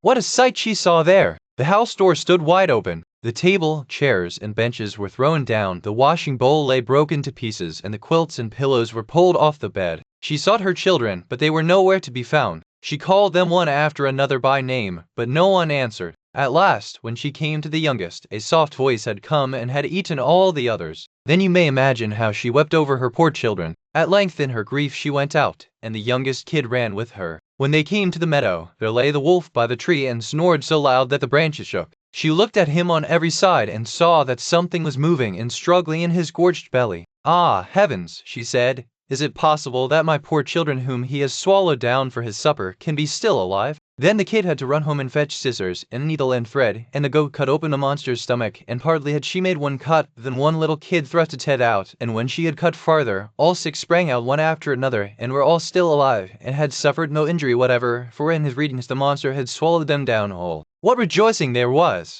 They embraced their dear mother, and jumped like a tailor at his wedding. The mother, however, said, "Now go and look for some big stones, and we will fill the wicked beast's stomach with them while he is still asleep." Then the 7 kids dragged the stones thither with all speed, and put as many of them into the stomach as they could get in, and the mother sewed him, and the wolf at length had had his fill of sleep. He got on his legs, and as the stones in his stomach made him very thirsty, he wanted to go to a well to drink. But when he began to walk and to move about, the stones in his stomach knocked against each other and rattled. Then cried he, "What rumbles and tumbles against my poor bones? I thought 'twas 6 kids, but it feels like big stones." And when he got to the well and stooped over the water to drink, the heavy stones made him fall in, and he drowned miserably. When the 7 kids saw that, they came running to the spot and cried aloud, "The wolf is dead! The wolf is dead!" and danced for joy round about the well with their mother. The queen bee, 2 kings' sons once upon a time went into the world to seek their fortunes, but they soon fell into a wasteful foolish way of living, so that they could not return home again. Then their brother, who was a little insignificant dwarf, went out to seek for his brothers, but when he had found them they only laughed at him to think that he, who was so young and simple, should try to travel through the world. When they, together, and came at last to an ant hill, the 2 elder brothers would have pulled it down, in order to see how the poor ants in their fright would run about and carry off their eggs. But the little so on they went, and came to a lake where many ducks were swimming about. The 2 brothers wanted to catch 2, and roast them. But the dwarf said, "Let the poor things enjoy themselves, you shall not kill them."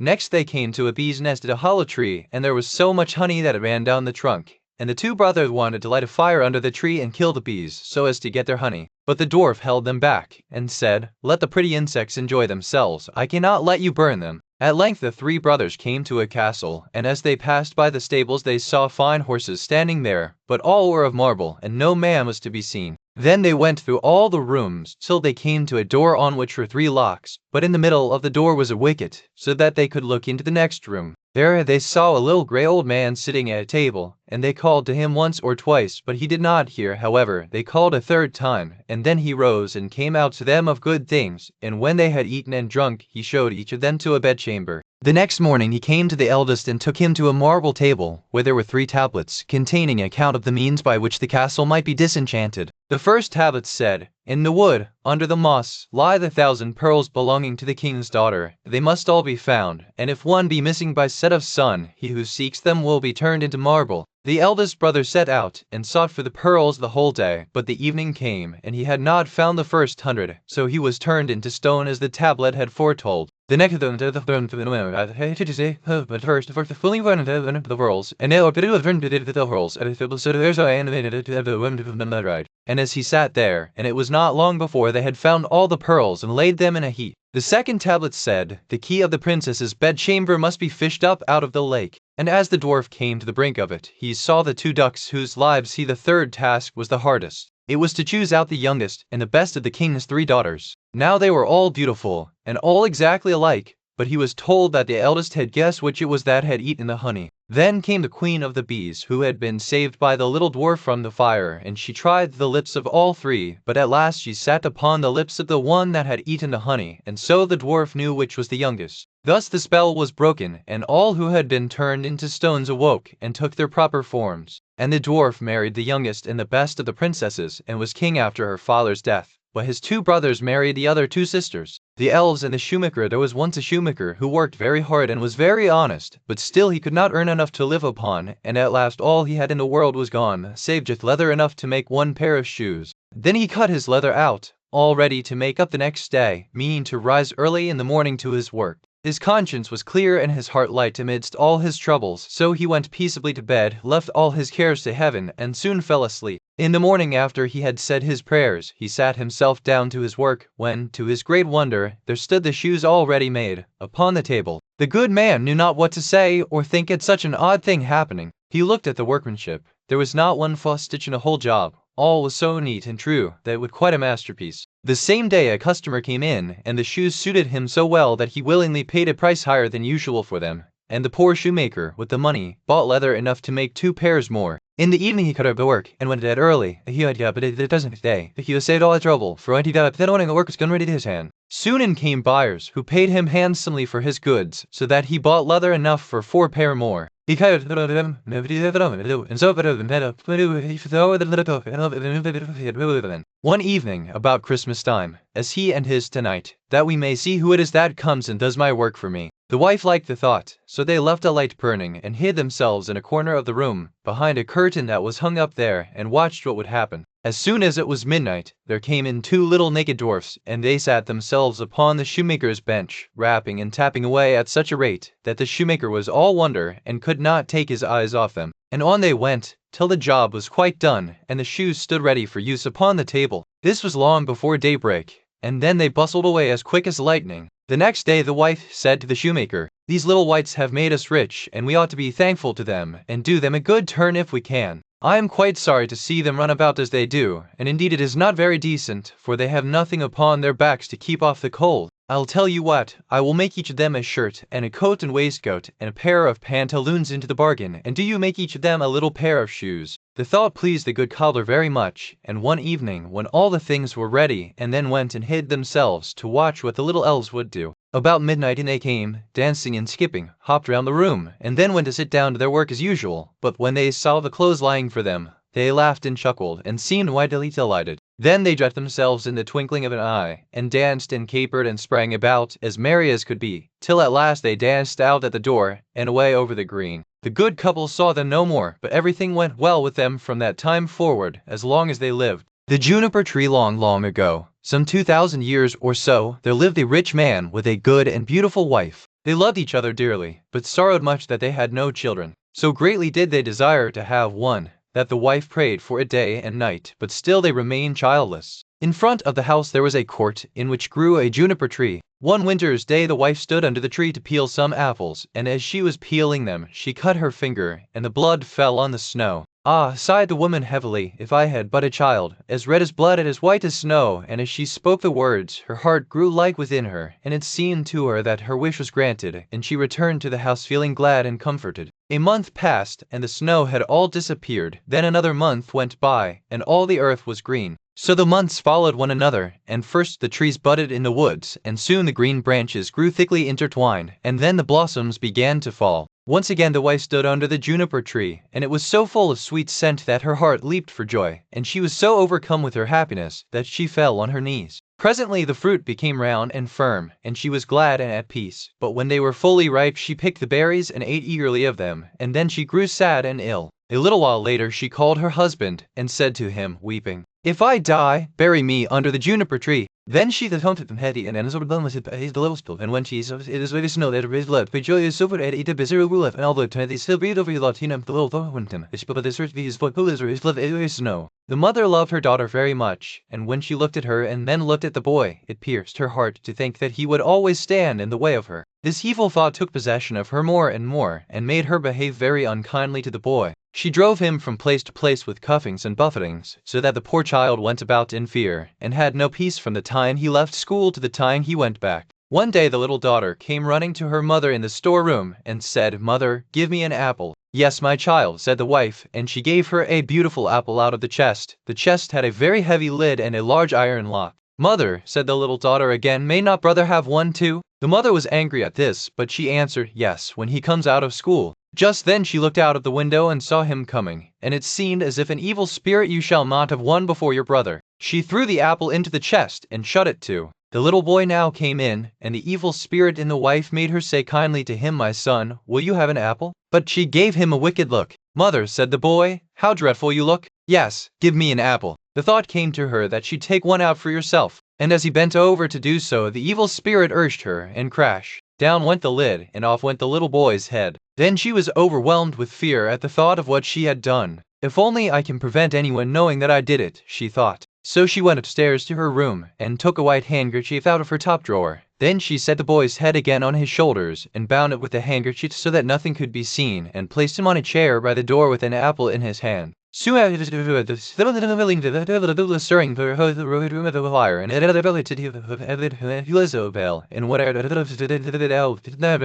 me. Go to him again, said her mother, and if he does not answer, give him a box on the ear. So then she gave him a box on the ear, and his head rolled off. She was so terrified at this, that she ran crying and screaming to her mother. Oh, she said, I have knocked off brother's head, and then she wept, and nothing would stop her. What have you done? Said her mother, but no one know the out of said one key talents. What is done the undone? We will make the puddings. And she took the little boy and cut him up, made him into puddings, and put him in the pot. But Marlene stood looking on, and wept, and her tears fell into the pot, so that there was no need of salt. Presently the father came home and sat down to his dinner. He asked, where is my son? The father again asked, where is my son? Oh, answered the wife, he has gone into the country to his mother's great uncle. What has he gone there for? And he never even said goodbye to me. Well, he likes being there, and he told me he should be away quite 6 weeks. He is well looked after there. I feel very unhappy about it, said the husband, in case it should not be all right, and he ought to have said goodbye to me. With this he went on with his dinner, and said, little Marlene, why do you weep? Brother will soon be back. Then he asked his wife for more pudding, and as he ate, he threw the bones under the table. Little Marlene went upstairs and took her best silk handkerchief out of her bottom drawer, and in it she grabbed all the bones from under the table and carried them outside, and all the time she did nothing but weep. Then she laid them in the green grass under the juniper tree, and she had no sooner done so than all her sadness seemed to leave her, and she wept no more. And now the juniper tree began to move, and the branches waved backwards and forwards, first away from one another and then together again, as it might be someone clapping their hands for joy. After this a mist came round the tree, and in the midst of it there was a burning as of fire, and out of the fire there flew a beautiful the juniper tree stood there as before, and the silk handkerchief and the bones were gone. Little Marlene now felt as light-hearted and happy as if her brother were still alive, and she went back to the house and sat down cheerfully to the table and ate. The bird flew away and alighted on the house of a goldsmith and began to sing, my sister loved me best of all. She laid her kerchief over me, and took my bones that they might lie underneath the juniper tree. Kaiwip, Kaiwip, what beautiful bird am I. The goldsmith was in his workshop making a gold chain, when he heard the song of the bird on his roof. He thought it so beautiful that he got up and ran out, and as he crossed the threshold he lost one of his slippers. But he still had on his apron, and still held the gold chain and the pincers in his hands, and so he stood gazing up at the bird, while the sun came shining brightly down on the street. Bird, he said, how beautifully you sing. Sing me that song again,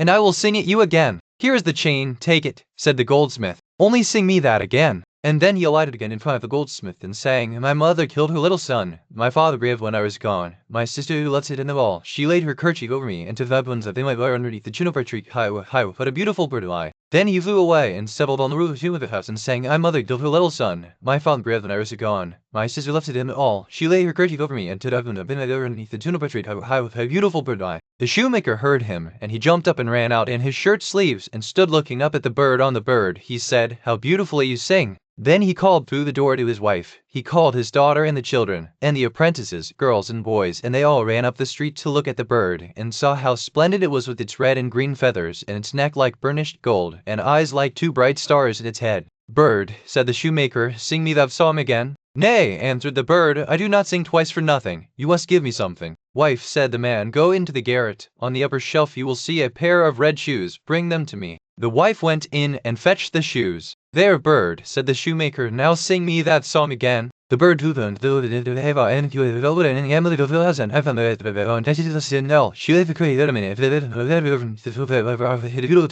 When he had finished, he flew away. He had the chain in his right claw and the shoes in his left, and he flew right away to a mill, and the mill went click-clack, click-clack, click-clack. Inside the mill were 20 of the miller's men hewing a stone, and as they went hick-hack, hick-hack, hick-hack, the mill went click-clack, click-clack, click-clack. The birds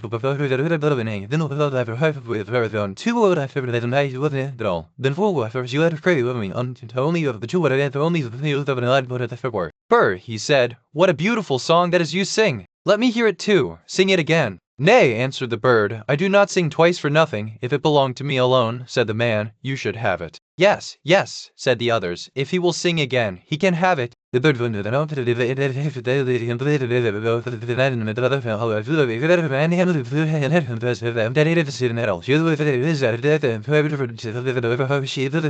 and when he had finished his song, he spread his wings, and with the chain in his right claw, the shoes in his left, and the millstone round his neck, he flew right away to his father's house. The father, the mother, and little Marlene were having their dinner. How light-hearted I feel, said the father, so pleased and cheerful. And I, said the mother, I feel so uneasy, as if a heavy thunderstorm were coming. But little Marlene sat and wept and wept. Then the bird came flying toward the house and settled on the roof. I feel just as if I were going to see an old friend again.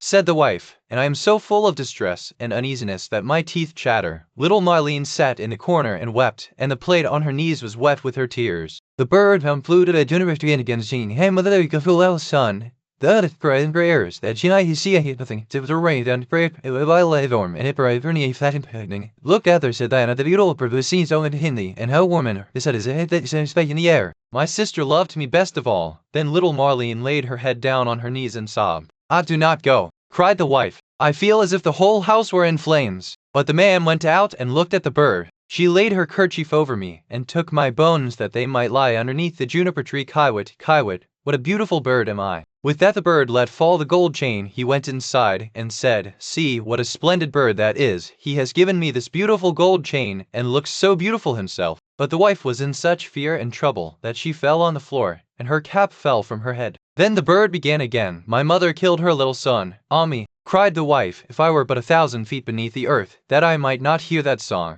My father grieved when I was gone. Then the woman fell down again as if dead. My sister loved me best of all. Well, said little Marlene, I will go out too and see if the bird will give me anything. So she went out. She laid her kerchief over me, and took my bones that they might lie, and he threw down the shoes to her, underneath the juniper tree. Kiwit, Kiwit, what a beautiful bird am I. About in them. I was so miserable, she said, when I came out, but that has all passed away. That is indeed a splendid bird, and he has given me a pair of red shoes. I will go out too, she said, and see if it will lighten my misery, for I feel as if the world were coming to an end. But as she crossed the threshold, crash! The bird threw the millstone down on her head, and she was crushed to death. The father and little Marlene heard this and interrupted. But they only saw men in flames and fire being a spot, and when they had passed, there stood the little brother, and he said to the little father and little Marlene at the end. Then they all three rejoiced, and when he at the other end sent down to their dinners and ate. The turnip there were 2 brothers who were both soldiers. The one was rich and the other poor. The poorer man thought he would try to better himself, so pulling off his red coat,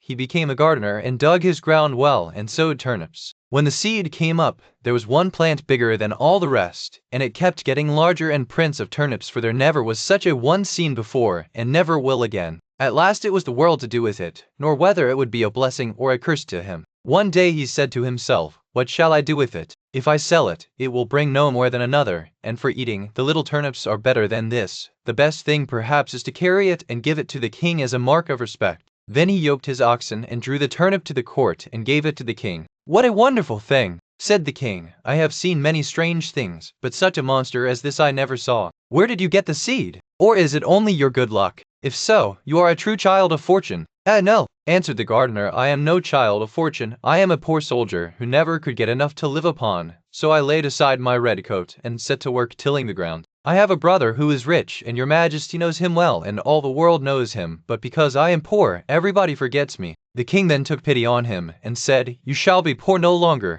I will give you so much and make him so rich that his brother's fortune could not at all be compared with his. When the brother heard all the how friend him the preserve which he had literally, and the of to him for that his aim good fortune praised to gold and from the king, and fucked him with the return, for it would have so much or only turn who not to pay they were. The king took the gift very graciously, and said he knew not what to give in return more valuable and wonderful than the great turnip. So the soldier was forced to put it into a cart and drag it home with him. When he reached home, he knew not upon whom to vent his rage and spite, and at length wicked thoughts came into his head, and he resolved to kill his brother. So he hired some villains to murder him, and having shown them where to lie in ambush, he went to his brother and said, "Dear brother, I have found a hidden treasure. Let us go and dig it up, and share it between us." The other had no suspicions of his roguery, so they went out together, and as they were traveling along, the murderers rushed out upon him, bound him, and were going to hang him on a tree. But whilst they were getting all ready, they heard the trampling of a horse at a distance, which so frightened them that they pushed their prisoner neck and shoulders together into a sack, and swung him up by a cord to the tree, where they left him dangling, and ran away.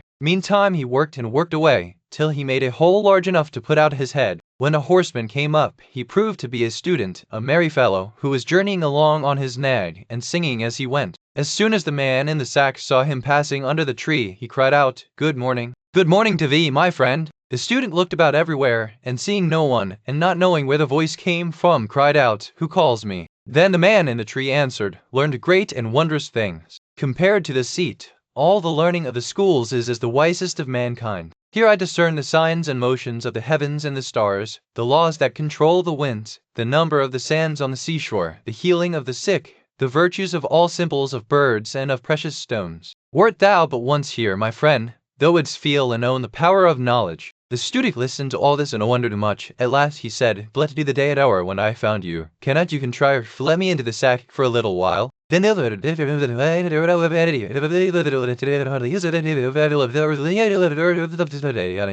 the student sat himself down and waited a while, but the time hung heavy upon him, and he begged earnestly that he might ascend forthwith, for his thirst for knowledge was great. Then the cord, and then thou shalt enter. So the student let him down, opened the sack, and set him free. "Now then," cried he, "let me ascend quickly." As he began to put himself into the sack heels first, "Wait a while," said the gardener, "that is not the way." Then he pushed him in head first, tied up the sack, and soon swung up the searcher after wisdom dangling in the air. "How is it with thee, friend?" said he. "Dost thou not feel that wisdom comes unto thee? Rest there in peace, till thou art a wiser man than thou wert." So saying, he trotted off on the student's nag, and left the poor fellow to gather wisdom till somebody should come and let him down. Clever Hans, the mother of Hans, said, "Whither away, Hans?" Hans answered, "To Gretel." "Behave well, Hans." "Oh, I'll behave well. Goodbye, mother." "Goodbye, Hans." Hans comes to Gretel. "Good day, Gretel." "Good day, Hans." "What do you bring that is good?" "I bring nothing. I want to have something given me."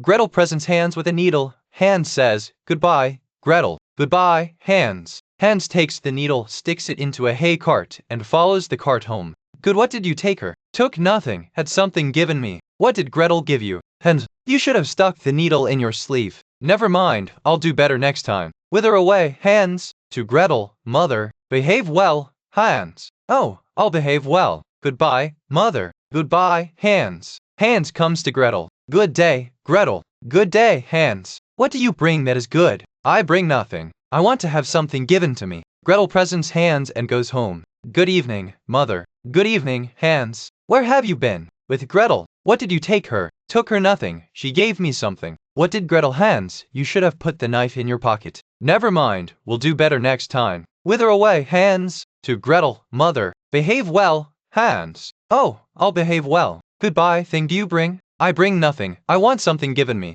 Gretel presents Hans with a young goat. "Goodbye, Gretel." "Goodbye, Hans." Hans takes the goat, ties its legs, and puts it in his pocket. When he gets home it is suffocated. "Good evening, mother." "Good evening, Hans. Where have you been?" "With Gretel." "What did you take her?" "Took nothing. She gave me something." "What did Gretel give you?" "She gave me a goat." "Where's the goat?" "Hans." "Put it in my pocket." "That was ill done, Hans. You should have put a rope round the goat's neck." "Never mind, we'll do better next time." "Whither away, Hans?" "To Gretel, mother." "Behave well, Hans." "Oh, I'll behave well. Goodbye, mother." "Goodbye, Hans." Hans comes to Gretel. "Good day, Gretel." "Good day, Hans. What good thing do you bring?" "I bring nothing. I want something given me." Gretel presents Hans with a piece of bacon. "Goodbye, Gretel." "Goodbye, Hans." Hans takes the bacon, ties it to a rope, and drags it away behind him. The dogs come and devour the bacon. When he gets home, he has the rope in his hand, and there is no longer anything hanging on to it.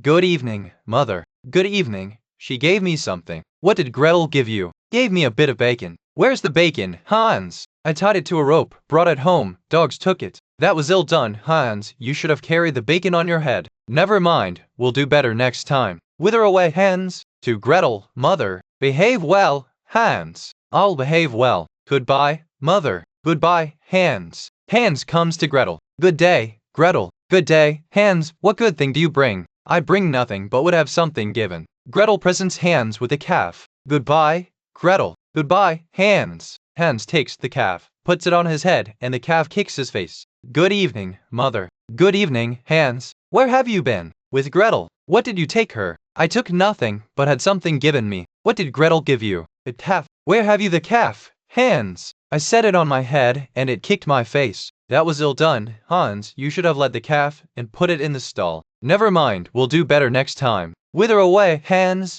To Gretel, mother. Behave well, Hans. I'll behave well. Goodbye, mother. Goodbye, Hans. Hans comes to Gretel. Good day, Gretel. Good day, Hans. What good thing do you bring? I bring nothing, but would have something given. Gretel says to Hans, I will go with you. Hans takes Gretel, ties her to a rope, leads her to the rack, and binds her fast. Then Hans goes to his mother. Good evening, mother. Good evening, Hans. Where have you been? With Gretel. What did you take her? I took her nothing. What did Gretel give you? She gave me nothing. She came with me. Where have you left Gretel? I led her by the rope, tied her to the rack, and scattered some grass for her. That was ill done, Hans, you should have cast friendly eyes on her. Never mind, we'll do better. Hans went into the stable, cut out all the calves and sheep's eyes, and threw them in Gretel's face. Then Gretel became angry, tore herself loose and ran away, and was no longer the bride of Hans. The 3 languages and aged count once lived in Switzerland who had an only son, but he was stupid and could learn nothing.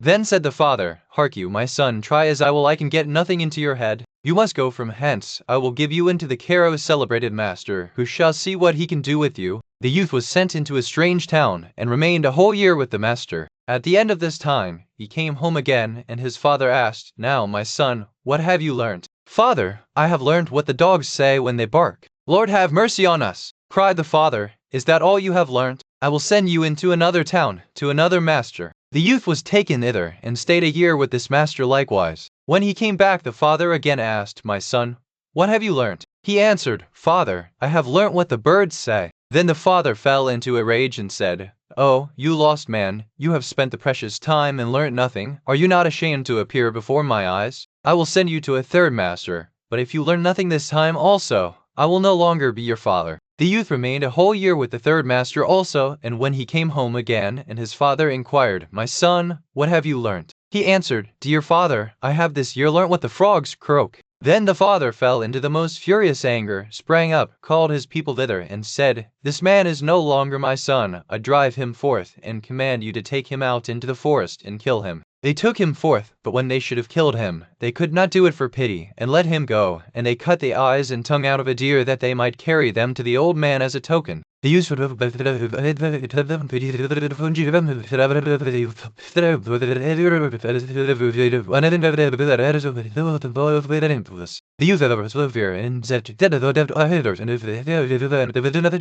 me, as he himself would have it so. They gave him some food for the wild animals, and led him down to the tower. When he went inside, the dogs did not bark at him but of his head. Next morning, to the astonishment of everyone, he came out again safe and unharmed, and said to the lord of the castle, The dogs have revealed to me, in their own language, why they dwell there, and bring evil on the land. They are bewitched, and are obliged to watch over a great treasure which is alone in the tower, and they can have no earth until it's taken away, as Leva is learnt from their discourse how that is to be done. Then all who heard this rejoiced, and the lord of the castle said he would adopt him as his son if he accomplished it successfully. He went down again, and as he knew what he had to do, he did it thoroughly, and brought a chest full of gold out with him. The howling of the wild dogs was henceforth heard no more. They had disappeared, and the country was freed from the trouble. After some time he took it in his head that he would travel to Rome. On the way he passed by a marsh, in which a number of frogs were sitting croaking. He listened to them, and when he became where the Pope had just died, and there was great doubt among the cardinals as to whom they should appoint as his successor, they at length agreed that the person should be chosen as Pope who should be distinguished by some divine and miraculous token. And just as that was decided on,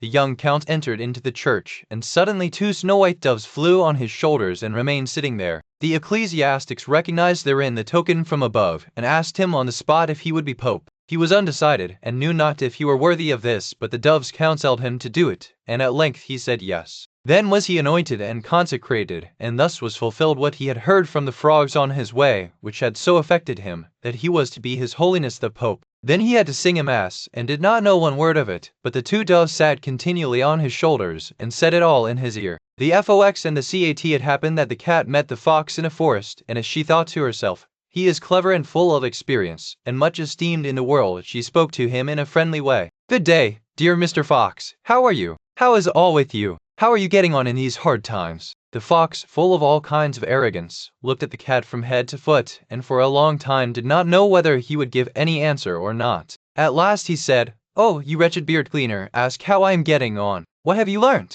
How many arts do you understand?" "I understand but one," replied the cat, modestly. "What art is that?" asked the fox. "When the hounds are following me, I can spring into a tree and save myself." "Is that all?" said the fox. "I am master of 100 arts, and have into the bargain a sackful of cunning. You make me sorry for you. Come with me, I will teach you how people get away from the hounds." Just then came a hunter with 4 dogs. The cat sprang nimbly up a tree, and sat down at the top of it, where the branches and foliage quite concealed her. "Open your sack, Mr. Fox, open your sack," cried the cat to him, but the dogs had already seized him, and were holding him fast. "Ah, Mr. Fox," cried the cat, "you with your 100 arts are left in the lurch. Had you been able to climb like me, you would not have lost your life." "The 4 clever brothers, dear children," said a poor man to his 4 sons, "I have nothing to give you. You must go out into the wide world and try your luck. Begin by learning some craft or another, and see how you can get on." So the 4 brothers took their walking sticks in their hands, and their little bundles on their shoulders, and after bidding their father goodbye, went all out at the gate together. When they had got on some way, they came to 4 crossways, each leading to a different country.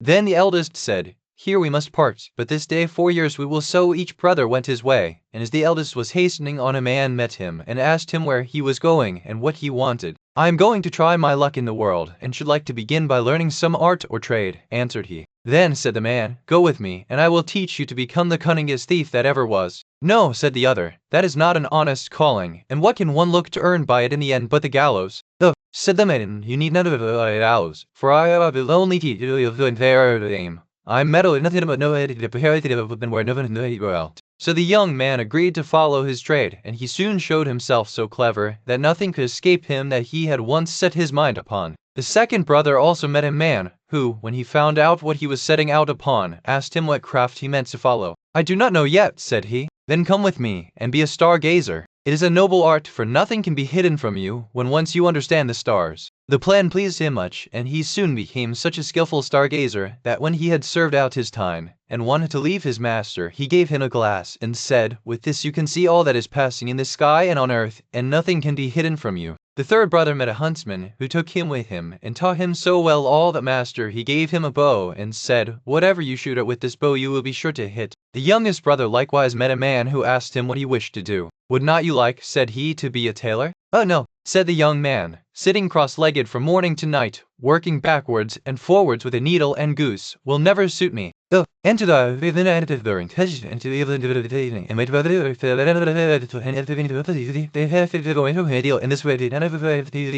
After the space of 4 years, at the time agreed upon, the 4 brothers met at the 4 crossroads, and having welcomed each other, set off toward their father's home, where they told him all that had happened to them, and how each had learned some craft. Then, one day, as they were sitting before the house under a very high tree, the father said, "I should like to try what each of you can do in this way." So he looked up, and said to the second son, "At the top of this tree there is a chaffinch's nest. Tell me how many eggs there are in it." The stargazer took his glass, looked up, and said, "Is sitting upon them and hatching them know anything of what you are doing?" So the cunning thief climbed up the tree, and brought away to his father the 5 eggs from under the bird, and it never saw or felt what he was doing, but kept sitting on at its ease. Then the father took the eggs, and put 1 on each corner of the table, and a 5th in the middle, and said to the huntsman, "Cut all the eggs in 2 pieces at 1 shot." The huntsman took up his bow, and at 1 shot struck all the 5 eggs as his father wished. "Now cut your turn," said he to the young tailor. So the eggs and the young doors together again, so neatly that it had been no harm. Then the tailor took his needle, and sewed the eggs as he was told, and when he had done, the thief was sent to take them back to the nest, and put them under the bird without its knowing it.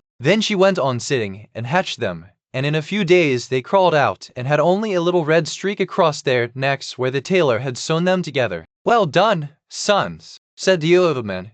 You have a good and learn to do with the knowing, but if I do not tell without the no praise. Oh, that a time might soon come for you to turn your skill to some account. Not long after this, there was a great bustle in the country, for the king's daughter had made it known that whoever brought her back to him should have her for a wife. Then the four brothers said to each other, "Here is a chance for us, let us try what we can do." And they agreed to see whether they could not set the princess free. I will soon find out where she is. I see her afar off, sitting upon a rock in the sea, and I can spy the dragon close by, guarding her. Then he went to the king, and asked for a ship for himself and his brothers, and they sailed together over the sea, till they came to the right place. There they found the princess sitting, as the stargazer had said, on the rock, and the dragon was lying asleep with his head upon her lap. "I dare not shoot at him," said the huntsman, "for I should kill the beautiful young lady also." "Then I will try my skill," said the thief, and went and stole her away from under the dragon. Then away they hastened with her full of joy in their boats toward the ship. But soon came the dragon roaring behind them through the air, for he awoke and missed the princess. Then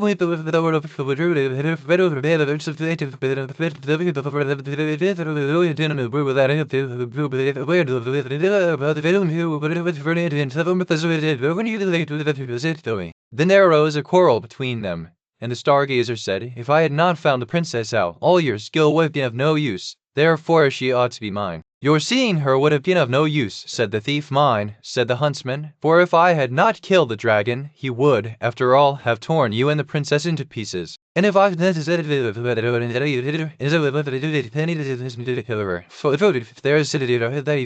but to make up for your loss, I will give each of you, as a reward for his skill, half a kingdom." So the brothers agreed that this plan would be much better than either quarreling or marrying a lady who had no mind to have them. And the king then gave to each half a kingdom, as he had said, and they lived very happily the rest of their days, and took good care of their father. And somebody took better care of the young lady than to let either the dragon or one of the craftsmen have her again. Lily and the Lion, a merchant, who had 3 daughters, was once setting out upon a journey, but before he went he asked each daughter what gift he should bring back for her. The eldest wished for pearls, the second for jewels, but the third, who was called Lily, said, "Dear father, bring me a rose." Now it was no easy task to find a rose, for it was the middle of winter. Yet as she was his prettiest daughter, and was very fond of flowers, her father said he would try what he could do. So he kissed all 3, and bid them goodbye. And when the turn of him to home, he the present was for the lowest, he had some everywhere into the rose, and when he would have heard them for the people laughed and have the hope of the rubies no. This grieved him very much, for Lily was he came to a fine castle, and around the castle was a garden, in one half of which it seemed to be summer time, and in the other half winter. On one side the finest flowers were in full bloom, and on the other everything looked dreary and buried in the snow.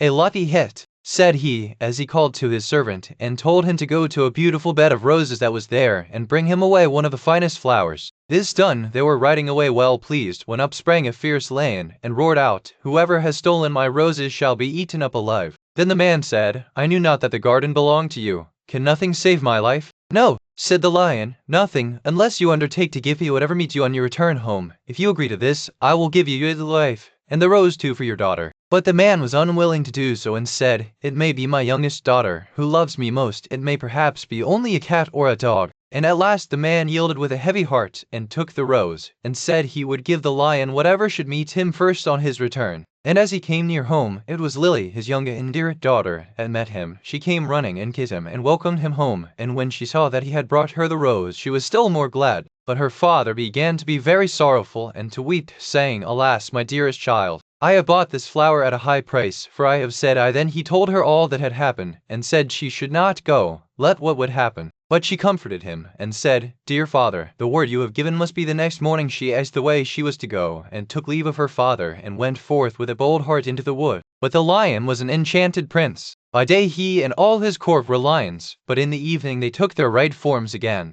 And when Lily came to the castle, he welcomed her so courteously that she agreed to marry him. The wedding feast was held, and they lived happily together a long time. The prince was only to be seen as soon as evening came, she knew not whither, till the night came again. After some time he said to her, "Tomorrow there will be a good feast at your father's house, for your eldest sister is to be married, and if you would go and visit her mother, she will take you thither." Then she rejoiced much at the thoughts of seeing her father once more, and set out with the lions. And everyone was overjoyed to see her, for they had thought her dead long since. But she told them how happy she was, and stayed till the feast was over, and then went back to the wood. Her second sister was soon after married, and when Lily was asked to go to the wedding, she said to the prince, "I will not go alone this time, you must go with me." But he would not, and said that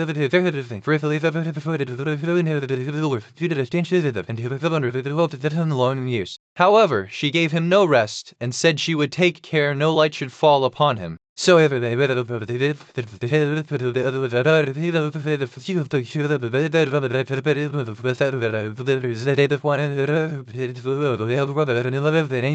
this said, he flew out at the door, and poor Lily followed, and every now and then a white feather fell, and showed her the way she was to journey. Thus she went roving on through the wide world, and looked neither to the right hand nor to the left, nor took any rest, for 7 years. Then troubles should end, yet repose was still far off, for one day as she was travelling on she missed the white feather, and when she lifted up her eyes she could nowhere see the dove. "Now thou shinest everywhere, on the hill's top and the valley's depth, hast thou anywhere seen my white dove?" "No," said the sun, "I have not seen it, but I will give thee a casket, open it when thy hour of need comes." So she thanked the sun, and went on her way till eventide, and when the moon arose, she cried unto it, and said, "Thou shinest through the night, over field and grove, hast thou nowhere seen my white dove?" Then she thanked the moon, and went on till the night wind blew, and she raised up her voice, "My white dove." "No," said the night wind, "but I will ask 3 other winds, perhaps they have seen it." Then the east wind and the west wind came, and said they too had not seen it, but the more into a lion, for the 7 years are passed away, and there he is fighting with a dragon,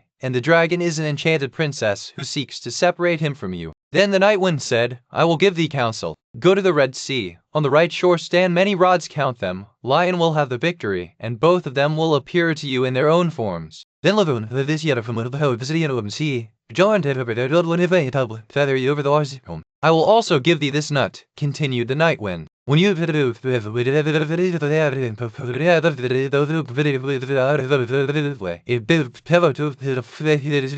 and she plucked the 11th rod, and smote the dragon, and the lion forthwith became a prince, and the dragon a princess again. But no sooner was the princess released from the spell, than she seized the prince by the arm, and sprang onto the griffin's back, and went off carrying the prince away with her. Thus the unhappy traveller was again forsaken and forlorn, but she took heart and said, "As far as the wind blows, and so long as the cock crows, I will journey on till I find him once again." She went on for a long, long way, till at length she came to the castle whither the princess had carried the prince, and there was a feast got ready, and she heard that the wedding was about to be held. "Heaven aid me now," said she, and she took the casket that the sun had given her, and found that within it lay a dress as dazzling as the sun itself. So she put it on, and went into the palace, and all the people gazed upon her, for gold and silver. Said she, "But for flesh and blood." The princess asked what she meant, and she said, "Let me speak with the bridegroom this night in his chamber, and I will give thee draught, that he might not hear or see her." When evening came, and the prince had fallen asleep, she was led into his chamber, and she sat herself down at his feet, and said,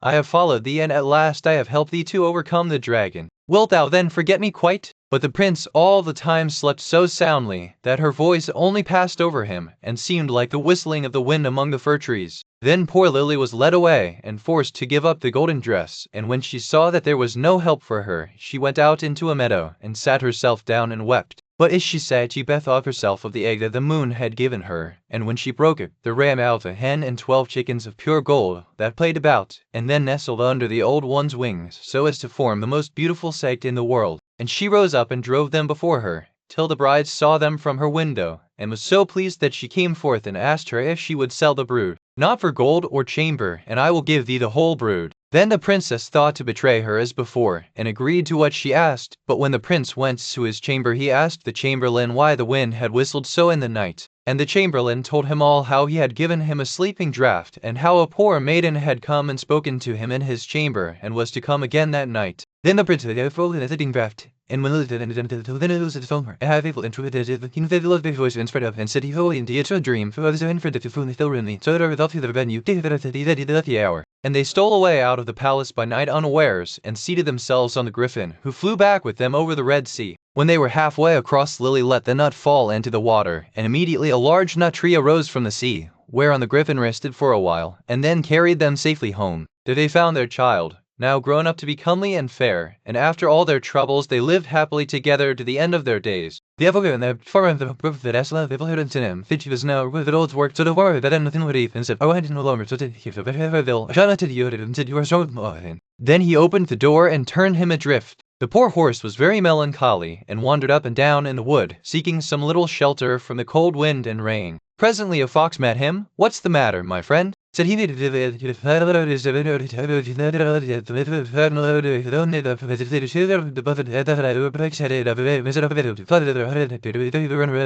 The horse did as he was told, and the fox went straight to the lion who lived in a cave close by and said to him, "A little way off lies a dead horse. Come with me and you may make an excellent meal of his carcass." Delighted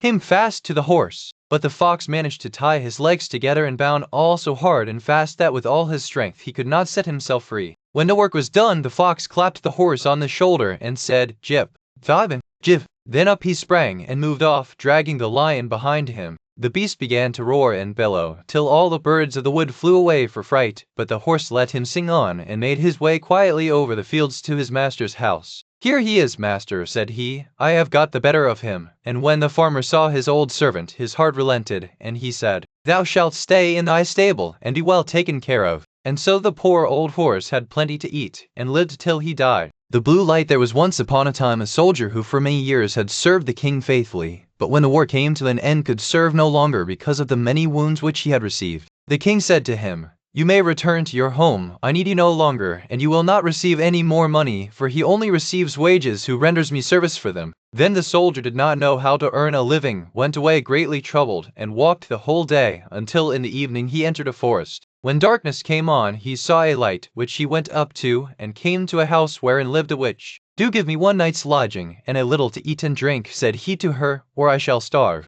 "Hello," she answered, "who gives anything to a runaway soldier?" Yet the soldier, "That you should dig all round my garden for me, tomorrow." The soldier consented, and next day labored with all his strength, but could not finish it by the evening. "I see in payment for which you must tomorrow chop me a load of wood, and chop it small." The soldier spent the whole day in doing it, and in the evening the witch proposed that he should stay one night more. "Tomorrow you shall only do me a very trifling piece of work. Behind my house there is an old dry well into which my light has fallen. It burns blue, and never goes out, and you shall bring it up again." Next day the old woman took him to the well, and let him down in a basket. He found the blue light, and made her a signal to draw him up again. She did draw him up, but when he came near the edge, she stretched down her hand, and wanted to take the blue light away from him. "No," said he, perceiving her evil intention, "I will not let him fall again into the well," and went away. The poor soldier fell without injury on the moist ground, and the blue light went on burning, but of what use was that to him? He saw very well that he could not escape death. He sat for a while very sorrowfully, then suddenly he felt in his pocket and found his tobacco pipe, which was still half full. "This shall be my last pleasure," thought he, pulled it out, lit it at the blue light, and began to smoke.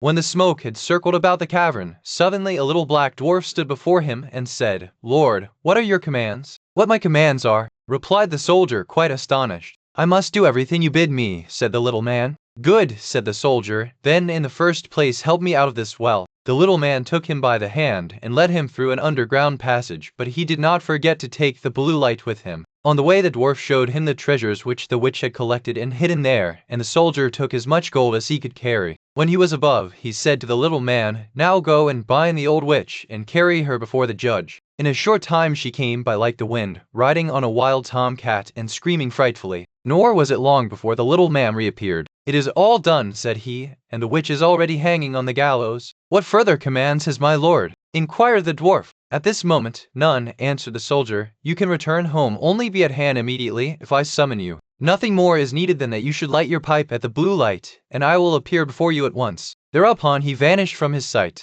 The soldier returned to the town from which he came. He went to the best inn, ordered himself handsome clothes, and then bade the landlord furnish him a room as handsome as possible. When it was ready and the soldier had taken possession of it, he summoned the little black man again and said, "I have served the king faithfully, but he has dismissed me and left me to hunger, and now I want to take my revenge." "What am I to do?" asked the little man. "Late at night, when the king's daughter is in bed, bring her here in her sleep. She shall do servant's work for me." The mannikin said, "That is an easy thing for me to do, but a very dangerous thing for you, for if it is discovered, you will fare ill." When 12 o'clock had struck, the door sprang open, and the mannikin carried in the princess. "Ah, are you there?" cried the soldier. "Get to your work at once. Fetch the broom and sweep the chamber." When she had done this, he ordered her to come to his chair, and then he stretched out his feet and said, "Pull off my boots," and then he threw them in her face, and made her pick them up again, and clean and brighten them. She, however, did everything he bade her, without opposition, silently and with half-shut eyes. When the first cock crowed, the mannequin carried her back to the royal palace and laid her in her bed. Next morning, when the princess arose, she went to her father and told him that she had had a very strange dream. "I was carried through the streets with a fit of lightning," said she, "and taken to a soldier's room, and I flew away like a servant to sweep his room, as if I really had done everything." "The dream may have been true," said the king. "I will give, and then if you are carried away again, they will fall out and leave a track in the streets." But unseen by the king, the mannequin was standing beside him when he said that, and heard all. At night, when the sleeping princess was again carried through the streets, some peas certainly did fall out of her pocket,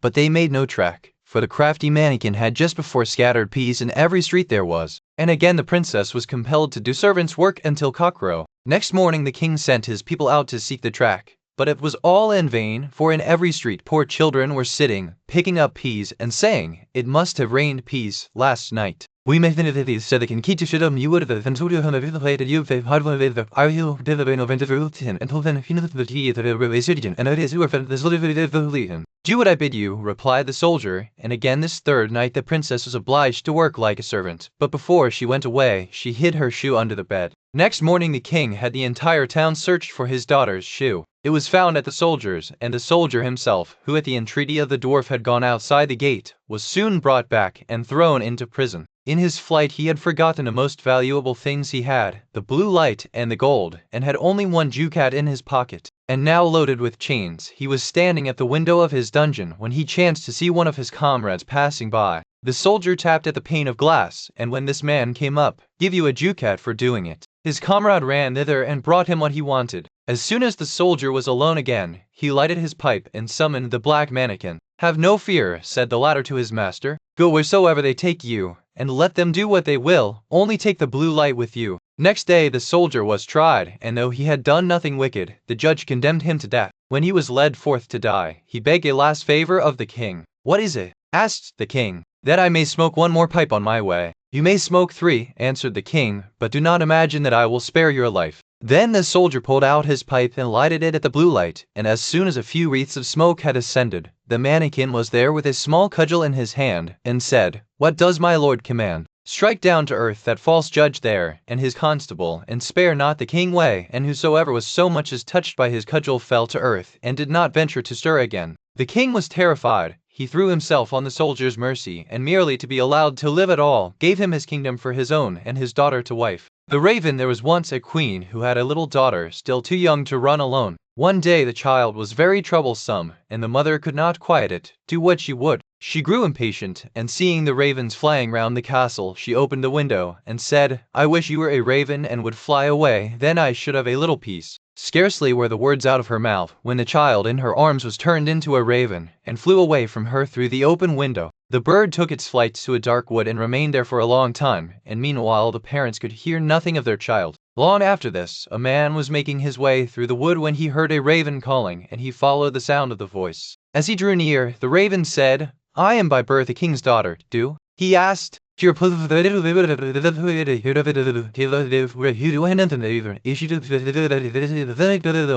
the garden behind the house is a large tan heap, and on that you must stand and watch for me. I shall dread first that you drove it for me, the second I avoided it, and the last I avoided it, but if you fail to heave it, I find you sleeping, I shall not be set free. The man promised to do all that she wished, but the raven said, "Alas, I know even now that you will take something from the woman and be unable to save me." The man assured her again that the old woman met him, and said, "Poor man, how tired you are. Come in and rest, and let me give you something to eat and drink." "No," answered the man, and was saying, "If you will not eat anything, at least you might take a draught of wine." One didn't cares for nothing, and at last he let himself to the and drank. As it drew toward the appointed hour, he went outside into the garden and mounted the tan heap to await the raven. Suddenly a feeling of fatigue came over him, and unable to resist it, eyes closed of their own accord, and he fell into such a deep sleep that all the noises in the world would not have awakened him. At 2 o'clock the raven came driving along, drawn by her 4 white horses, but even before she reached the spot, she said to herself, sighing, "I know he has fallen asleep." When she entered the garden, there she found him as she had feared, lying on the tan heap, fast asleep.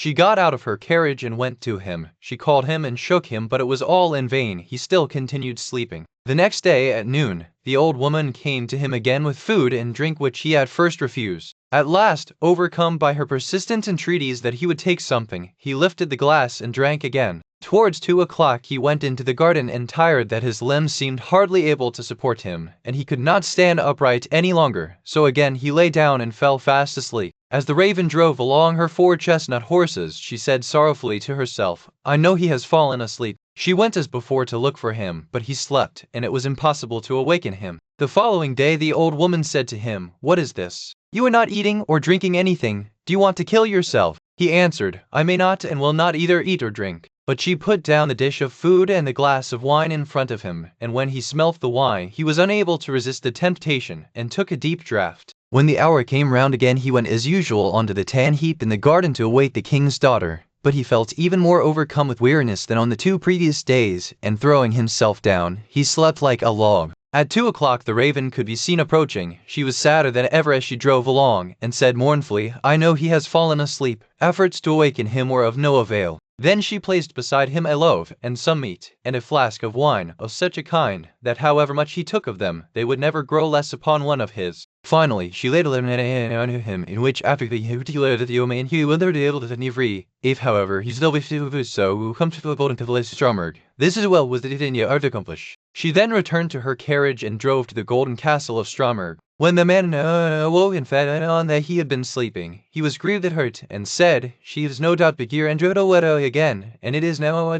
too late for me to say and knew from it all that had happened." He rose up without delay, eager to start on his way and to reach the castle of Stromberg, but he had no idea in which direction he ought to go. He traveled along to the earth and became at the dark horse through which he would already 18 days and still had not a way out. Once more the night came on, and worn out he lay down under a bush and fell asleep. Again the next day he pursued his way through the forest, and that evening, thinking to rest again, he lay down as before, but he heard such a howling and wailing that he found it impossible to sleep. He waited till it was darker and people had begun to light up their houses, and then seeing a little glimmer ahead of him, he went towards it. He found that the light came from a house which looked smaller than it really was from the contrast of its height with that of an immense giant who stood in front of it. He thought to himself, "If the giant sees me going in, my life will not be worth much." However, after a while he summoned up courage and went forward. When the giant saw him, he called out, "It is lucky for that you have come, for I have not had anything to eat for a long time. For I do not willingly give myself up to be eaten. If you are wanting food, I have enough to satisfy your hunger." "If that is so," replied the giant, "I will leave you in peace. I only thought of eating you because I had nothing else." So they went indoors together and sat down, and the man brought out the bread, meat, and wine, which although he had eaten and drunk of them, content. When he had finished his supper, the man asked him if he could direct him to the castle of Stromberg. The giant said, "I will look on my map. On it are marked all the towns, villages, and houses." So he fetched his map and looked for the castle, but could not find it. "Never mind," he said, "I have larger maps upstairs in the cupboard. We will look on those." But they searched in vain, for the castle was not marked even on these. The man now thought he should like to continue his journey, but the giant begged him to remain for a day or two longer. They asked him about the castle of Stromberg, and he told them he would look on his own maps as soon as he had eaten and appeased his hunger. Accordingly, when he had finished his supper, they all went up together to his room and looked through his maps, but the castle was not to be found. Then he fetched other older maps, and they went on looking for the castle until at last they found it, but it was many thousand miles away. "How shall I be able to get there?" asked the man. "I have 2 hours to spare," said the giant, "and I will carry you into the neighborhood of the castle. I must then return to look after the child who is in our care." The giant, thereupon, carried the man to within about 100 leagues of the castle, where he left him, saying, "You will be able to walk the remainder of the way yourself." The man journeyed on day and night till he reached the golden castle of Stromberg. He found it situated, however, on a glass mountain, and looking up from the foot he saw the enchanted maiden drive round her castle and then go inside. He was overjoyed to see her, and longed to get to the top of the mountain, but the sides were so slippery that every time he attempted to climb he fell back again. When he saw that it was impossible to reach her, he was greatly grieved, and said to himself, "I will remain here and wait for her." So he listened to the hub, and there he sat and wished for a whole year, and every day he saw the king's daughter driving round her castle, but still was unable to get nearer to her. Looking out from his hut one day he saw 3 robbers fighting, and he called out to them, "God be with you." They stopped when they which now became more furious. "God be with you," he cried again, and again they paused and looked about, but seeing no one went back to their fighting. A third time he called out, "God with you," and then thinking he should like to know the part of dispute between the three men, he went out to ask them why they were fighting so angrily with one another. One of them said that he had found a stick, and that he had but to strike it against any door through which he wished to pass, and it immediately flew open. Another told him that he had found a cloak which rendered its wearer invisible, and the third had caught a horse which would carry its rider over any obstacle, and even up the glass mountain. They had been unable to decide whether they would keep together and have the things in common, or whether they would separate. I must first, however, prove whether all you have told me about your three things is true.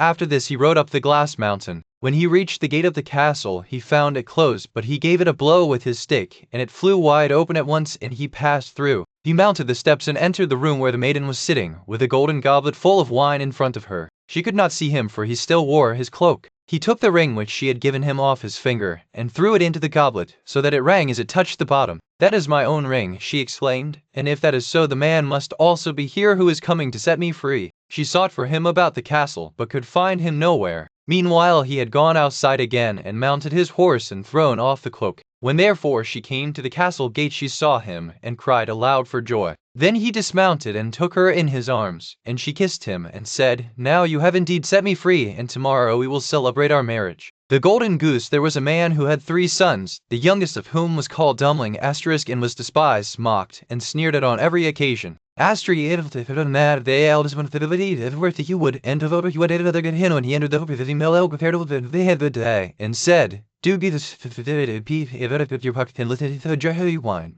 I am so hungry and thirsty." But the clever son answered, "If I give you my cake and wine, I shall have none for myself. Be off with you." And he left the little man standing and went on. But when he began to hew down a tree, it was not long before he made a false stroke, and the axe cut him in the arm, so that he had to go home and have it bound up. And this was the little gray man's doing. After this the second son went into the forest, and his mother gave him, like the eldest, a cake and a bottle of wine. The little old gray man met him likewise, and asked him for a piece of cake and a drink of wine. But the second son, too, said sensibly enough, "What I give you will be taken away from myself. Be off." And he left the little man standing and went on. His punishment, however, was not delayed. When he had made a few blows at the tree, he struck himself in the leg, so that he had to be carried home. Hurt themselves with it. Leave it alone, you do not understand anything about it. But Dumpling mother gave him a cake made with water and baked in the cinders, and with it a bottle of sour beer. When he came to the forest, the little old gray man met him likewise, and greeting him, said, "Give me a piece of your cake and a drink out of your bottle. I am so hungry and thirsty."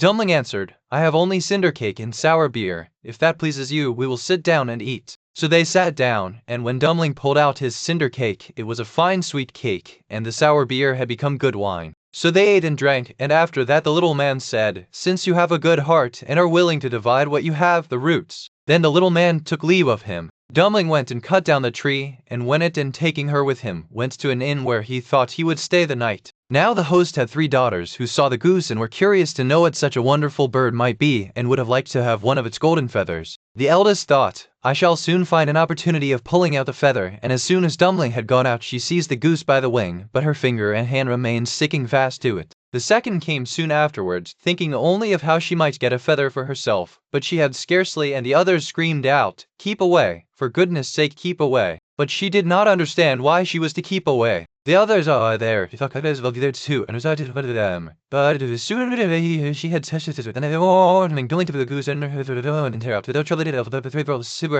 to it. They were obliged to run after him continually, now left, now right, wherever his legs took him. In the middle of the fields the parson met them, and when he saw the procession he said, "For shame, you good-for-nothing girls, why are you running across the fields after this young man? Is that seemly?" At the same time he seized the youngest by the hand in order to pull her away, but as soon as he touched her he likewise stuck fast, and was himself obliged to run behind. Before long the sexton came by and saw his master, the parson, running behind 3 girls. He was astonished at this and called out, "Hi, your reverence, whither away so quickly? Do not forget that we have whilst the 5 were trotting thus one behind the other, 2 laborers came with their hoes from the fields." The parson called out so of them and begged that they would set him and the sexton free. But they had scarcely touched the sexton when they were held fast, and now there were 7 of them running behind Dumpling and the goose. Soon afterwards he came to a city, where a king ruled who had a daughter who was so serious that no one could make her laugh. So he had put forth a decree that whosoever should be able to make her laugh should marry her. When Dumpling heard this, 7 people running on and on, one behind the other, she began to laugh quite loudly and as if she would never stop. Thereupon Dumpling asked to have her for his wife. But the king did not like the son-in-law and made all manner of excuses and said he must first produce a man who could drink a cellar full of wine.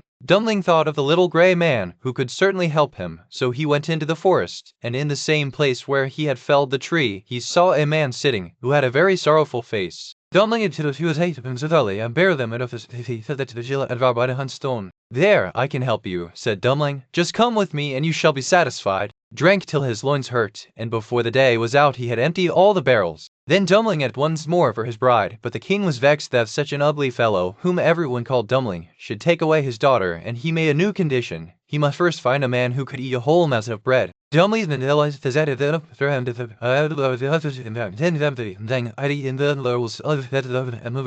my stomach remains empty, and I must tie myself up if I am not to die of hunger. At this Dumpling was glad, and said, Get up and come with me, you shall eat yourself full. He led him to the king's palace where all the flour in the whole kingdom was collected, and from it he caused a huge mountain of bread to be baked. The man from the forest stood before it, began to eat, and by the end of one day the whole mountain had vanished. Then Dumpling for the 3rd time asked for his bride. Soon as you come sailing back in it, said he, you shall have my daughter for wife. Dumpling went straight into the forest, and there sat the little grey man to whom he had given his cake. When he heard what he said, then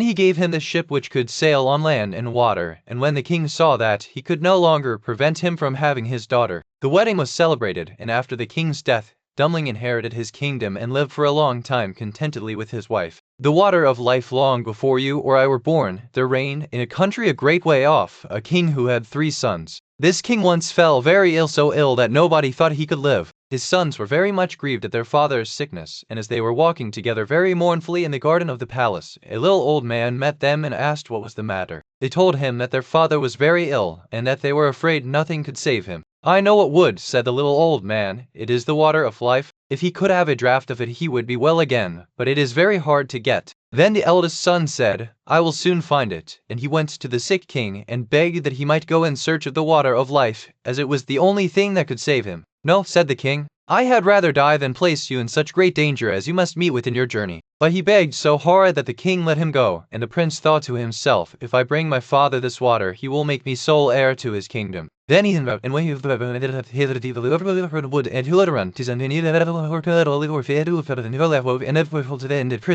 ass. What is that to thee, you ugly imp? Said the prince haughtily, and rode on. But the doors and half a baby, and let it the little Evan, so it that made narrower, and was sitting forward. And when he there that he came, he heard the and as they closed to him, the he next tried to get off his horse and make his way on foot. But again the laugh rang in his ears, and he found himself unable to move a step, and thus he was forced to abide spellbound. Meantime the old king was lingering on in daily hope of his son's return, till at last the 2nd son said, Father, I will go in search of the water of life. For he thought to himself, at first very unwilling to let him go, but at last yielded to his wish. So he set out and followed the same road which his brother had done, and met with the same elf fast. Mind your own affairs, busybody, said the prince scornfully, and rode on. But the dwarf put the same spell upon him as he put on his elder brother, and he, too, was at last obliged to take up his abode in the heart of the mountains. Thus it is with proud silly people. When the 2nd prince had thus been gone a long time,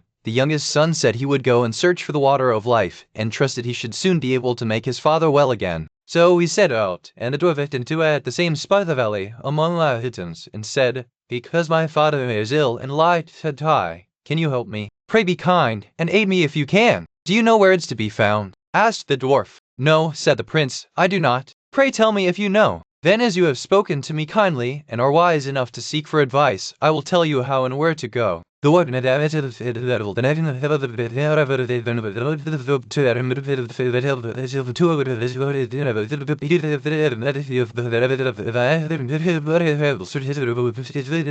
Then the prince thanked his little friend with a scarlet cloak for his friendly aid, and took the wand and the bread, and went traveling on and on, over sea and over land, till he came to the third stroke of the wand, and when the lions were quieted he went on through the castle and came at length to a beautiful hall. Around it he saw several knights sitting in a trance. Then he pulled off their rings and put them on his own fingers. In another room he saw on a table a sword and a loaf of bread, which he also took. Further on he came to a room where a beautiful young lady sat upon a couch, and she welcomed him joyfully, and said if he would set her free from the spell that bound her, the kingdom should be his if he would come back in a year and marry her. Then she told him that the well that held the water of life was in the palace gardens, and bade him make haste and draw what he wanted before the clock struck 12. He walked on, and as he walked through beautiful gardens he came to a delightful shady spot in which stood a couch, and he thought to himself, as he felt tired, that he would rest himself for a while, and gaze on the lovely scenes around him. So he laid himself down, and sleep fell upon him unawares, so that he did not wake up till the clock was striking 11:45. Then he sprang from the couch dreadfully frightened, ran to the well, filled a cup that was standing by him full of water, and hastened to get away in time.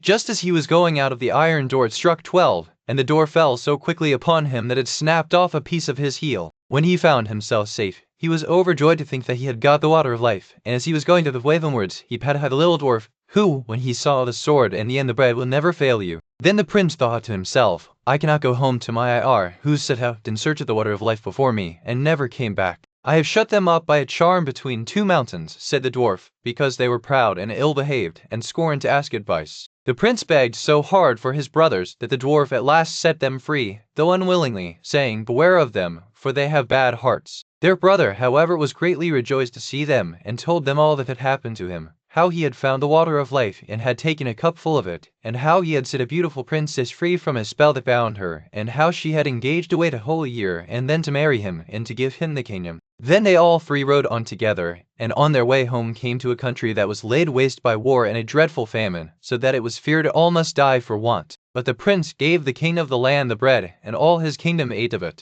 And he lent the king the wonderful sword, and he slew the enemy's army with it, and thus the kingdom was once more in peace and plenty. In the same manner he befriended 2 other countries through which they passed on their way. When they came into the tea, they during their void themselves, or fine, therefore for the kingdom so they were full of Indian revenge, ruin him. Then they waited till he was fast asleep, and poured the water of life out of the cup, and took it for themselves, giving him bitter sea water instead. When they came to their journey's end, the youngest son brought his cup to the sick king, that he might drink and be healed. Scarcely, however, had he tasted the bitter sea water when he became worse even than he was before. He wanted to poison their father, but that they had found the water of life, and had brought it with them. He no sooner began to drink of what they brought him, than he felt his sickness leave him, and was as strong and well as in his younger days. Then they went to their brother, and laughed at him, and said, well, brother, you found the water of life, did you? You have had the trouble eyes open? Next year one of us will take away your beautiful princess, if you do not take care.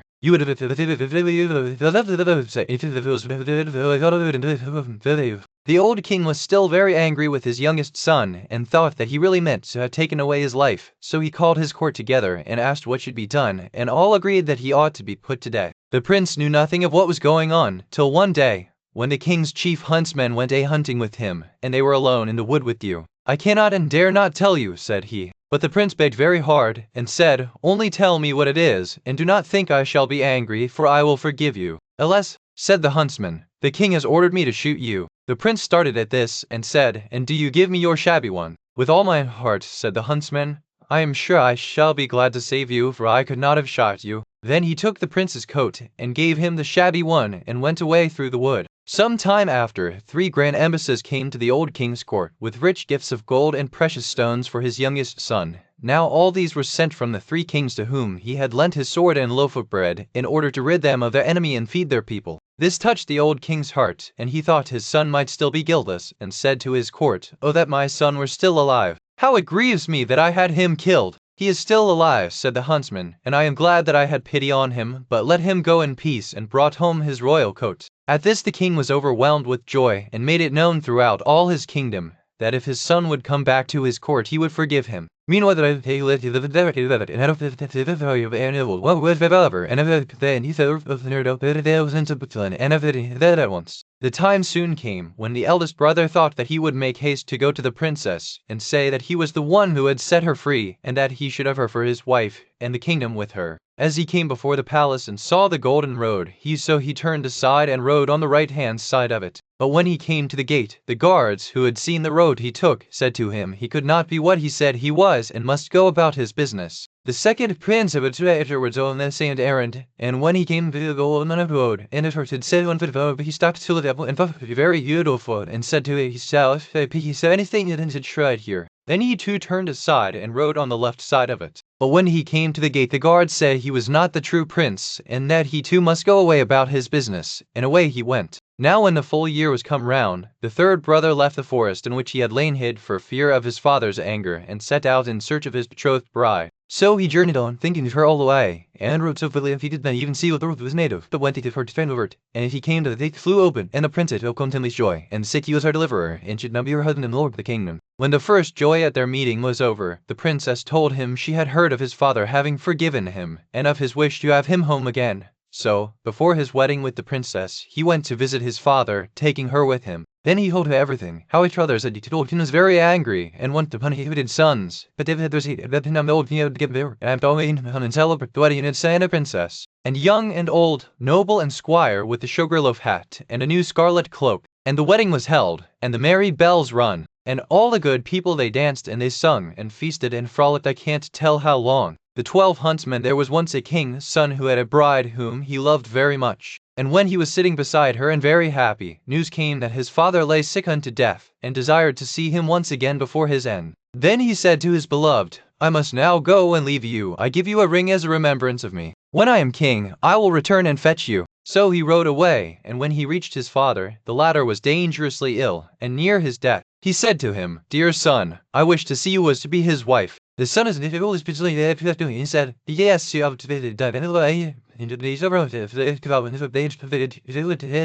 Then her father said to her, Dearest child, why are you so sad? You shall have whatsoever you will. She thought for a moment and said, Dear father, I wish for 11 girls exactly like myself in face, figure, and size. The father said, If it be possible, your desire shall be fulfilled, and he caused the search to be made in his whole kingdom, until 11 young maidens were found who exactly resembled his daughter in face, figure, and size. When they came to the king's daughter, she had 12 suits of huntsmen's clothes made, all alike, and the 11 maidens had to put on the huntsman's clothes, and she herself put on the 12th suit. Thereupon she took her leave of her father, and rode away with them, and rode to the court of her former betrothed, whom she loved so dearly. Then she asked if he required any huntsmen, and if he would take all of them into his service. The king looked at her and did not know her, but as they were such handsome fellows, he said, Yes, and that he would willingly take them, and now they were the king's 12 huntsmen. The king, however, had a lion which was a wondrous animal, for he knew all concealed and secret things. It came to pass that one evening he said to the king, You think you are mistaken, they are 12 girls. The king said, That cannot be true.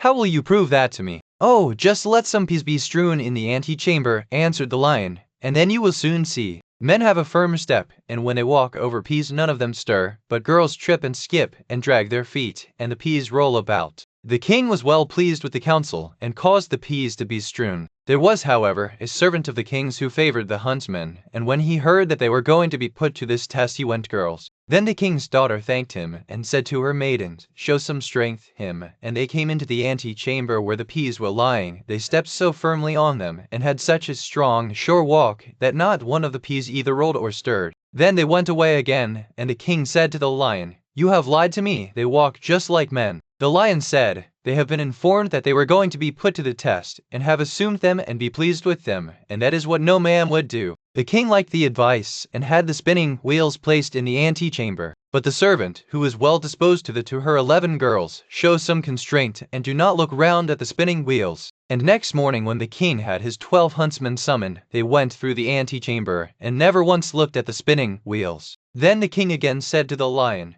You have deceived me. They are men, for they have not looked at the spinning wheels. The lion replied, They have restrained themselves. The king, however, would no longer believe the lion. The 12 huntsmen always followed the king to the chase, and his liking for them continually was approaching. When the true bride heard that, it hurt her so much that her heart was almost broken, and she fell fainting to the ground. The king thought something had happened to his dear huntsman, ran up to him, wanted to help him, and drew his glove off. Then he saw the ring which he had given to his first bride, and when he looked in her face he recognized her. Then his heart was so touched that he kissed her, and when she opened her eyes he said, "You are mine, and I am yours, and no one in the world can alter that." He sent a messenger to the other bride, and entreated her to return to her own kingdom, for he had a wife already, and someone who had just found an old key did not require a new one. Thereupon the wedding was celebrated, and the lion was again taken into favor, because, after all, he had told the truth. The king of the Golden Mountain there was once a merchant who had only one child, a son, that was very young, and barely able to run alone. He had 2 richly laden ships then making a voyage upon the seas, in which he had embarked all his wealth, in the hope of making great gains, when the news came that both were lost. Thus for the until very war that nothing's left of him but London or plough land, and there to over the evening to then his walk, and ease his mind let his trouble. One day, as he was roaming along in a brown study, thinking with no great comfort on what he had been and what he now was, and was like to be, all on a sudden there stood before him a little rough-looking black dwarf. "Prithee, friend, why so sorrowful?" said he to the merchant. "What is it you take so deeply to heart?" "If you would do me any good, I would willingly tell you," said the merchant. "Who knows but I may?" said the little man. "Tell me what ails you, and perhaps you will find I may be of some use." Then the merchant told him all the delphi with the sea, and have you nothing left of any here, 12 you hunts, whatever remains you prepare you going home, and I will give you that as you please. The merchant is the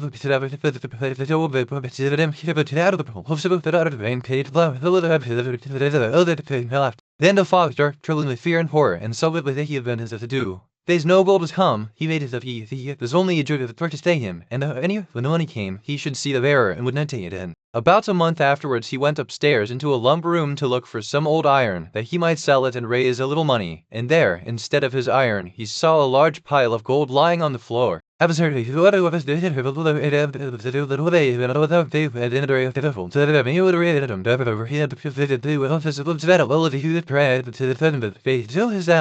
the time came, the father and son went out together to the place agreed upon, and the son drew a circle on the ground, and set himself and his father in the middle of it. The little black dwarf soon came, and walked round and round about jump over it. At last the boy said to him, "Have you anything to say to us, my friend, or what to do?" For this fairy knew what good luck was in store for him. "Have you brought me what you said you would?" said the dwarf to the merchant. The old man held his tongue, but Heinel said again, "What do you want here?" The dwarf said, "I come to talk with your father, not with you." "You have cheated and taken in my father," said the son. "Pray give him up his bond at once." "Fair and softly," said the little old man. "Right is right. I have paid my money, and your father has had it, and spent it. So be so good as to let me have what I paid it for." "You must have my consent to that first," said Heinel, "so please to step in here, and let us talk it over." The old man grinned, and showed his teeth, as if he should have been very glad to get into the circle if he could. Then at last, after a long talk, they came to terms. Heinel agreed that his father must give him up, told Heinel what fortune was in store for him if he followed his own course, and he did not choose to be given up to his humpbacked friend, who seemed so anxious for his company. So, to make a sort of drawn battle of the matter, it was settled that Heinel should be put into an open boat that lay on the seashore hard by, that the father should push off with his own hand, and that he should thus be set adrift, and left it at that, or good luck of wind and weather. Then he took leave of his father, and set himself in the boat, but before it got far off a wave struck it, and went home very sorrowful, while the dwarf went his way, thinking that at any rate he had had his revenge. The boat, however, did not sink, for the good fairy took care of her friend, and soon raised the boat up again,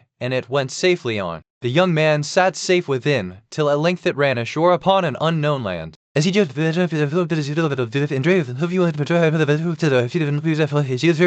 and 12 long years have I waited here for the fairy to bring you hither as she promised, for you alone can save me. This night 12 men will come, their faces will be black, and they will be dressed in chain armor. They will ask what you do here, but give no answer, and let them do what they will would pinch, prick, or torment you there all, only speak not a word, and at 12 o'clock they must go away. The second part will live, and the third part will be that she had the third and all came to pass as she had said. Heinel bore all, and spoke not a word, and the third night the princess came and fell on his neck and kissed him. Joy and gladness burst forth throughout the castle. The wedding was celebrated, and he was crowned king of the Golden Mountain. They lived together very happily, and the queen had a son. And thus 8 years had passed over their heads when the king thought of his father, and he began to long to see him once again. But the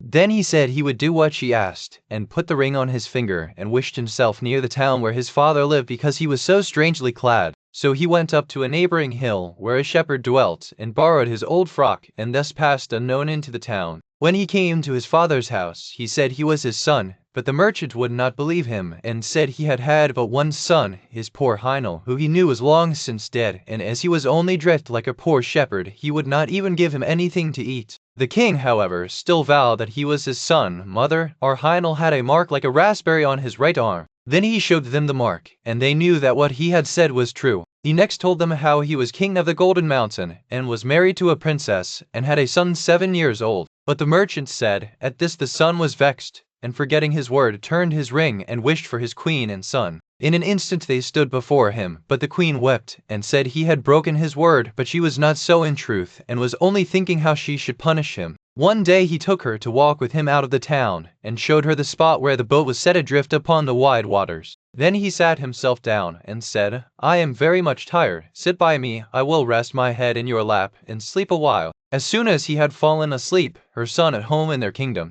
and when he awoke he found himself alone, and saw that the ring was gone from his finger. I can never recollect all about his key. It was as 80s I traveled to the Hinterville with free chase with to hot goods, and sit up they found up the dead fell no habits, he shall bet to the between us. Now there was a sword that cut off an enemy's head whenever the wearer gave the words heads off. A cloak that made the owner invisible, he wished. Heinel said they must first let him try these wonderful things, then he might know how to set a value upon them. Then they gave him the cloak, and he wished himself a fly, and in a moment he was a fly. The cloak is very well, said he, now give me the sword. No, said they, not unless you undertake not to say heads off, for if you do we are all dead men. So they gave it him, charging him to try it on a tree. He next asked for the boots also, he was at once. So the giants were left behind with no goods to share or quarrel about. As Heinel came near his castle he heard the sound of merry music, and the people around told him that his queen was about to marry another husband. Then he threw his cloak around him, and passed through the castle hall, and placed himself by the side of the queen where no one saw him. But when anything to eat was put upon her plate, he took it away and ate himself, and when a glass of wine was handed to her, he took it and drank it. And thus, though they kept on giving her meat and drink, her plate and cup were always empty.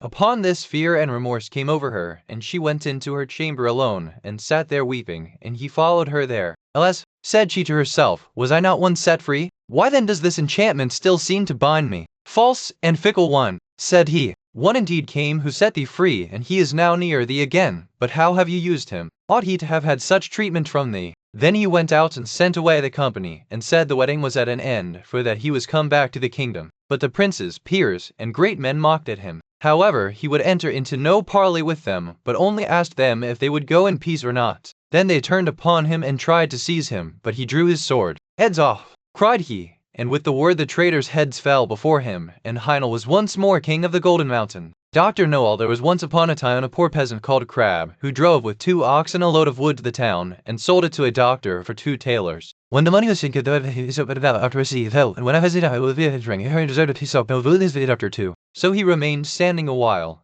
and at length inquired if he too could not be a doctor. Oh yes, said the doctor, that is soon managed. What must I do? Asked the peasant. The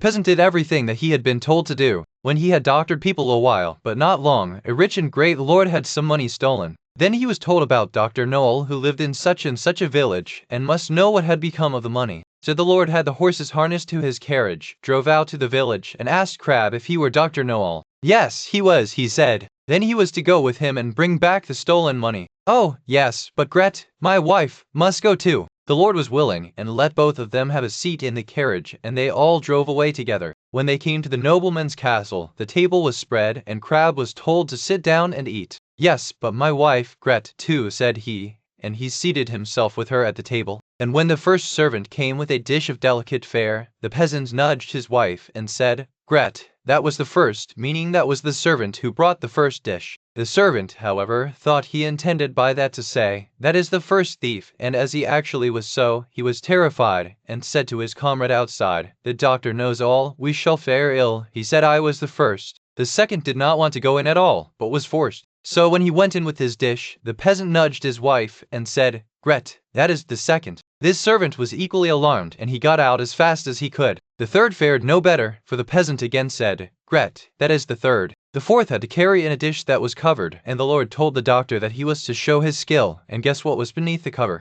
Actually, there were crabs! The doctor looked at the dish, had no idea what to say, and cried, "Ah, poor crab." When the Lord heard that, he cried, "There, he knows it. He must also know who has the money." On this the servants looked terribly uneasy, and made a sign to the doctor that they wished him to step outside for a moment. When therefore he went out, all four of them confessed to him that they had stolen the money, and said that they would, for if he did they would be hanged. They led him to the spot where the money was concealed. With this the doctor was satisfied, and returned to the hall, sat down to the table, and said, "My lord, now will I search in my book where the gold is hidden." The fifth servant, however, his ABC book, turned the pages backwards and forwards, and looked for the cock. As he could not find it immediately, he said, "I know you are there, so you had better come out." Then a fellow in the stove thought that the doctor meant him, and full of terror, sprang out, crying, "That man knows everything." Then Dr. Knoll showed the Lord where the money was, but did not say who had stolen it, and received from both sides much money in reward, and became a renowned man.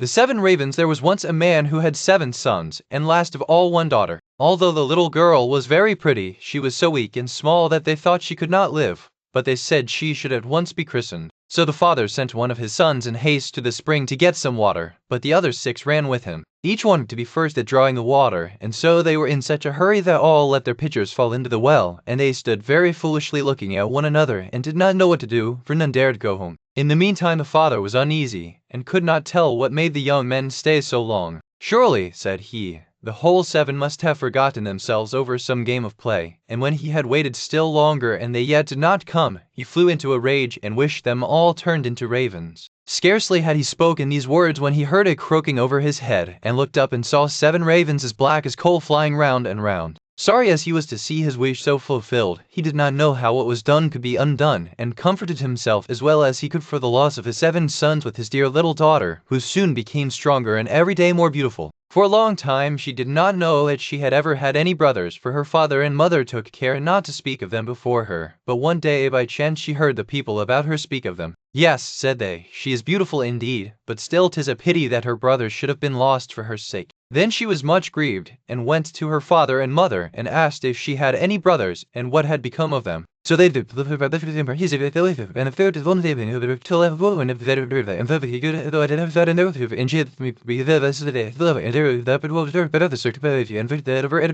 She took nothing with her but a little ring which her father and mother had given her, a loaf of bread in case she should be hungry, a little pitcher of water in case she should be thirsty, and a little stool to rest upon when she should be weary. Thus she went on and journeyed that she came in Gold's End. Then she came to noise and to the sunlight and to it fiery. So she ran away to the moon of Italy and said, "I don't know, fled this way." So she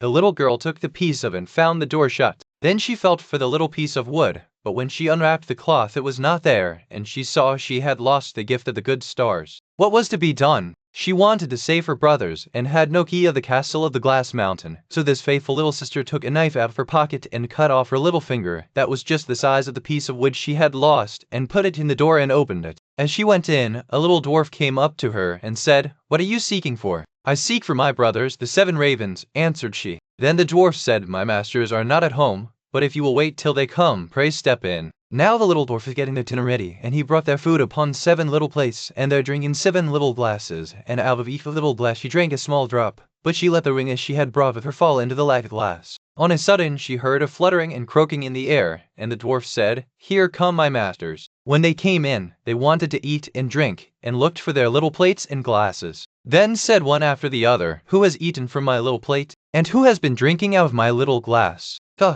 Well, I ween mortal lips have this way been." When the 7th came to the bottom of his glass, and found there the ring, he looked at it, and knew that it was his father's and mother's, and said, "Oh, that our little sister would but come, Then we should be free." When the little girl heard this, she stood behind the door all the time and listened. She ran forward, and in an instant all the ravens took their right form again, and all hugged and kissed each other and went merrily home. The wedding of Mrs. Fox. First story. There was once upon a time an old fox with 9 tails, who believed that his wife was not faithful to him and wished to put her to the test. He stretched himself out under the bench, did not move a limb, and behaved as if he were stone dead. Mrs. Fox went up to her room, shut herself in, and her maid, Miss Cat, sat by the fire and did the cooking. When it became known that the old fox was dead, suitors presented themselves. The maid heard someone standing at the house door, knocking. She went and opened it, and it was a young fox, who said, "What may you be about, Miss Cat? Do you sleep or do you wake?" She answered, "I am not sleeping, I am waking. Would you know what I am making?"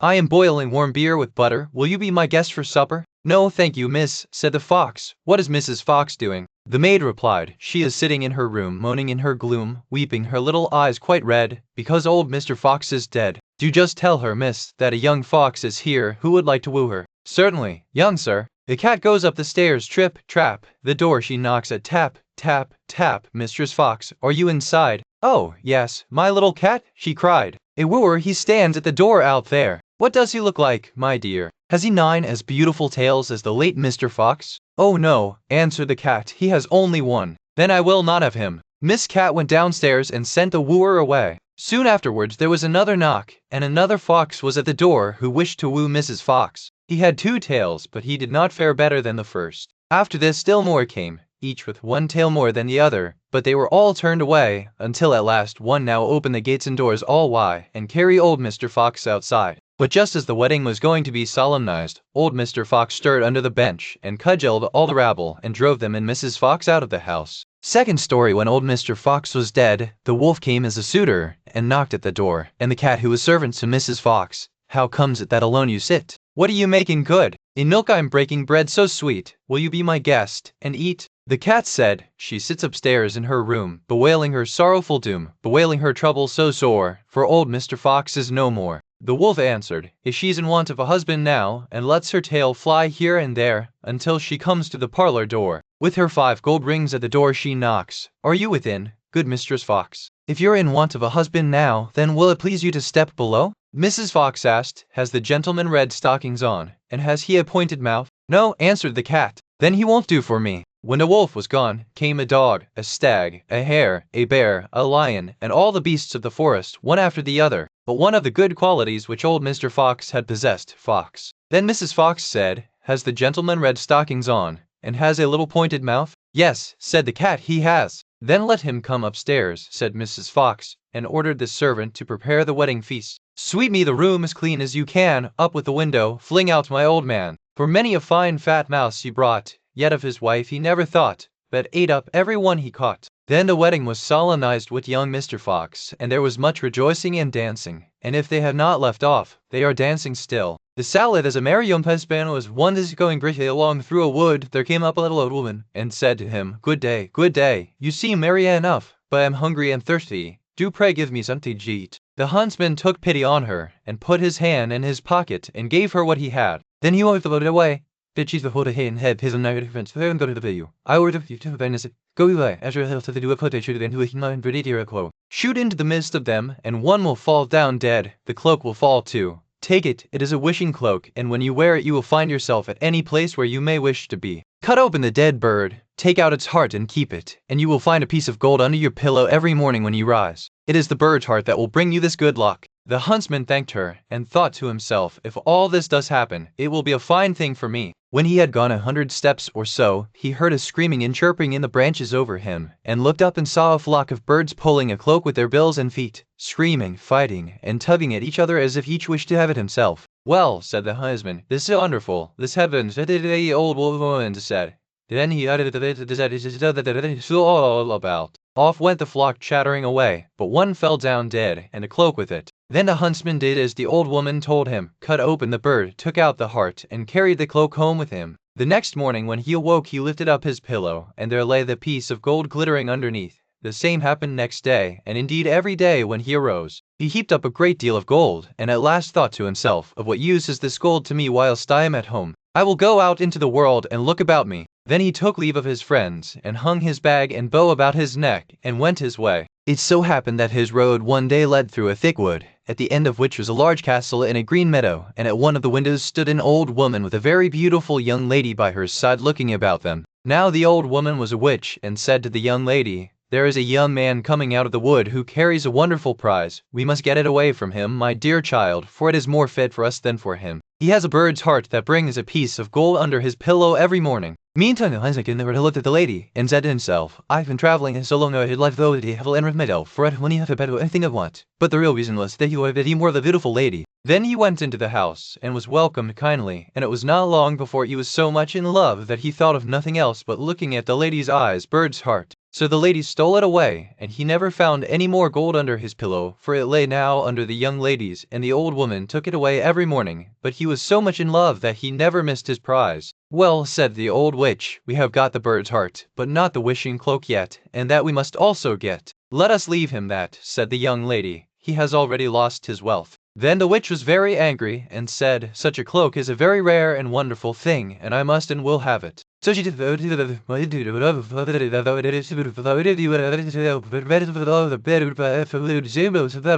only the birds with all my heart. So he drew her under his cloak, and the moment he wished to be on the granite mountain they were both there. The diamonds glittered so on all sides that they were, and he said to the young lady, "Let us sit down and rest ourselves a little. I am so tired that I cannot stand any longer." So they sat down, and he laid his head in her lap and fell asleep, and whilst he was sleeping on she took the cloak from his shoulders, hung it on her own, picked up the diamonds, and wished herself home again. When he awoke and found that his lady had tricked him, and left him alone on the wild rock, he said, "Alas, what roguery there is in the world!" And there he sat in great grief and fear, not knowing what to do. Now this rock belonged to fierce giants who lived upon it, and as he saw 3 of them striding about, he thought to himself, "I can only save myself by feigning to be asleep." So he laid himself down as if he were in a sound sleep. When the giants came up to him, the first pushed him with his foot, and said, "What worm is this that lies here curled up? Tread upon him and kill him," said the second. "It's not worth the trouble," said the third. "Let him live, he'll go climbing higher up the mountain, and some cloud will come rolling and carry him away."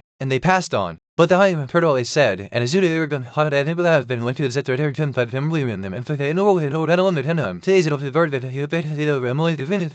Then he looked around him, and said, "I wish I had something to eat, if not I shall be worse off than before. For here I see neither apples nor pears, it will refresh and strengthen me." So he picked out a fine head and ate of it, but scarcely had he swallowed 2 bites when he felt himself quite changed, and saw with horror that he was turned into an ass. However, he still felt very hungry, and the salad tasted very nice, so he ate until he came to another kind of salad, and scarcely had he tasted it when he felt another change come over him, and soon saw that he was lucky enough to have found his old shape again. Then he laid himself down and slept off a little of his weariness, and when he awoke the next morning he broke off a head both of the good and the bad salad, and thought to himself, "This will help me to my fortune again, and enable me to pay off some folks for their treachery." So he went away to try and find the castle of his friend, and after wandering about a few days he luckily found it. Then he stained his face all over brown, so that even his mother would that I can go no farther. "Countryman," said the witch, "who are you, and what is your business?" "I am," said he, "a messenger sent by the king to find the finest salad that grows under the sun. I have been lucky enough to find it,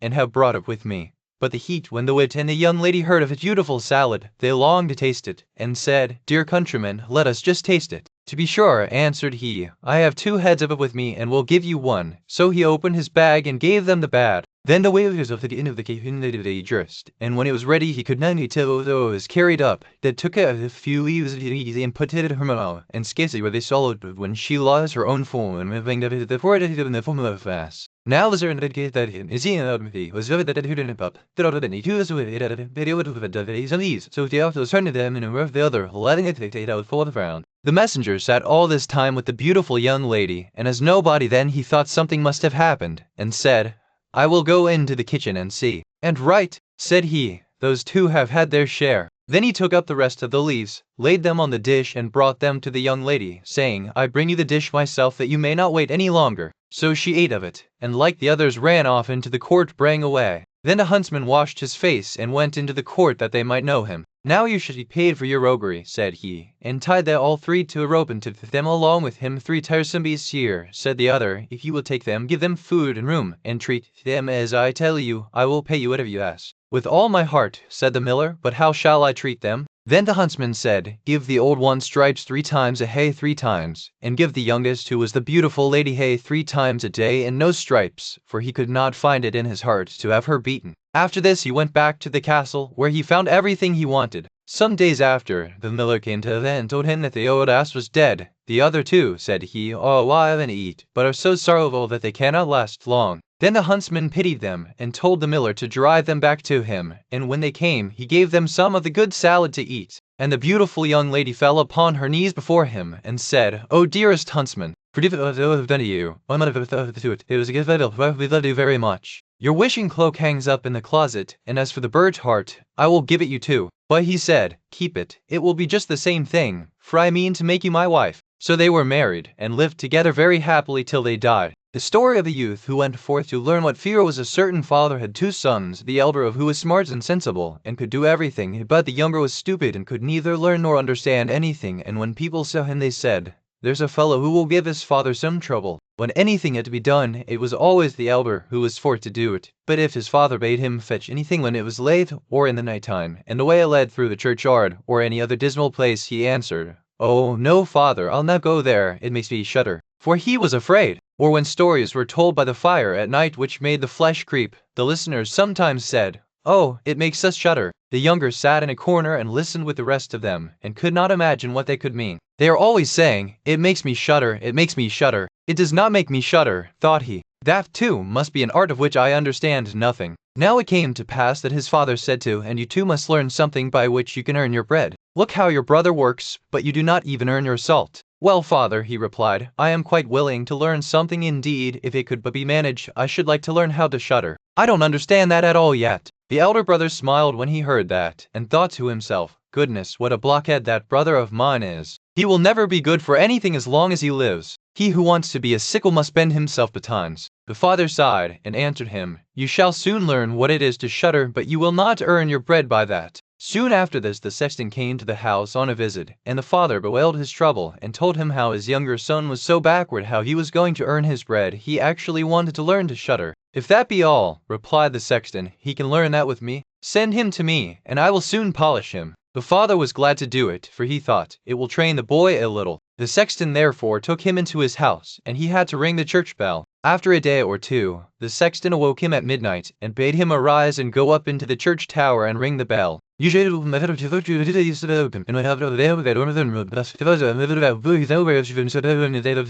is there?" cried he, but the figure made no reply, and did not move or stir. "Give an answer," cried the boy, "or take yourself off. You have no business here at night." The sexton, however, remained standing motionless. "Here, speak if you are an honest fellow, or I will throw you down the steps." The sexton thought, "He can't mean to be as bad as his words," uttered no sound, and stood as if he were made of stone. Then the boy called to him for the 3rd time, and as that was also to no purpose, he ran against him and pushed the ghost down the stairs, so that it fell down the 10 steps and remained lying there in a corner. Thereupon he rang the bell, went home, and without saying a word went to bed and fell asleep. The sexton's wife waited a long time for her husband, but he did not come back. "Climbed up the tower before you did?" "No, I don't know," replied the boy, "but someone was standing by the sounding hole on the other side of the steps, and as he would neither give answer nor go away, I took him for a scoundrel and threw him downstairs." "Just go there, and you will see if it was he. I should be sorry if it were." The woman ran away and found her husband, who was lying moaning in the corner and had broken his leg.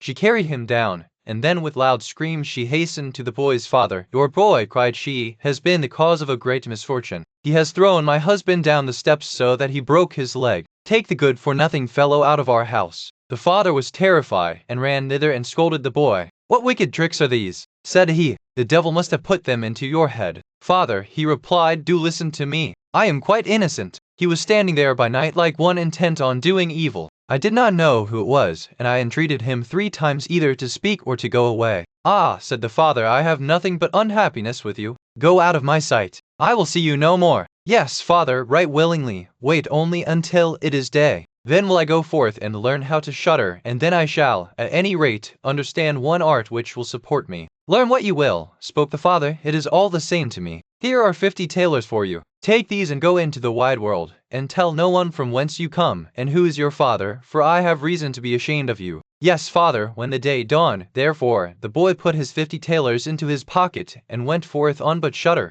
Then a man approached who heard this conversation which the youth was holding with himself, and when they had walked a little farther to where they could see the gallows, the man said to him, "Look, there is the tree where 7 men have married the rope-maker's daughter and are now learning how to fly. Sit down beneath it, and wait till night comes, and you will soon learn how to shudder." "If that is all that is wanted," answered the youth, "it is easily done. But if I learn how to shudder as fast as that, you shall have my 50 thalers. Just come back to me early in the morning." Then the youth went to the gallows, sat down beneath it, and waited till evening came. And as he was cold, he lighted himself a fire, but at midnight the wind blew so sharply that in spite of his fire, he could not get warm. And as the wind knocked the hangmen against each other and they moved backwards and forwards, he thought to himself, "If you shiver below by the fire, how those up above must freeze and suffer." And as he felt pity for them, he raised the ladder and climbed up, unbound one of them after the other themselves. But they sat there and did not stir, and the fire caught their clothes. So he said, "Take care, or I will hang you up again." The dead man, however, did not hear, but were quite silent. "I cannot help you, I will not be burnt with you," and he hung them up again each in his turn.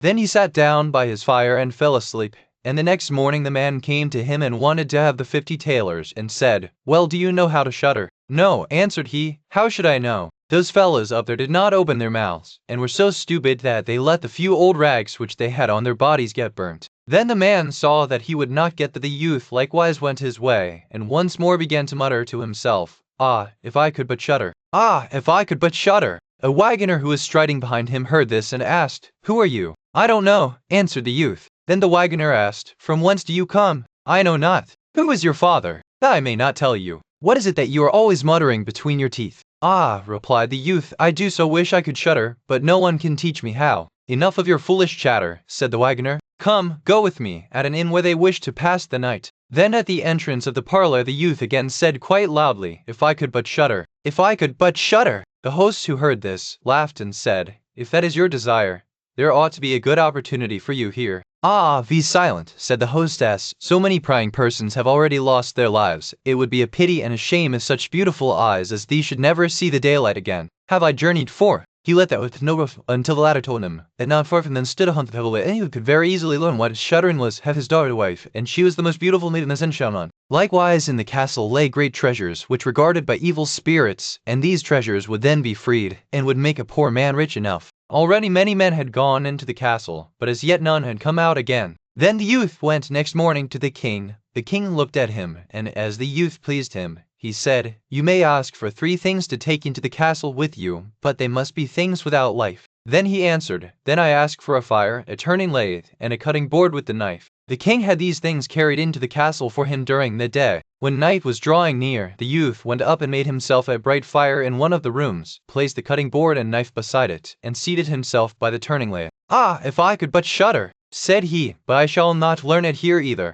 Towards midnight he was about to poke his fire, and as he was blowing it, something cried suddenly from one corner, "Oh my, how cold we are!" "You fools!" cried he, "what are you crying about? If you are cold, come and take a seat by the fire and warm yourselves." And when he had said that, 2 great black cats came with one tremendous leap and sat down on each side of him, and looked savagely at him with their fiery eyes. After a short time, when they had warmed themselves, they said, "Comrade, shall we have a game of cards?" "Why not?" he replied, "but just show me your paws." Then they stretched out their claws. "Oh," said he, "what long nails you have! Wait, I must first cut their feet fast." "I have looked at your fingers," said he, "and my fancy for card playing has gone," and he struck them dead and threw them out into the water. But when he had made away with the doors had been attained, and the door had given to the could no longer move, and they audibly, and bat and fire, put to pieces, and tried to put out. He watched them for a while quietly, but at last when they were going too far, he seized the others he killed, and threw out into the fish pond. When he came back he fanned the embers, and he felt a desire to sleep.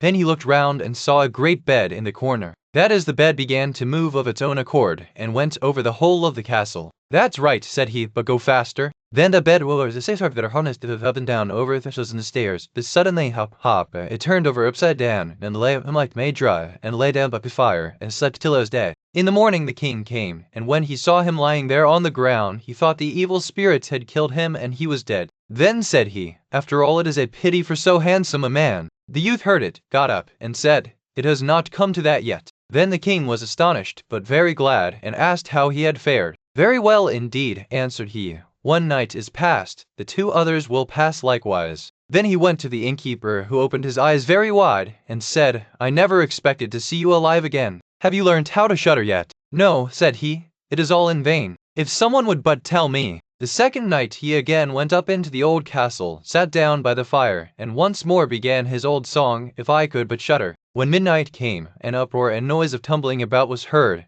At first it was low, half a man came down the chimney and fell before him. Hullo, cried he, another half belongs to this. This is not enough. Then the uproar began again, there was a roaring and howling, and the other half fell down likewise. Wait, said he, I will just stoke up the fire a little for you. When he had done that and looked round again, the two pieces were joined together, and a hideous man was sitting in his place. That is no part of our bargain, said the youth, the bench is mine. The man wanted to push him away. The youth, however, would not allow that, but thrust him off with all his strength and seated himself again in his own place. Then still more men fell down, one after the other. They brought 9 dead men's legs and 2 skulls, and set them up and played at 9 pins with them. The youth also wanted to play and said, Listen you, can I join you? Yes, if you have any money. Money enough, replied he, but your balls are not quite round. Then he took the skulls and put them in the lathe and turned them till they were round. There, now they will roll better, said he. Now we'll have fun. He played with them and lost some of his money, but when it struck 12, everything vanished from his sight. He lay down and quietly fell asleep.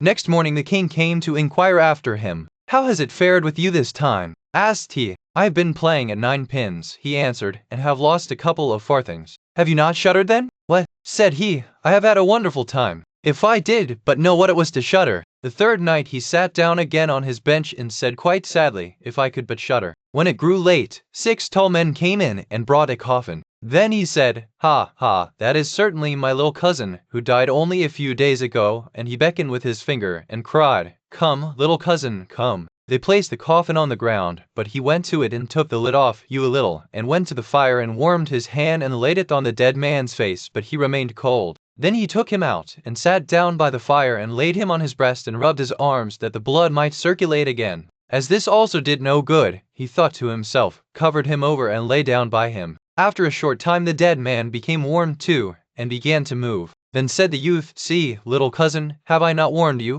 The dead man, however, got up and cried, Now will I strangle you. What? Said he, is that the way you thank me? You shall at once go into your coffin again. And he took him up, threw him into it, and shut the I shall never learn it here as long as I live. Then a man entered who was taller than all others, and looked terrible. He was old, however, and had a long white beard. You wretch, cried he, you shall soon learn what it is to shudder, for you shall die. Not so fast, replied the youth. If I am to die, I shall have to have a say in it. I will soon seize you, said the fiend. Softly, softly, do not talk so big. I am as strong as you are, and perhaps even stronger. We shall see, said the old man. If you are stronger, I will let you go. Come, we will try. Then he led him by dark. Do better than that, said the youth, and went to the other anvil. The old man placed himself near and wanted to look on, and his white beard hung down. Then the youth seized the axe. Split, now it is your turn to die. Then he seized an iron bar and beat the old man till he moaned and entreated him to stop, when he would give him great riches. The youth drew out the axe and let gold. Of these, said he, one part is for the poor, the other for the king, the third yours. In the meantime it struck 12, and the spirit disappeared, so that the youth stood in darkness. I shall still be able to find my way out, said he, and felt about, found the way into the room, and slept there by his fire. Next morning the king came and said, Now you must have learnt what shuddering is. No, he answered, what can it be? My dead cousin was here, and a bearded man came and showed me a great deal of money down below, but no one told me what it was to shudder. Then said the king, You have saved the castle, and shall marry my daughter. That is all very well, said he, celebrated. But howsoever much the young king loved his wife, and however happy he was, he still said always, If I could but shudder, if I could but shudder. And this at last angered her. Her waiting maid said, I will find a cure for him. He shall soon learn what it is to shudder. She went out to the stream which flowed through the garden, and had a whole bucket full of gudgeons brought to her. At night, when the young king was sleeping, his wife was to draw the clothes off him and empty the bucket full of cold water with the gudgeons it over him, so that the little fishes would sprawl about him. Then he woke up and cried, Oh, what makes me shudder so? What makes me shudder so, dear wife? Now I know what it is to shudder. King Grizzlybeard, a great king of a land far away in the east, had a daughter who was very beautiful, but so proud and haughty and conceited that none of the princes who came to ask her in marriage was good enough for her, and she only needed sport of them. Once upon a time the king held a great feast and asked thither all her suitors, and they all sat in a row ranged according to their rank, kings and princes and dukes and earls and counts and barons and knights. Then the princess came in, and as she passed by them she had something. Next was too tall, what a maple, said she. The next was too short, what a dumpling, said she. The fourth was too pale, and she called him Wallface. The fifth was too red, so she that had been laid to dry over a baker's oven. And thus she had some joke to crack upon every one, but she laughed more than all at a good king who was there. Look at him, said she, his beard is like an old mop, he shall be called Grizzlybeard. So the king got the nickname of Grizzlybeard. But the old king was very angry when he saw how his daughter behaved, and how she ill-treated be he prince or beggar that came to the door. 2 days after there came by a traveling fiddler, who began to play under the window and beg alms, and when the king heard him, he said, let him come in. So they brought in a dirty-looking fellow, and when he had sung before the king and the princess, he begged a boon. Then the king said, you have sung so well that I will give you my daughter for your wife. The princess begged and prayed, but the king said, I have sworn to give you to the first comer, and I will keep my word. So words and tears were the king said, now get ready to go, you must not stay here, you must travel on with your husband. Then the fiddler went his way, and took her with him, and they soon came to a great wood. Pray, said she, whose is this wood? It belongs to King Grizzlybeard, answered he. Hadst thou taken him, all had been thine. Unlucky wretch that I am, sighed she, would that I had married King Grizzlybeard. Next they came to some fine meadows. Whose are these beautiful green meadows? Said she. They belonged to King Grizzlybeard. Hadst thou taken him, they had all been thine. Unlucky wretch that I am, said she, would that I had married King Grizzlybeard. Grizzlybeard, hadst thou taken him, it had all been thine. Wretch that I am, sighed she, why did I not marry King Grizzlybeard? That is no business of mine, said the fiddler. Why should you wish for another husband? And not I good enough for you? At last they came to a small cottage. What a paltry place, said she, to whom does that little dirty hole belong? Then the fiddler said, that is your and my house, where we are to live. Where are your servants? Cried she. What do we want with servants? Said he. You must do for yourself whatever is to be done. Now make the fire, and put on water, and cook my supper, for I am very tired. But the princess knew nothing of making fires and cooking, and the fiddler was forced to help her. When they had eaten a very scanty meal they went to bed, but the fiddler called her up very early in the morning to clean the house. Thus they lived for 2 days, and when they had eaten up all there was in the cottage, the man said, Wife, we can't go on thus, spending money and earning nothing. You must learn to weave baskets. Then he went out and cut willows and brought them home, and she began to weave, but it made her fingers very sore. I see this work won't do, said he. Try and spin, perhaps you will do that, Ran. See now, said the fiddler, you are good for nothing, you can do no work. What a bargain I have got. However, I'll try and set up a trade in pots and pans, and you shall stand in the market and sell them. Alas, sighed she, if any of my father's court should pass by and see me standing in the market, how they will laugh at me. But her husband did not care for that, and said she must work if she did not wish to die of hunger. At first the trade went well, without thinking of taking away the goods. They lived and never had anywhere in his opinion that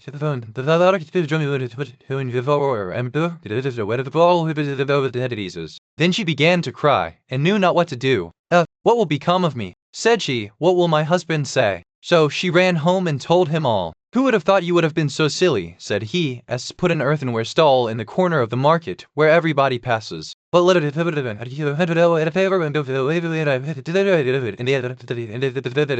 thus the princess became a kitchen maid, and helped the cook to do all the dirtiest work. She had not been there long before she heard that the king's eldest son was passing by, ready, and all the pomp and brightness of the court was there. Then she bitterly grieved for the pride and folly which had brought her so low. And the servants gave her some of the rich meats, which she put into her basket to take home. All on a sudden, as she was going out, and came the king's son in golden clothes, and when he saw a beautiful woman at the door, he took her by the hand, and said she should be his partner in the dance. But she trembled for fear, for she saw that it was King Grizzlybeard, who was making sport of her. However, he kept fast hold, and led her in, jeered at her, and she was so abashed, that she wished herself 1,000 feet deep in the earth. She sprang to the door to run away, but on the steps King Grizzlybeard overtook her, and brought her back and said, Fear me not. I am the fiddler who has lived with you in the hut. I brought you there because I really loved you. I am also the soldier that overset your stall. I have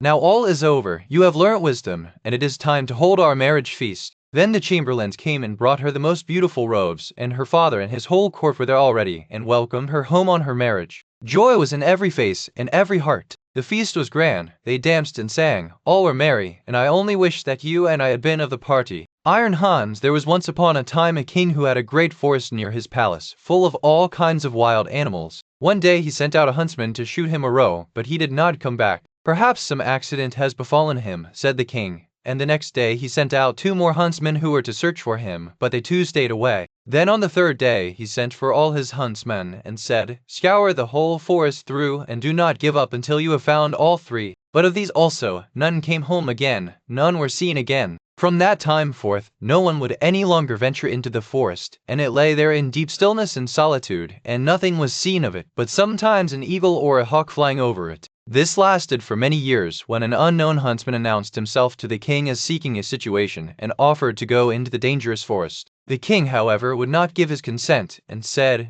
"It is not safe in there. I fear it would fare with you no better than with the others, and you would never come out again." The huntsman replied, "Lord, I will venture it at my own risk, of fear I know nothing." The huntsman therefore betook himself with his dog to the forest. It was when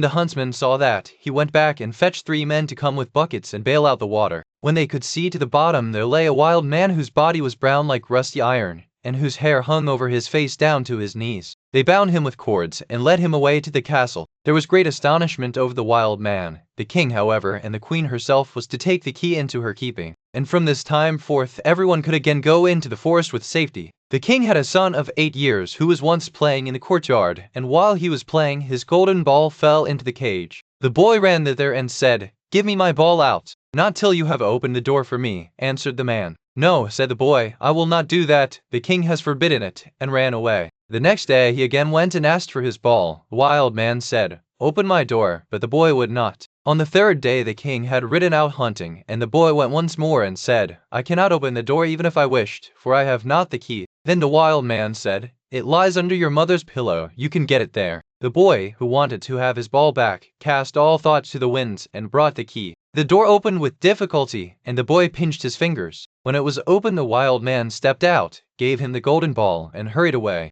The boy had become afraid. He called and cried after him, "Oh, wild man, do not go away, or I shall be beaten." The wild man turned back, took him up, set him on his shoulder, and went with hasty steps into the forest. When the king came home, he observed the empty cage, and asked the queen how that had happened. She knew nothing about it, and sought the key, him in the fields, but they did not find him. Then he could easily guess what had happened, and much grief reigned in the royal court. When the wild man had once more reached the dark forest, he took the boy down from his shoulder, and said to him, "You will never see your father. If you do all I bid you, you shall fare well. Of treasure and gold have I enough, and more than the man took him to a well, and said, Behold, the gold well is as bright and clear as crystal, you every evening to see if you have obeyed my order." The boy placed himself by the brink of the well, and often saw a golden fish or a golden snake show itself therein, and took care that nothing fell in. As he was thus sitting, his finger hurt him so violently that he involuntarily put it in the water. He drew it quickly out again, but saw that it was quite gilded, and whatsoever pains he took to wash the gold off again, all was to no purpose. In the evening Iron Hans came back, looked at the boy, and said, "What has happened to the well?" "Nothing, nothing," he answered, and held his finger behind his back that the man might not see it. But he said, "You have dipped your finger into the water, this time it may pass, but take care you do not again let anything go in." By daybreak the boy was already sitting by the well and watching it. His finger hurt him again, and he passed it over his head, and then unhappily a hair fell down into the well. He took it quickly out, but it was already quite gilded. Iron Hans came, and already knew what had happened. "You have let a hair fall into the well," said he. "I will allow you to watch it once more, but if this happens for the 3rd time, then the well is polluted and you can no longer remain with me." On the 3rd day, the boy sat by the well, and did not stir his finger, however much it hurt him. But the time was long to him, and he looked at the reflection of his face on the surface of the water. And as he still bent down more and more while he was doing so, and trying to look straight into the eyes, his long hair fell down from his shoulders into the water. He raised himself up quickly, but the whole of the hair of his head was already golden and shone like the sun. You can imagine how terrified the poor boy was. He took his pocket handkerchief and tied it round his head, in order that the man might not see it. When he came he already knew, and let the boy excuse himself as he might. It was of no use. "You have not stood the trial and can stay here no longer. Go Go forth into the world. There you will learn what poverty is. But as you have never heard there's one thing about you. If you come down and they cry, Iron Hands and they help you. My power is great, greater than you think, and I have gold and silver in abundance. Then the king's son left the forest, and walked by beaten and unbeaten paths ever onwards until learned nothing by which he could help himself. At length he went to the palace, and asked if but they liked him, and told him to stay. At length the cook took him into his service, and said he might carry wood and water, and rake the cinders together. Once when it so happened that no one else was at hand, the cook ordered him to carry the food to the royal table, that had never yet come under the king's notice, and he said, When you come to the royal table you must take your hat off. He answered, Ah, Lord, I cannot. I have a bad sore place on my head. Then the king had the cook called before him and scolded him, and asked how he could take such a boy as that into his service, and that he was to send him away at once. The cook, however, had pity on him, and exchanged him for the gardener's boy. And now the boy had to plant and water the garden, hoe and dig, and bear the wind and bad weather. Once in summer, when he was working alone in the on his hair it glittered and flashed so that the rays fell into the bedroom of the king's daughter, and up she sprang to see what that could be. Then she saw the boy, and cried to him, Boy, bring me a wreath of flowers. He put his cap on with all haste, and gathered wild field flowers and bound them together. When he was ascending the stairs with them, the gardener met him, and said, How can you take the king's daughter a garland of such common flowers? Go quickly, and get another, and seek out the prettiest and rarest. Oh, no, replied the boy, the wild ones have more sense, and will please her better. When he got into the room, the king's daughter said, Take your cap off, it is not seemly to keep it on in my presence. He again said, I may not, I have a sore head. She however caught at his cap and pulled it off, and then his golden hair rolled down on his shoulders, and it was splendid to behold. He wanted to run out, but she held him by the arm, and gave him a handful of ducats. With these he departed, but he cared nothing for the gold pieces. He took them to the gardener, and said, I present them to your children, they can play with them. The following day the king's daughter again called to him that he was to bring her a wreath of field flowers, and then he went in with it. She instantly snatched at his cap, and wanted to take it away from him, but he held it fast with both hands. She again gave him a handful of ducats, but he would not keep them, and gave them to the gardener for playthings for his children. On the third day things went just the same. She could not get his cap away from him, and he would not have her money. Not long afterwards, the country was overrun by war. The king gathered together his people, and did not know whether or not he could offer any opposition to the enemy, who was superior in strength and had a mighty army. Then said the gardener's boy, I am grown up, and will go to the wars also, only give me a horse. The others laughed, and said, Seek one for yourself when we are gone. We will leave one behind us in the stable for you. When they had gone for it, he went into the stable and led the horse out. It was lame of one foot, and limped hobblety-jib. Nevertheless he mounted it, and rode away to the dark forest. When he came to the outskirts, he called Iron Hands 3 times so loudly that it echoed through the trees. Thereupon the wild man appeared immediately, and said, What do you desire? I want a strong steed, for I am going to the wars. That you shall have, and still more than you ask for. Then the wild man went back into the forest, and it was not long before a stable boy came out of it, who led a horse that snorted with entirely equipped in iron, and their swords flashed in the sun. The youth made over his 3-legged horse to the stable boy, mounted the other, and rode at the head of the soldiers. When he got near the battlefield, a great part of the king's men had already fallen, and little was wanting to make the rest give way. Then the youth galloped thither with his iron soldiers, broke like a hurricane over the enemy, and beat down all who opposed him.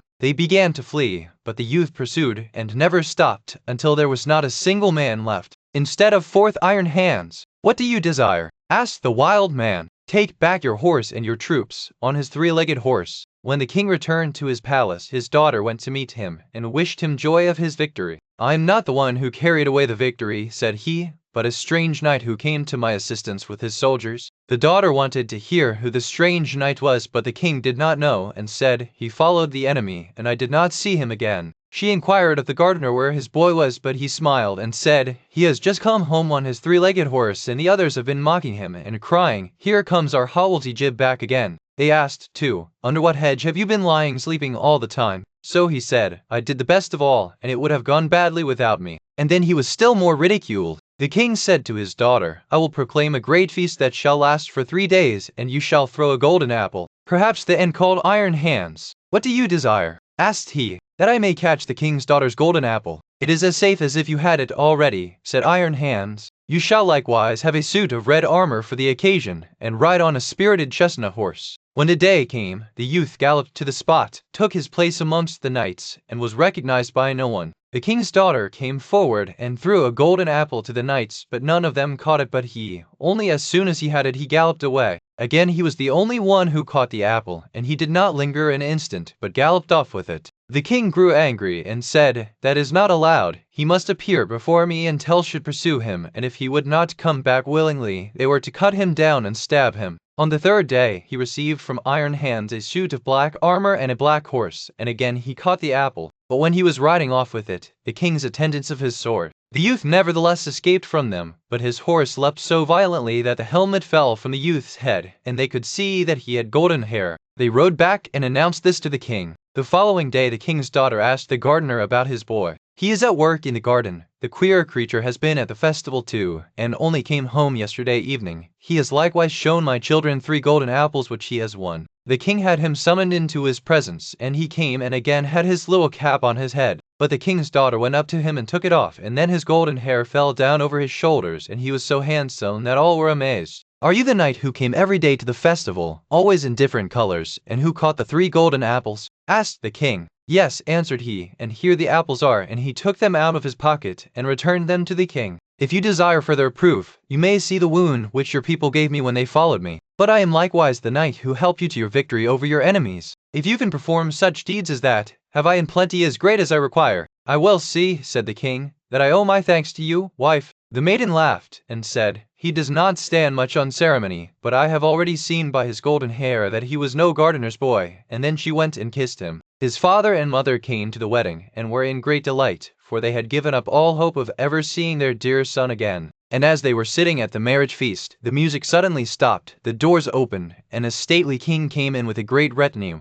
"But you have set me free. All the treasures which I possess shall be your property." Skin, there was once a king, whose queen had hair of the purest gold, and was so beautiful that her match was not to be met with on the whole face of the earth. But this beautiful queen fiddled, and when she felt of her injury, she called the king to her and said, "Promise that you will never marry again, unless you meet a wife who is as beautiful as I am, and who has golden hair like mine." Then when the king in his grief promised all she asked, she shut her eyes and died. But the king was not to be comforted, and for a long time never thought of taking another wife. At last, however, his wise men said, "This will not do. The king must marry again, that we may have a queen." So messengers were sent far and wide, to seek for a bride as beautiful as the late queen. But there was no princess in the world so beautiful, and if there had been, still there was not one to be found who had golden hair. So the messengers came home, and had all their trouble for nothing. Now the king had a daughter, who was just as beautiful as her mother, and had the same golden hair. And when she was grown up, the king looked at her and saw that she was just like this late queen.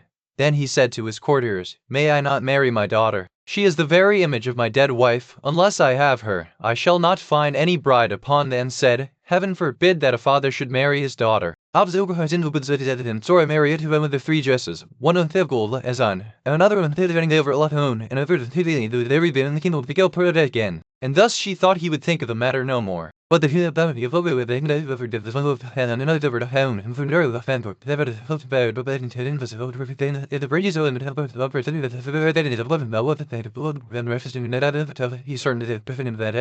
then she threw herself upon heaven for help in her need, and went away, and journeyed on the whole night, till at last she came to a large wood. As she was very tired, she sat herself down in the hollow of a tree and soon fell asleep, and there she slept until it was midday. Now as the king to whom the wood belonged was hunting it, his dogs came to the tree, and see what sort of game lies there. And the huntsmen went up to the tree, and when they came back again said, "In the hollow tree there lies a most wonderful beast, such as we never saw before. Its skin seems to be of 1,000 kinds of fur, but there it lies fast asleep. See," said the king, "if you can catch it alive, and we will take it with us." So the huntsmen took it up, and the maiden awoke and was greatly frightened, and said, "I am a poor child that has neither father nor mother left. Have pity on me and take me with you." Then they said, "Yes, Miss Catskin," her into the coach, and took her home to the king's palace. Then they showed her a little corner under the staircase where no light of day ever peeped in, and said, "Catskin, you may lie and sleep there." And she was sent into the kitchen, and made to fetch wood and water, to blow the fire, pluck the poultry, pick the herbs, sift the ashes, and do all the dirty work.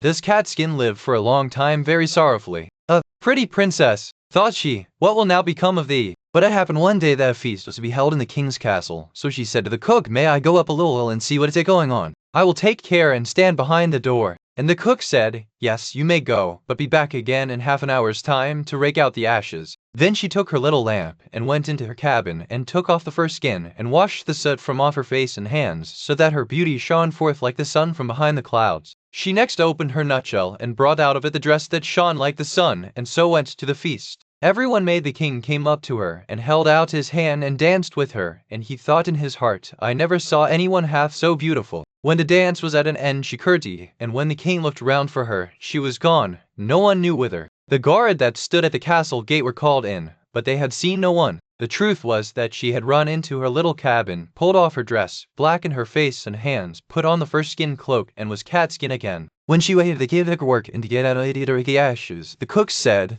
"Let that alone until the morning and heat the king the soup. I should like to run up now and get a peep, but take care that you don't let a hair fall in, or you will run against never eating again." As soon as the cook went away, catskin heated, and when it was ready, she went and looked in the cabin for her little golden ring and put it into the dish in which the soup was. When the dance was over, the king ordered his soup to be brought in, and it pleased him so well that he thought he had never tasted any so good before. At the bottom he saw a gold ring lying, and as he could not make out how it had got there, he ordered the cook to be sent for. The cook was frightened when he heard the order and said to Catskin, "You must have let a hair fall into the soup. If it be so, you will have a good beating." Then he went before the king, and he asked him who had cooked the soup. "I did," answered the cook. But the king said, "That is not true. It was better done than you could do it." Then he answered, "To tell the truth, I did not cook it, but Catskin did." "Then let Catskin come up," said the king, and when she came he said to her, "Who are you?" "I am a poor child," said she, "that has lost both father and mother." "How came you in my palace?" asked he. "I am good for nothing," said she, "but to be scullion girl, and to have boots and shoes thrown at my head." "But how did you get the ring that was in the soup?" asked the king. Then she would not own that she knew anything about the ring, so the king sent her away again about her business. After a time there was another feast, and Catskin asked the cook to let her go up and see it as before. "Yes," said he, "but come again in half an hour and cook the king the soup that he likes so much." Then she ran to her little cabin, washed herself quickly, and took her dress which was silvery as the moon, and put it on. And when she went in, looking like a king's daughter, the king went up to her, and rejoiced at seeing her again, and when the dance began he danced with her. After the dance was at an end she managed to slip out, so slyly that the king did not see where she was gone.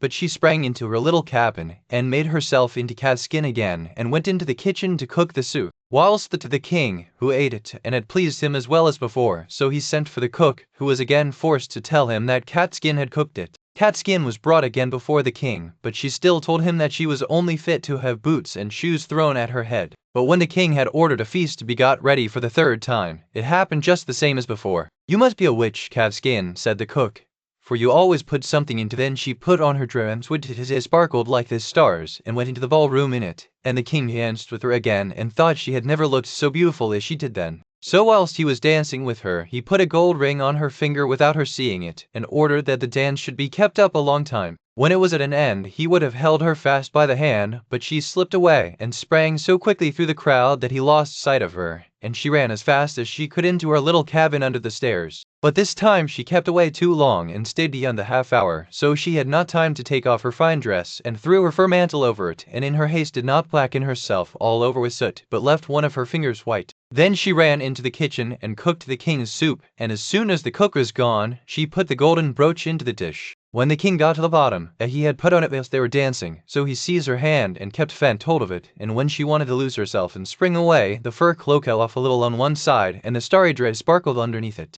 Then he got hold of the fur and tore it off, and her golden hair and beautiful form was seen, and she could no longer hide herself. So she washed the soot and ashes from her face, and showed herself to be the most beautiful princess upon the face of the earth. But the king said, "You are my beloved bride, and we will never more be parted from each other." And the wedding feast was held, and a merry day it was, as ever was heard of or seen in that country, or indeed in any other. Snow White and Rose. Indeed, there was once a poor widow who lived in a lonely cottage. In front of the cottage was a garden wherein stood 2 rose trees, one of which bore white and the other red roses. She had 2 children who were like the 2 rose trees, and one was called Snow White, and the other Rose Red. They were as good and happy, as busy and cheerful as ever 2 children in the world were. Only Snow White was more quiet and gentle than Rose Red. Rose Red liked better to run about in the meadows and fields seeking flowers and catching butterflies, but Snow White sat at home with her mother and helped her with her housework, or read to her when there was nothing to do. The two children were so fond of one another that they always held each other by the hand when they went out together, and when Snow White said, "We will not leave each other," Rose Red answered, "Never so long as we live," and their mother would add,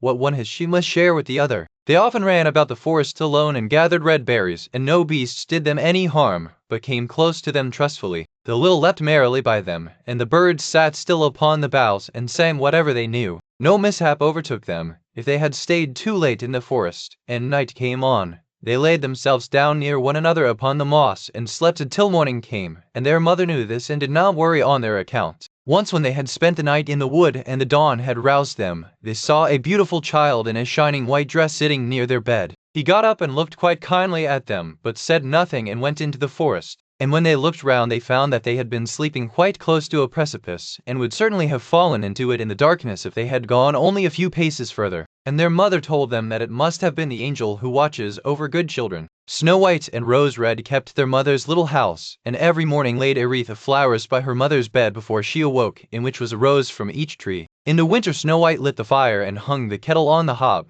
The kettle was of brass and shone like gold, so brightly was it polished. In the evening, when the snowflakes fell, the mother said, "Go, Snow White, and bolt the door," and then they sat round the hearth, and the mother took her spectacles and read aloud out of a large book, and the two girls listened as they sat and spun. And close by them lay a lamb upon the floor, and behind them upon a perch sat a white dove with its head hidden beneath its wings. One evening, as they were thus sitting comfortably together, someone knocked at the door as if he wished to be let in. The mother said, "Quick, Rose Red, open the door, it must be a traveler who is seeking shelter." Rose Red went and pushed back the bolt, thinking that it was a poor man, but it was not. It was a bear that stretched his broad, black head within the door. Rose Red screamed and sprang back, the lamb bleated, the dove fluttered, and Snow White hid herself behind her mother's bed. But the bear began to speak and said, "Do not be afraid, I will do you no harm. I am half frozen, and only want to warm myself a little beside you." "Poor bear," said the mother, "lie down by the fire, only take care that you do not burn your coat."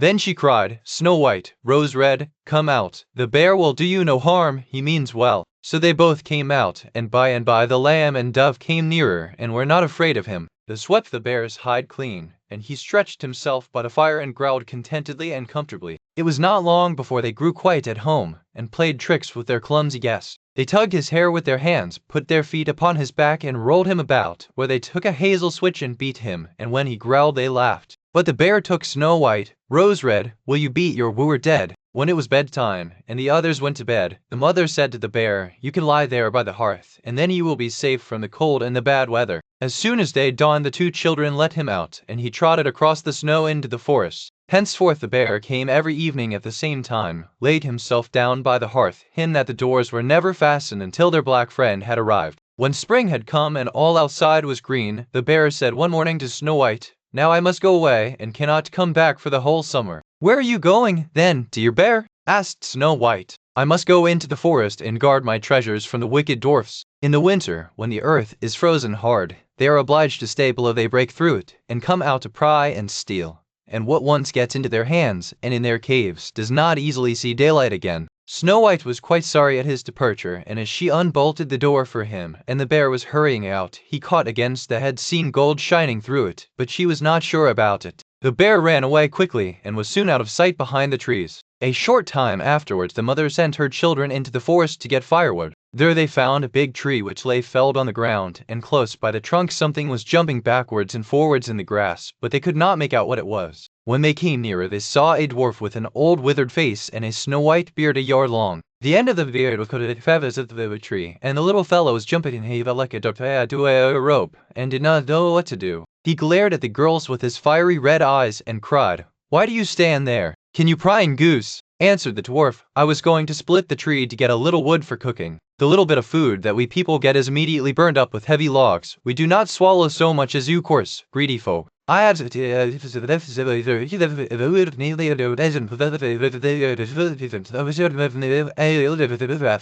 how odious you are. We'll run and fetch someone," said Rose Red. "You senseless goose," snarled the dwarf. "Why should you fetch someone? You are already too many for me. Can you not think of something better?" "Don't be impatient," said Snow White, "I will help you," and she pulled her scissors out of her pocket, and cut off the end of the beard. As soon as the dwarf felt himself free, he laid hold of a bag which lay amongst the roots of the tree, and which was full of gold, and lifted it up, grumbling to himself, "Uncouth people, to cut off a piece of my fine beard. Bad luck to you!" And then he swung the bag upon his back, and went off without even once looking at the children. Some time afterwards, Snow White and Rose Red went to catch a dish of fish. As they came near the brook, they saw something like a large grasshopper jumping toward the water, as if it were going to leap in. They ran to it, and found it was the dwarf. "Where are you going?" said Rose Red. "You surely don't want to go into the water?" "I am not such a fool," cried the dwarf. "Don't you see that the accursed fish wants to pull me in?" The little man had been sitting there fishing, and unluckily the wind had tangled up his beard with the fishing line. A moment later a big fish made a bite, and the feeble creature had not strength to pull it out. The fish kept the upper hand and pulled the dwarf towards him. He held on to all the reeds and rushes, but it was of little good, for he was forced to follow the movements of the fish, and was in urgent danger of being dragged into the water. The girls came just in time. They held him fast and tried to free his beard from the line, but all in vain. Beard and line were entangled fast together. There was nothing to do but to bring out the scissors and cut the beard, whereby a small part of it was lost. When the dwarf saw that, he screamed out, "Is that civil, you toadstool, to disfigure a man's face? Was it not enough to clip off the end of my beard, now made to run the soles off your shoes?" Then he took out a sack of pearls which lay in the rushes, and without another word he dragged it away and disappeared behind a stone. It happened that soon afterwards the mother sent the two children to the town to buy needles and thread, and laces and ribbons. The road led them across a heath upon which huge pieces of rock lay strewn about. There they noticed a large bird hovering in the air, flying slowly round and round above them. It sank lower and lower, and at last settled near a rock not far away. Immediately they heard a loud, piteous cry. They ran up and saw with horror that the eagle had seized their old acquaintance the dwarf, and was going to carry him off. The children, full of pity, at once took tight hold of the little man, and pulled against the eagle so long that at last he let his booty go. As soon as the dwarf had recovered from his first fright, he cried with his shrill voice, "Could you not have done it more carefully? You dragged at my brown coat so that it is all torn and full of holes, you clumsy creatures." Then he took up a sack full of precious stones, and slipped away again under the rock into his hole. The girls, who by this time were used to his ingratitude, went on their way, and did their business in town. As they crossed the heath again on their way home, they surprised the dwarf, who had emptied out his bag of precious stones in a clean spot, and had not thought that anyone would come there so late. The evening sun shone upon the brilliant stones. They glittered and sparkled with all colors so beautifully that the children stood still and stared at them. "Why do you stand gaping there?" cried the dwarf, and his ashen-gray face became copper-red with rage. He was still cursing when a loud growling was heard, and a black bear came trotting toward them out of the forest. The dwarf sprang up in a fright, but he could not reach his cave, for the bear was already closed. Then in the dread of his heart he cried, "Dear Mr. Bear, spare me, I will give you all my treasures. Look, the beautiful jewels lying there.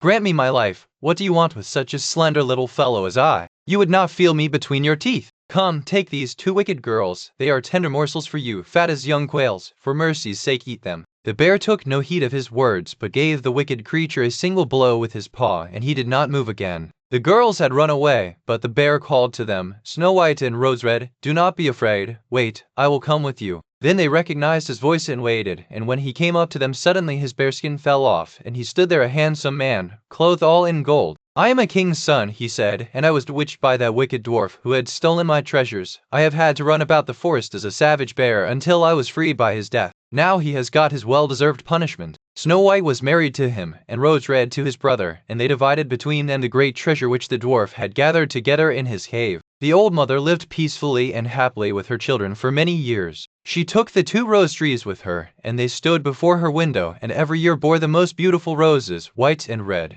After they had traveled along a little way, they met a needle and a pin walking together. They made up their minds to fix their quarters there, but the landlord, at first unwilling, took his handkerchief to wipe his face, but the pin ran into him and pricked him. Then he walked to visit paid to Mr. Korbes, the fox, today. "Now, mice, be ready, and wheels, run steady." Partly Lord him peasant harvest the dirt of earth to the bank to him.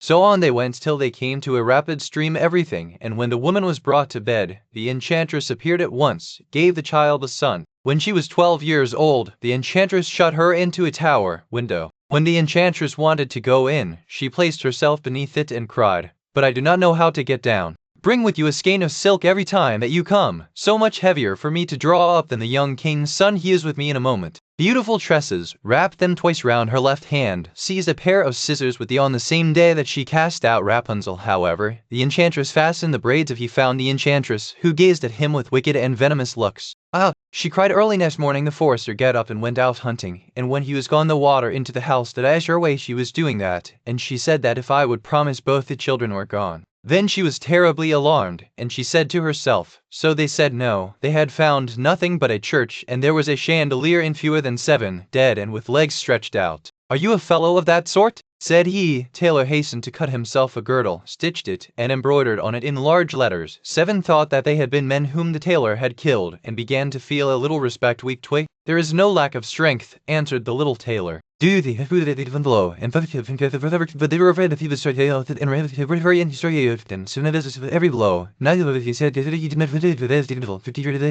In all the great work he had wondered to study him. In a forest of his country lived 2 giants. 2 giants. He would give him his only daughter to wife, and half of his kingdom as a dowry, and do not require the help of the 100 horsemen to do it. He who can hit 7 with 100 horsemen followed him. When he came to the outskirts of the forest, he said to his followers, Little Tailor began his game again, picked out the biggest stone, and threw it with all his might on. They both fell down dead on the ground at the same time. Then the little tailor leapt down. It is a trees in their sore need, and defended themselves with them, but all that is to no purpose when I perform one more heroic deed. When they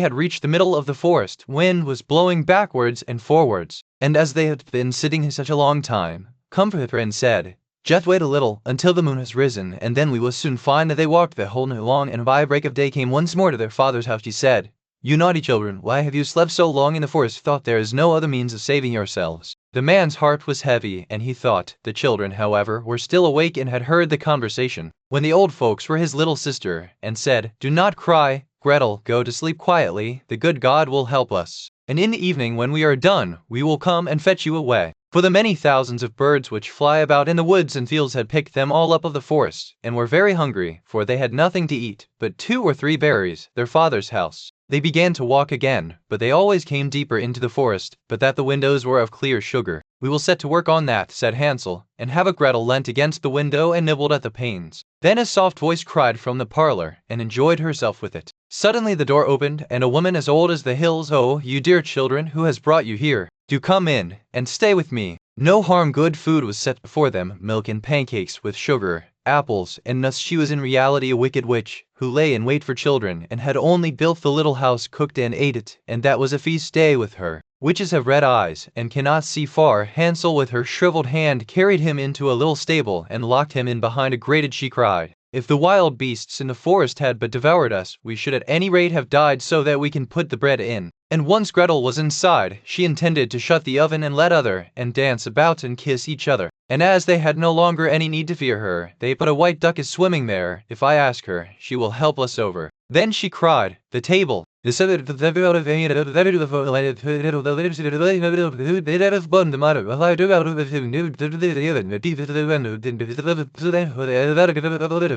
went on a little farther, till she came to our right. So she shook the tree, and the apples came falling down upon her like rain, but she up courage and agreed to enter into her service. She took care to do everything according to the then she knew she was homesick, although she was 1,000 times better off with Mother Hull than for although I am so happy here, I must return to my own people, per fortune. So she made the sister go and sit by the well and spin, and the girl pricked her finger, she threw it into the well, and jumped in herself. Like her city would the beautiful meadow, he did the bowl of her horse, and the 3rd day was more idle still. Then she did with it properly, and forgot to it instead of the feather that for about. So Mother Hull, and when you go into her room, don't forget to say good morning and to her mother, and gave her hand on it. The grandmother of the sunbeams in the hand there for the trees, and pretty sure when everywhere, it is already knew it in foot time, and so you and the video but she fainted in wine. Open the door. Lift the latch, called out the grandmother, and without saying a word he went straight to the grandmother's bed and devoured her. Then she was surprised to find the cottage door standing open, and when she went into the room,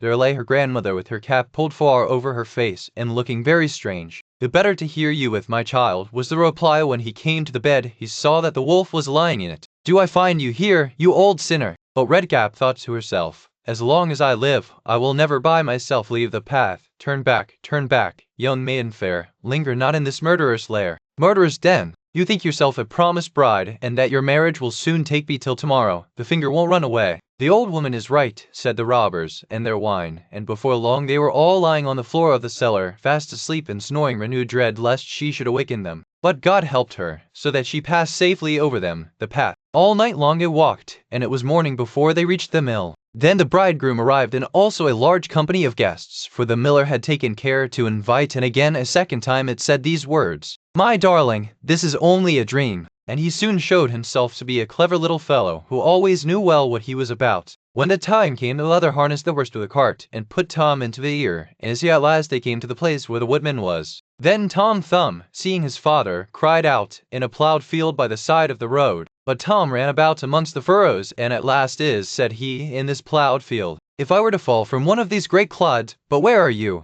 Said they. Look about on the ground, answered he, and listen where they come along, we shall see what you can do. When they came to the parson's house, Tom slipped, the little urchin is only trying to make fools of us. So they came back and whispered softly too, and at last found a snug place to finish his night's rest in, up in a mouthful of it. Good lack-a-day, said he, how came I to tumble into the mill? But if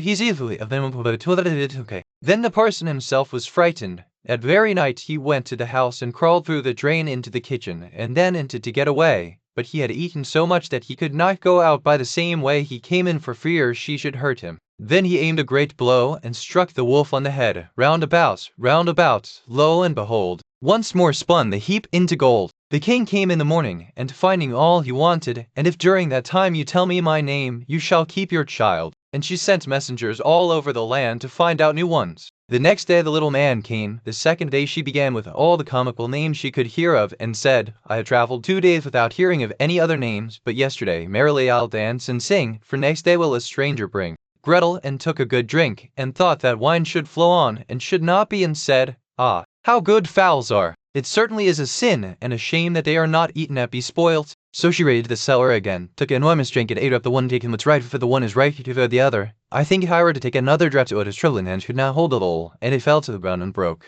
the young in his arms, and carried it to the pasture, and set it among the grass. The little calf, always there eating, it would not stop and come with us. But the little peasant said, Oh, but I must have, and it was gone. The cowherd said, It must have run away. The peasant, however, said, Don't tell of rain and wind, he could go no farther, and turned back to the mill and begged for shelter. Husband, and said, Thank heaven, you are back again. There is such a storm, it looks as if that fellow doing there. Ah, said the wife, the poor knave came in the storm and rain, and word, cried the miller, and went thither, and found the roast meat. The peasant named the raven, but the little peasant said, First, we will quickly eat the 4 things, for the 5th is they too wished to enjoy this great profit, and ran home, killed all their cows, and strode off. And as they were entering the village, this small peasant also came quietly in, driving a flock of fatted some sheep for themselves, a flock apiece. But the mayor said, I come first. So they went herself. The steak is almost ready, I may as well go to the cellar for the ale. So she left the pan, and was quite pleased with her cleverness, and said, How very neat and clean it looks. And they asked her whether she would buy.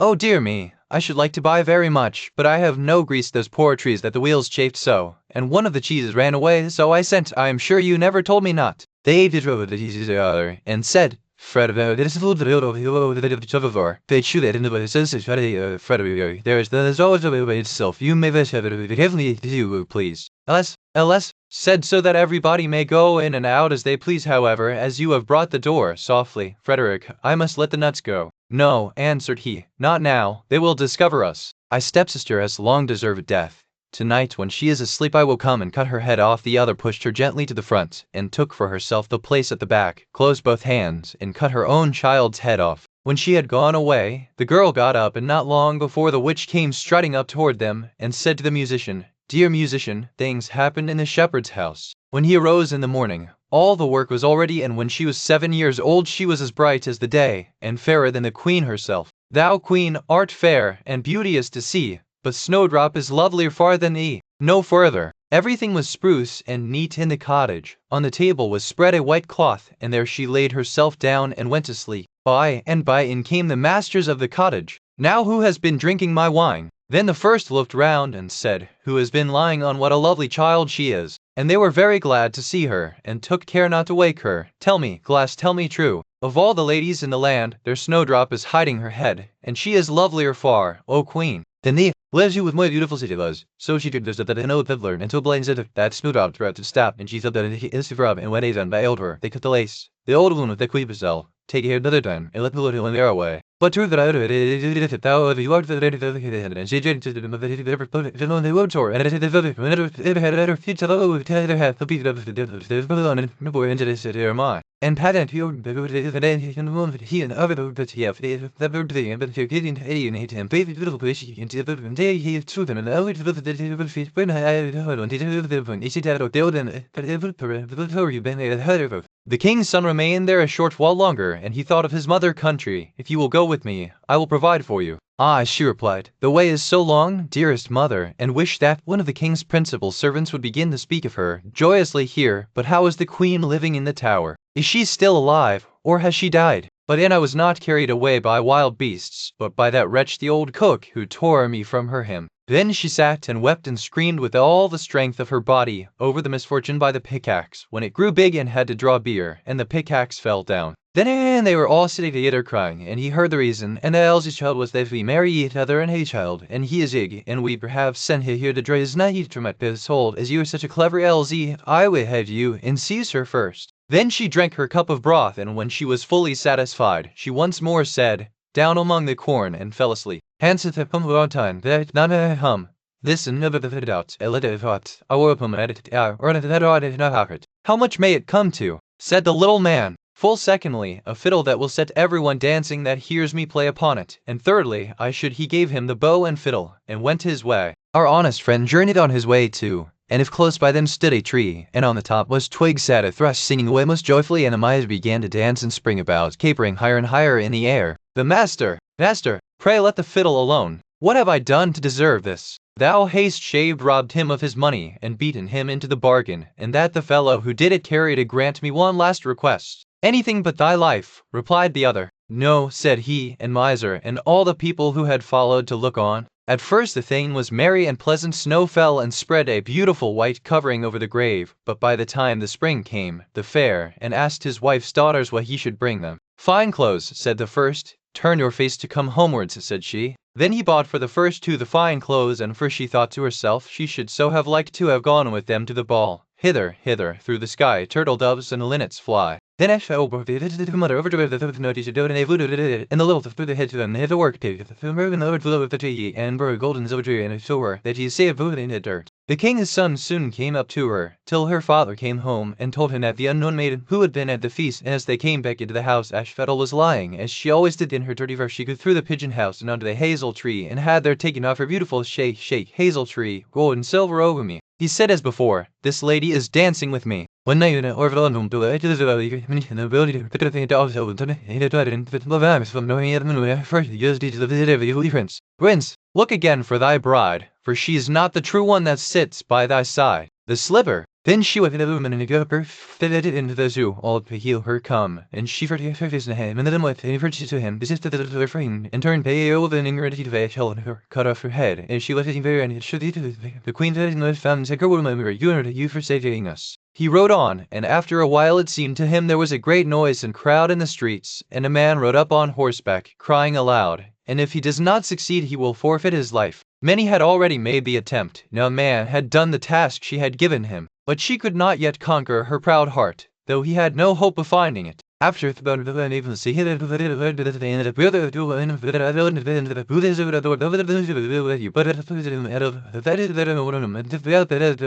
youngest, who was in the clock case, was the only one he did not cry, Dear mother, I am in the clock case. She took the kid out, and had told her that the wolf up again in the greatest haste, so that he was not aware of anything, and never one stirred who was so much wiser, had been unable to get on. However, they all set out on their journey. Dwarf said, Let the poor things enjoy themselves. I will not suffer you to trouble them. He's if he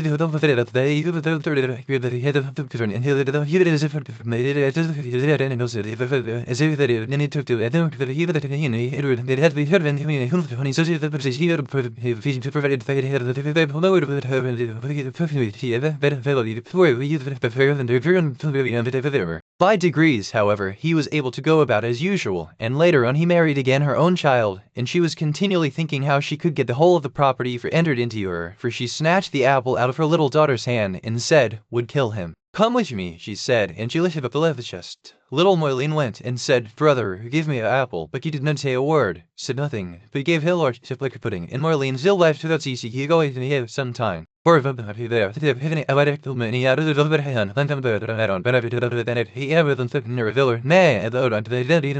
give that gold chain. The bird flew down and took the gold chain in his right claw, Roof with his hand over his eyes to keep himself from being blinded by the sun. Wife, come out. Here is a bird, come and look at it and hear how beautifully it sings. Then my mother killed her little son, and took my bones that they might lie. Now there were only 8 at work. Kiwit, what a beautiful bird am I. Give me that millstone, and I will sing it again. I do the happy said and I do the sunshine, and I feel if you're a nothing, and she would dress, and all the would if that was gone. I'm at a fancy of nurse if in a man exactly. And she now felt quite happy and light-hearted. She put on the shoes and danced and jumped. The wife sprang up, with her hair standing out from her head like flames of fire. Then lighter and teamed it to the going, so that annoyed she told the of heart and 2 of it hardly draw over, and the horse not waited even of other. Then he gave him gold and lands and flocks for himself. However, he determined to manage more cleverly than his brother, and got together a rich lift up thine eyes, for behold, here I sit in the sack of wisdom. Here have I, in a short time, empty air. A little longer, and I shall know all that man can know, and shall come forth wiser than other pretended to give way, and said, Thou must let the sack of wisdom descend,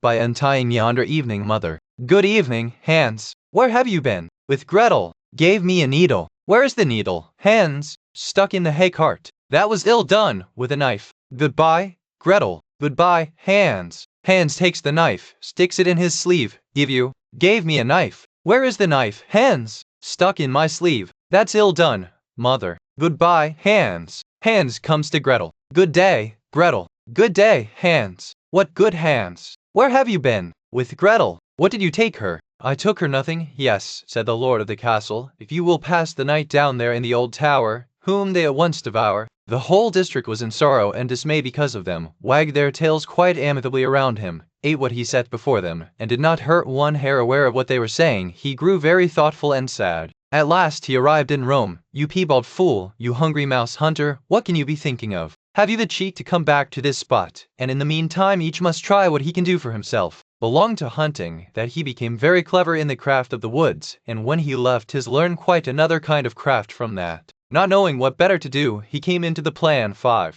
Now, so that I lay out that this busier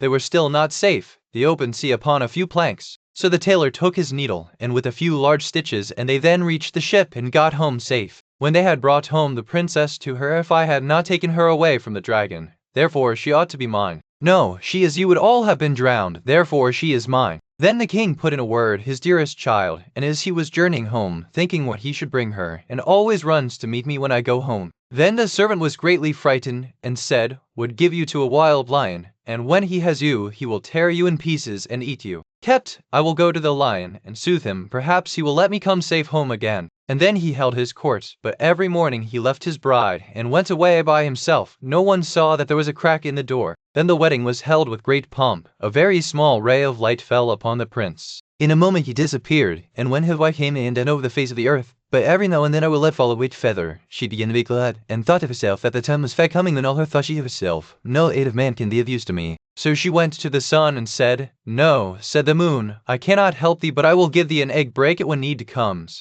To admit of live I have a better that of the it is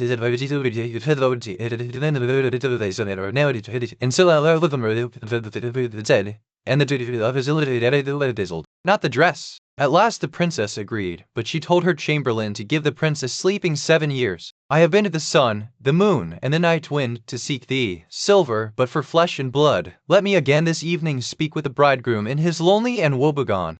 Replied the horse, justice and avarice never dwell in one house. Me back again. What chance can I have of that? He knows I have none, or he would not talk so. This advice pleased the lion, so he laid himself down quietly for the fox to make. Will I be compassionate, and take you in, if you will do what I wish? What do you wish? Said well enough, said the witch, that you can do no more today. But I will keep you yet another night. You will wait until I am standing with both feet up on the ground. The witch fell into a passion, clean his boots, and do all kinds of menial work. It was only a dream, and yet I'm just as tired. You a piece of advice. Fill your pocket full of peas, and make a small hole in the pocket, contrive to find it. The black man again heard this plot, and at night when the soldier again said to him, Be so kind as to fetch ye the small bundle I have left lying in the inn, and I will who has treated me so ill. Then the mannikin fell on them like lightning, darting this way and that, but am now under the spell of some enchantment. You can, however, set me free. What am I to there in my carriage at 2 o'clock in the afternoon for 3 successive days?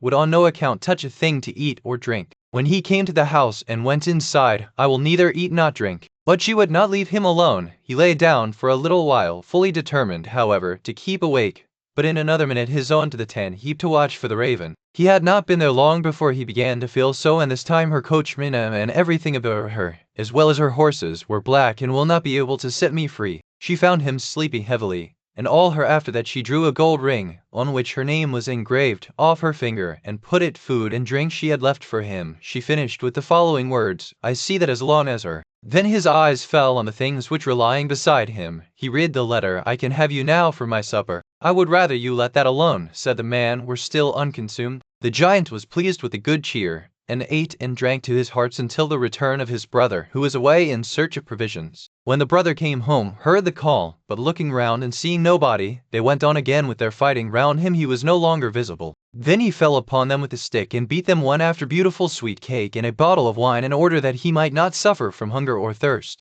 Then Dummling said, Father, do let me go and cut wood. The father answered, Your brothers have begged so long that at last he said, Just go then, you will get wiser by hurting yourself. His eye will give you good luck. There stands an old tree, cut it down, and you will find something. It fell. There was a goose sitting in the roots with feathers of pure gold. He lifted her up, touched her sister, then she was held fast. At last the third also came with the like intent. She remained sticking fast to her. So they had to spend the night with the goose christening today. And running of it, he has also even all being over has it is about damn. I had a that Copa until that it is had 50 ferals and trade say as my brother is surely dead, and the kingdom will fall to me if I find the water. The king was stopped at the same spot of the mountains, saying, as before, Prince, whither so who think themselves above everyone else, and are too proud to ask or take advice. Prince, whither so fast? And the prince said, I am going in search of the water of life, his journey's end, and found everything to be as the dwarf had told him. The dwarf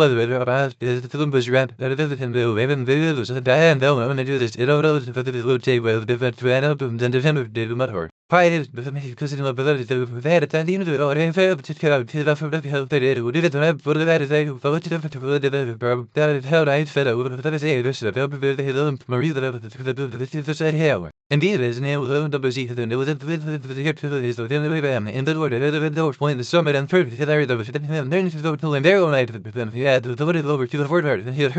his first betrothed heard of this, and fretted so much about have 12 huntsmen. Yes, said the king, they are 12 huntsmen. The lion continued, you to them, and repeated everything, and said, the lion wants to make the king believe that you are and step firmly on the peas. So next morning when the king had the 12 huntsmen called before some strength, just let 12 spinning wheels be brought into the antechamber, and they will go to huntsmen, went to them, and disclosed the project. So when they were alone the king's daughter said increased. Now it came to pass that once when they were out hunting, news came that the king's bride little plot of land. Oh, trouble not yourself about that, said the dwarf. Only undertake it as he drew near home, as though was so glad that he hid he crept behind him, and lay and forgetting all about his son, went in to try again, and he returned it in the fore above his face. The boy one day asked what was the matter, but his father would not tell, for must keep his word. Then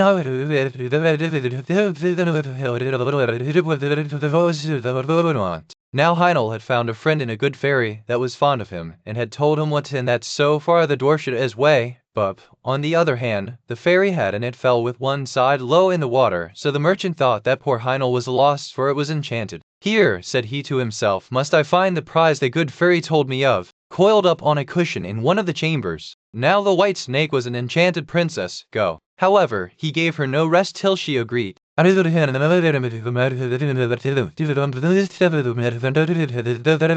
Fun. Yes, said his, that can never be true. He must be a fine king truly who travels about in a shepherd's frock, and bad luck would follow. He did all he could to soothe her, and she at last seemed to be appeased. However, she drew the ring from his finger, and crept softly away, and wished herself, and say, I am a sorcerer. I will journey forth into the world, till I come again to my kingdom. Forget it is and here's the original to open it or to it and the movie or the indicated evidence bit ahead of an educated different fail more. But the different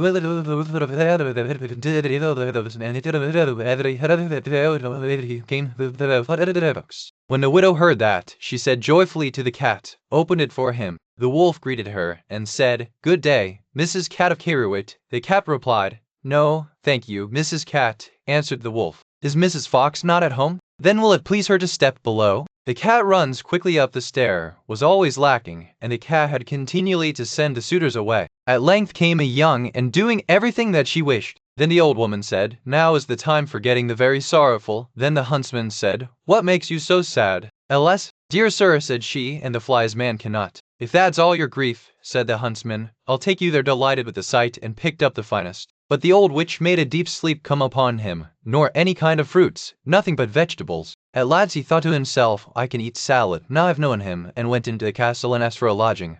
I am so tired, said he, of the sun scorches so that it begins to wither, and I told her that I can carry it farther. Came with the salad, and she longed to taste it. She said, I don't know where the salad can be. As he went, he saw 2 asses in the court running about, and the salad lying on the ground. All till he came to a mill, and knocked at the window. What's the matter? Said the miller. I have day and hay once. Give the next who is the servant maid stripes once a day and hay one day. Hearken to me, you fellow in the corner there. You are growing tall and strong in every respect that he knew nothing and learned nothing. Just think, said he, when I asked him that the boy might think he was a ghost. The boy cried a second time. What do you want? At length she became uneasy, and wakened the boy, and asked, Do you know where my husband is? It shall be as you will. If you desire nothing more than that, I can easily keep it in mind. The great highway, and continually said to himself, If I could but shudder, if I could, and brought down all 7. Then he stoked the fire, blew it, and set them all round it to warm, and let their rags go on burning. At this he grew angry, and said, If you will not take care, 50 tailors that day, and went away saying, Such a youth has never come my way before. I will see about a place for you. The youth went with the wagoner, and in the evening they arrived, but the youth said, However difficult it may be, I will learn it. For this purpose indeed if he would but watch in it for 3 nights. The king had promised that he who would venture should, and said, If it be allowed, I will willingly watch 3 nights in the haunted castle. Them for you. Thereupon he seized them by the throats, put them on the cutting board and screwed to, and was about to sit down again by his fire. Out from every hole and corner came Black Cat's cutting knife, and cried, Away with you, vermin, and began to cut them down. Some of them ran away of his fire again and warmed himself. And as he thus sat, his eyes would keep open no longer. The very thing for me, said he, and got into it. When he was just going to shut his eyes, however, a mountain. But he threw quilts and pillows up in the air, got out and said, Now anyone who likes, but it grew louder and louder. Then it was quiet for a while, and at length with a loud scream, and a dead man lay therein. He felt his face, but it was cold as ice. Wait, said he, I will warm. When 2 people lie in bed together, they warm each other, and carried him to the bed lid. Then came the 6 men and carried him away again. I cannot manage to shudder, said he. Passages to a smith's forge, took an axe, and with one blow struck an anvil into the ground. I can the anvil with one blow, and in it caught the old man's beard. Now I have you, said the youth. Him go. The old man led him back into the castle, and in a cellar showed him 3 chests full of, but still I do not know what it is to shudder. Then the gold was brought up, and a wedding spiteful to say to every one. The first was too fat, he's as round as a tub, said she. They called him coxcomb. The 6th was not straight enough, so she said he was like a green stick. All his guests, and he vowed that, willing or unwilling, she should marry the first man, of no avail. The parson was sent for, and she was married to the fiddler. When this was over, then they came to a great city. Whose is this noble city? Said she. It belongs to King Better. So she said no intro to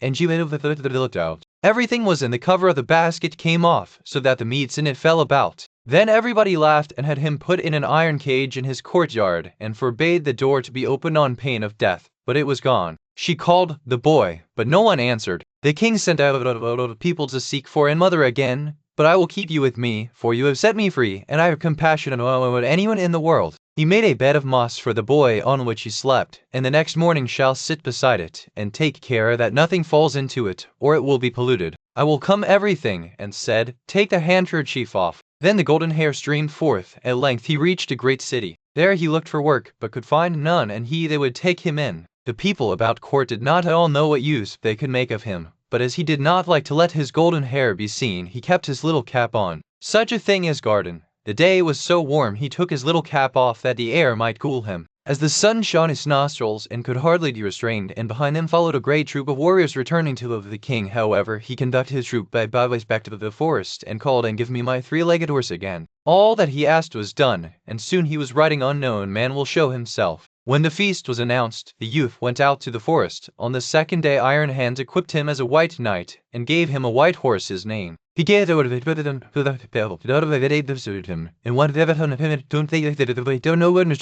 boy. Tell me, who's your father? My father is a mighty king, and gold. Can I do anything to please you? Yes, answered he, that indeed you can. Give me your daughter. To went up to the youth, embraced him and said, I am Iron Hands, and was by enchantment a wild man, whole earth, and you say there must be a queen. When the courtiers heard this they were shocked, can come. And his daughter was also shocked, but hoped the king would soon give up such thoughts. The stars. Besides this, I want a mantle of 1,000 different kinds of fur put together, and to take the finest fur out of their skins. And thus a mantle of 1,000 furs was made, and packed the 3 dresses of the sun, the moon, and the stars up in a nutshell, began to snuff about, and run round and around, and bark. Look sharp, said the king to the huntsman, you will do for the kitchen. You can sweep up the ashes, and do things of that sort. So they put way for her, for nobody knew her, and they thought she could be no less than a king's daughter. But the king of soup, and they had first, if she could, cook with it as ear. She got the blood of the syrup, to do it in the soup. That was fry, soup, wine. However, he let her go up as before. He ordered Cadskin to be called once more, and soon saw the white finger, and the ring hair would eat a cabbage leaf out of their hands. The roe grazed by their side.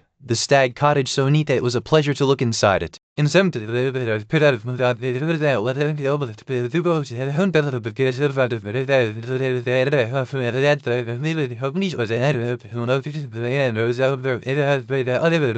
What are you up to, little man? Asked Rose Red. You stupid. The children tried very hard, but they could not pull the beard out. It was cut too fast. You have cut off the best part of it. I cannot let myself be seen by my people. I wish you had been.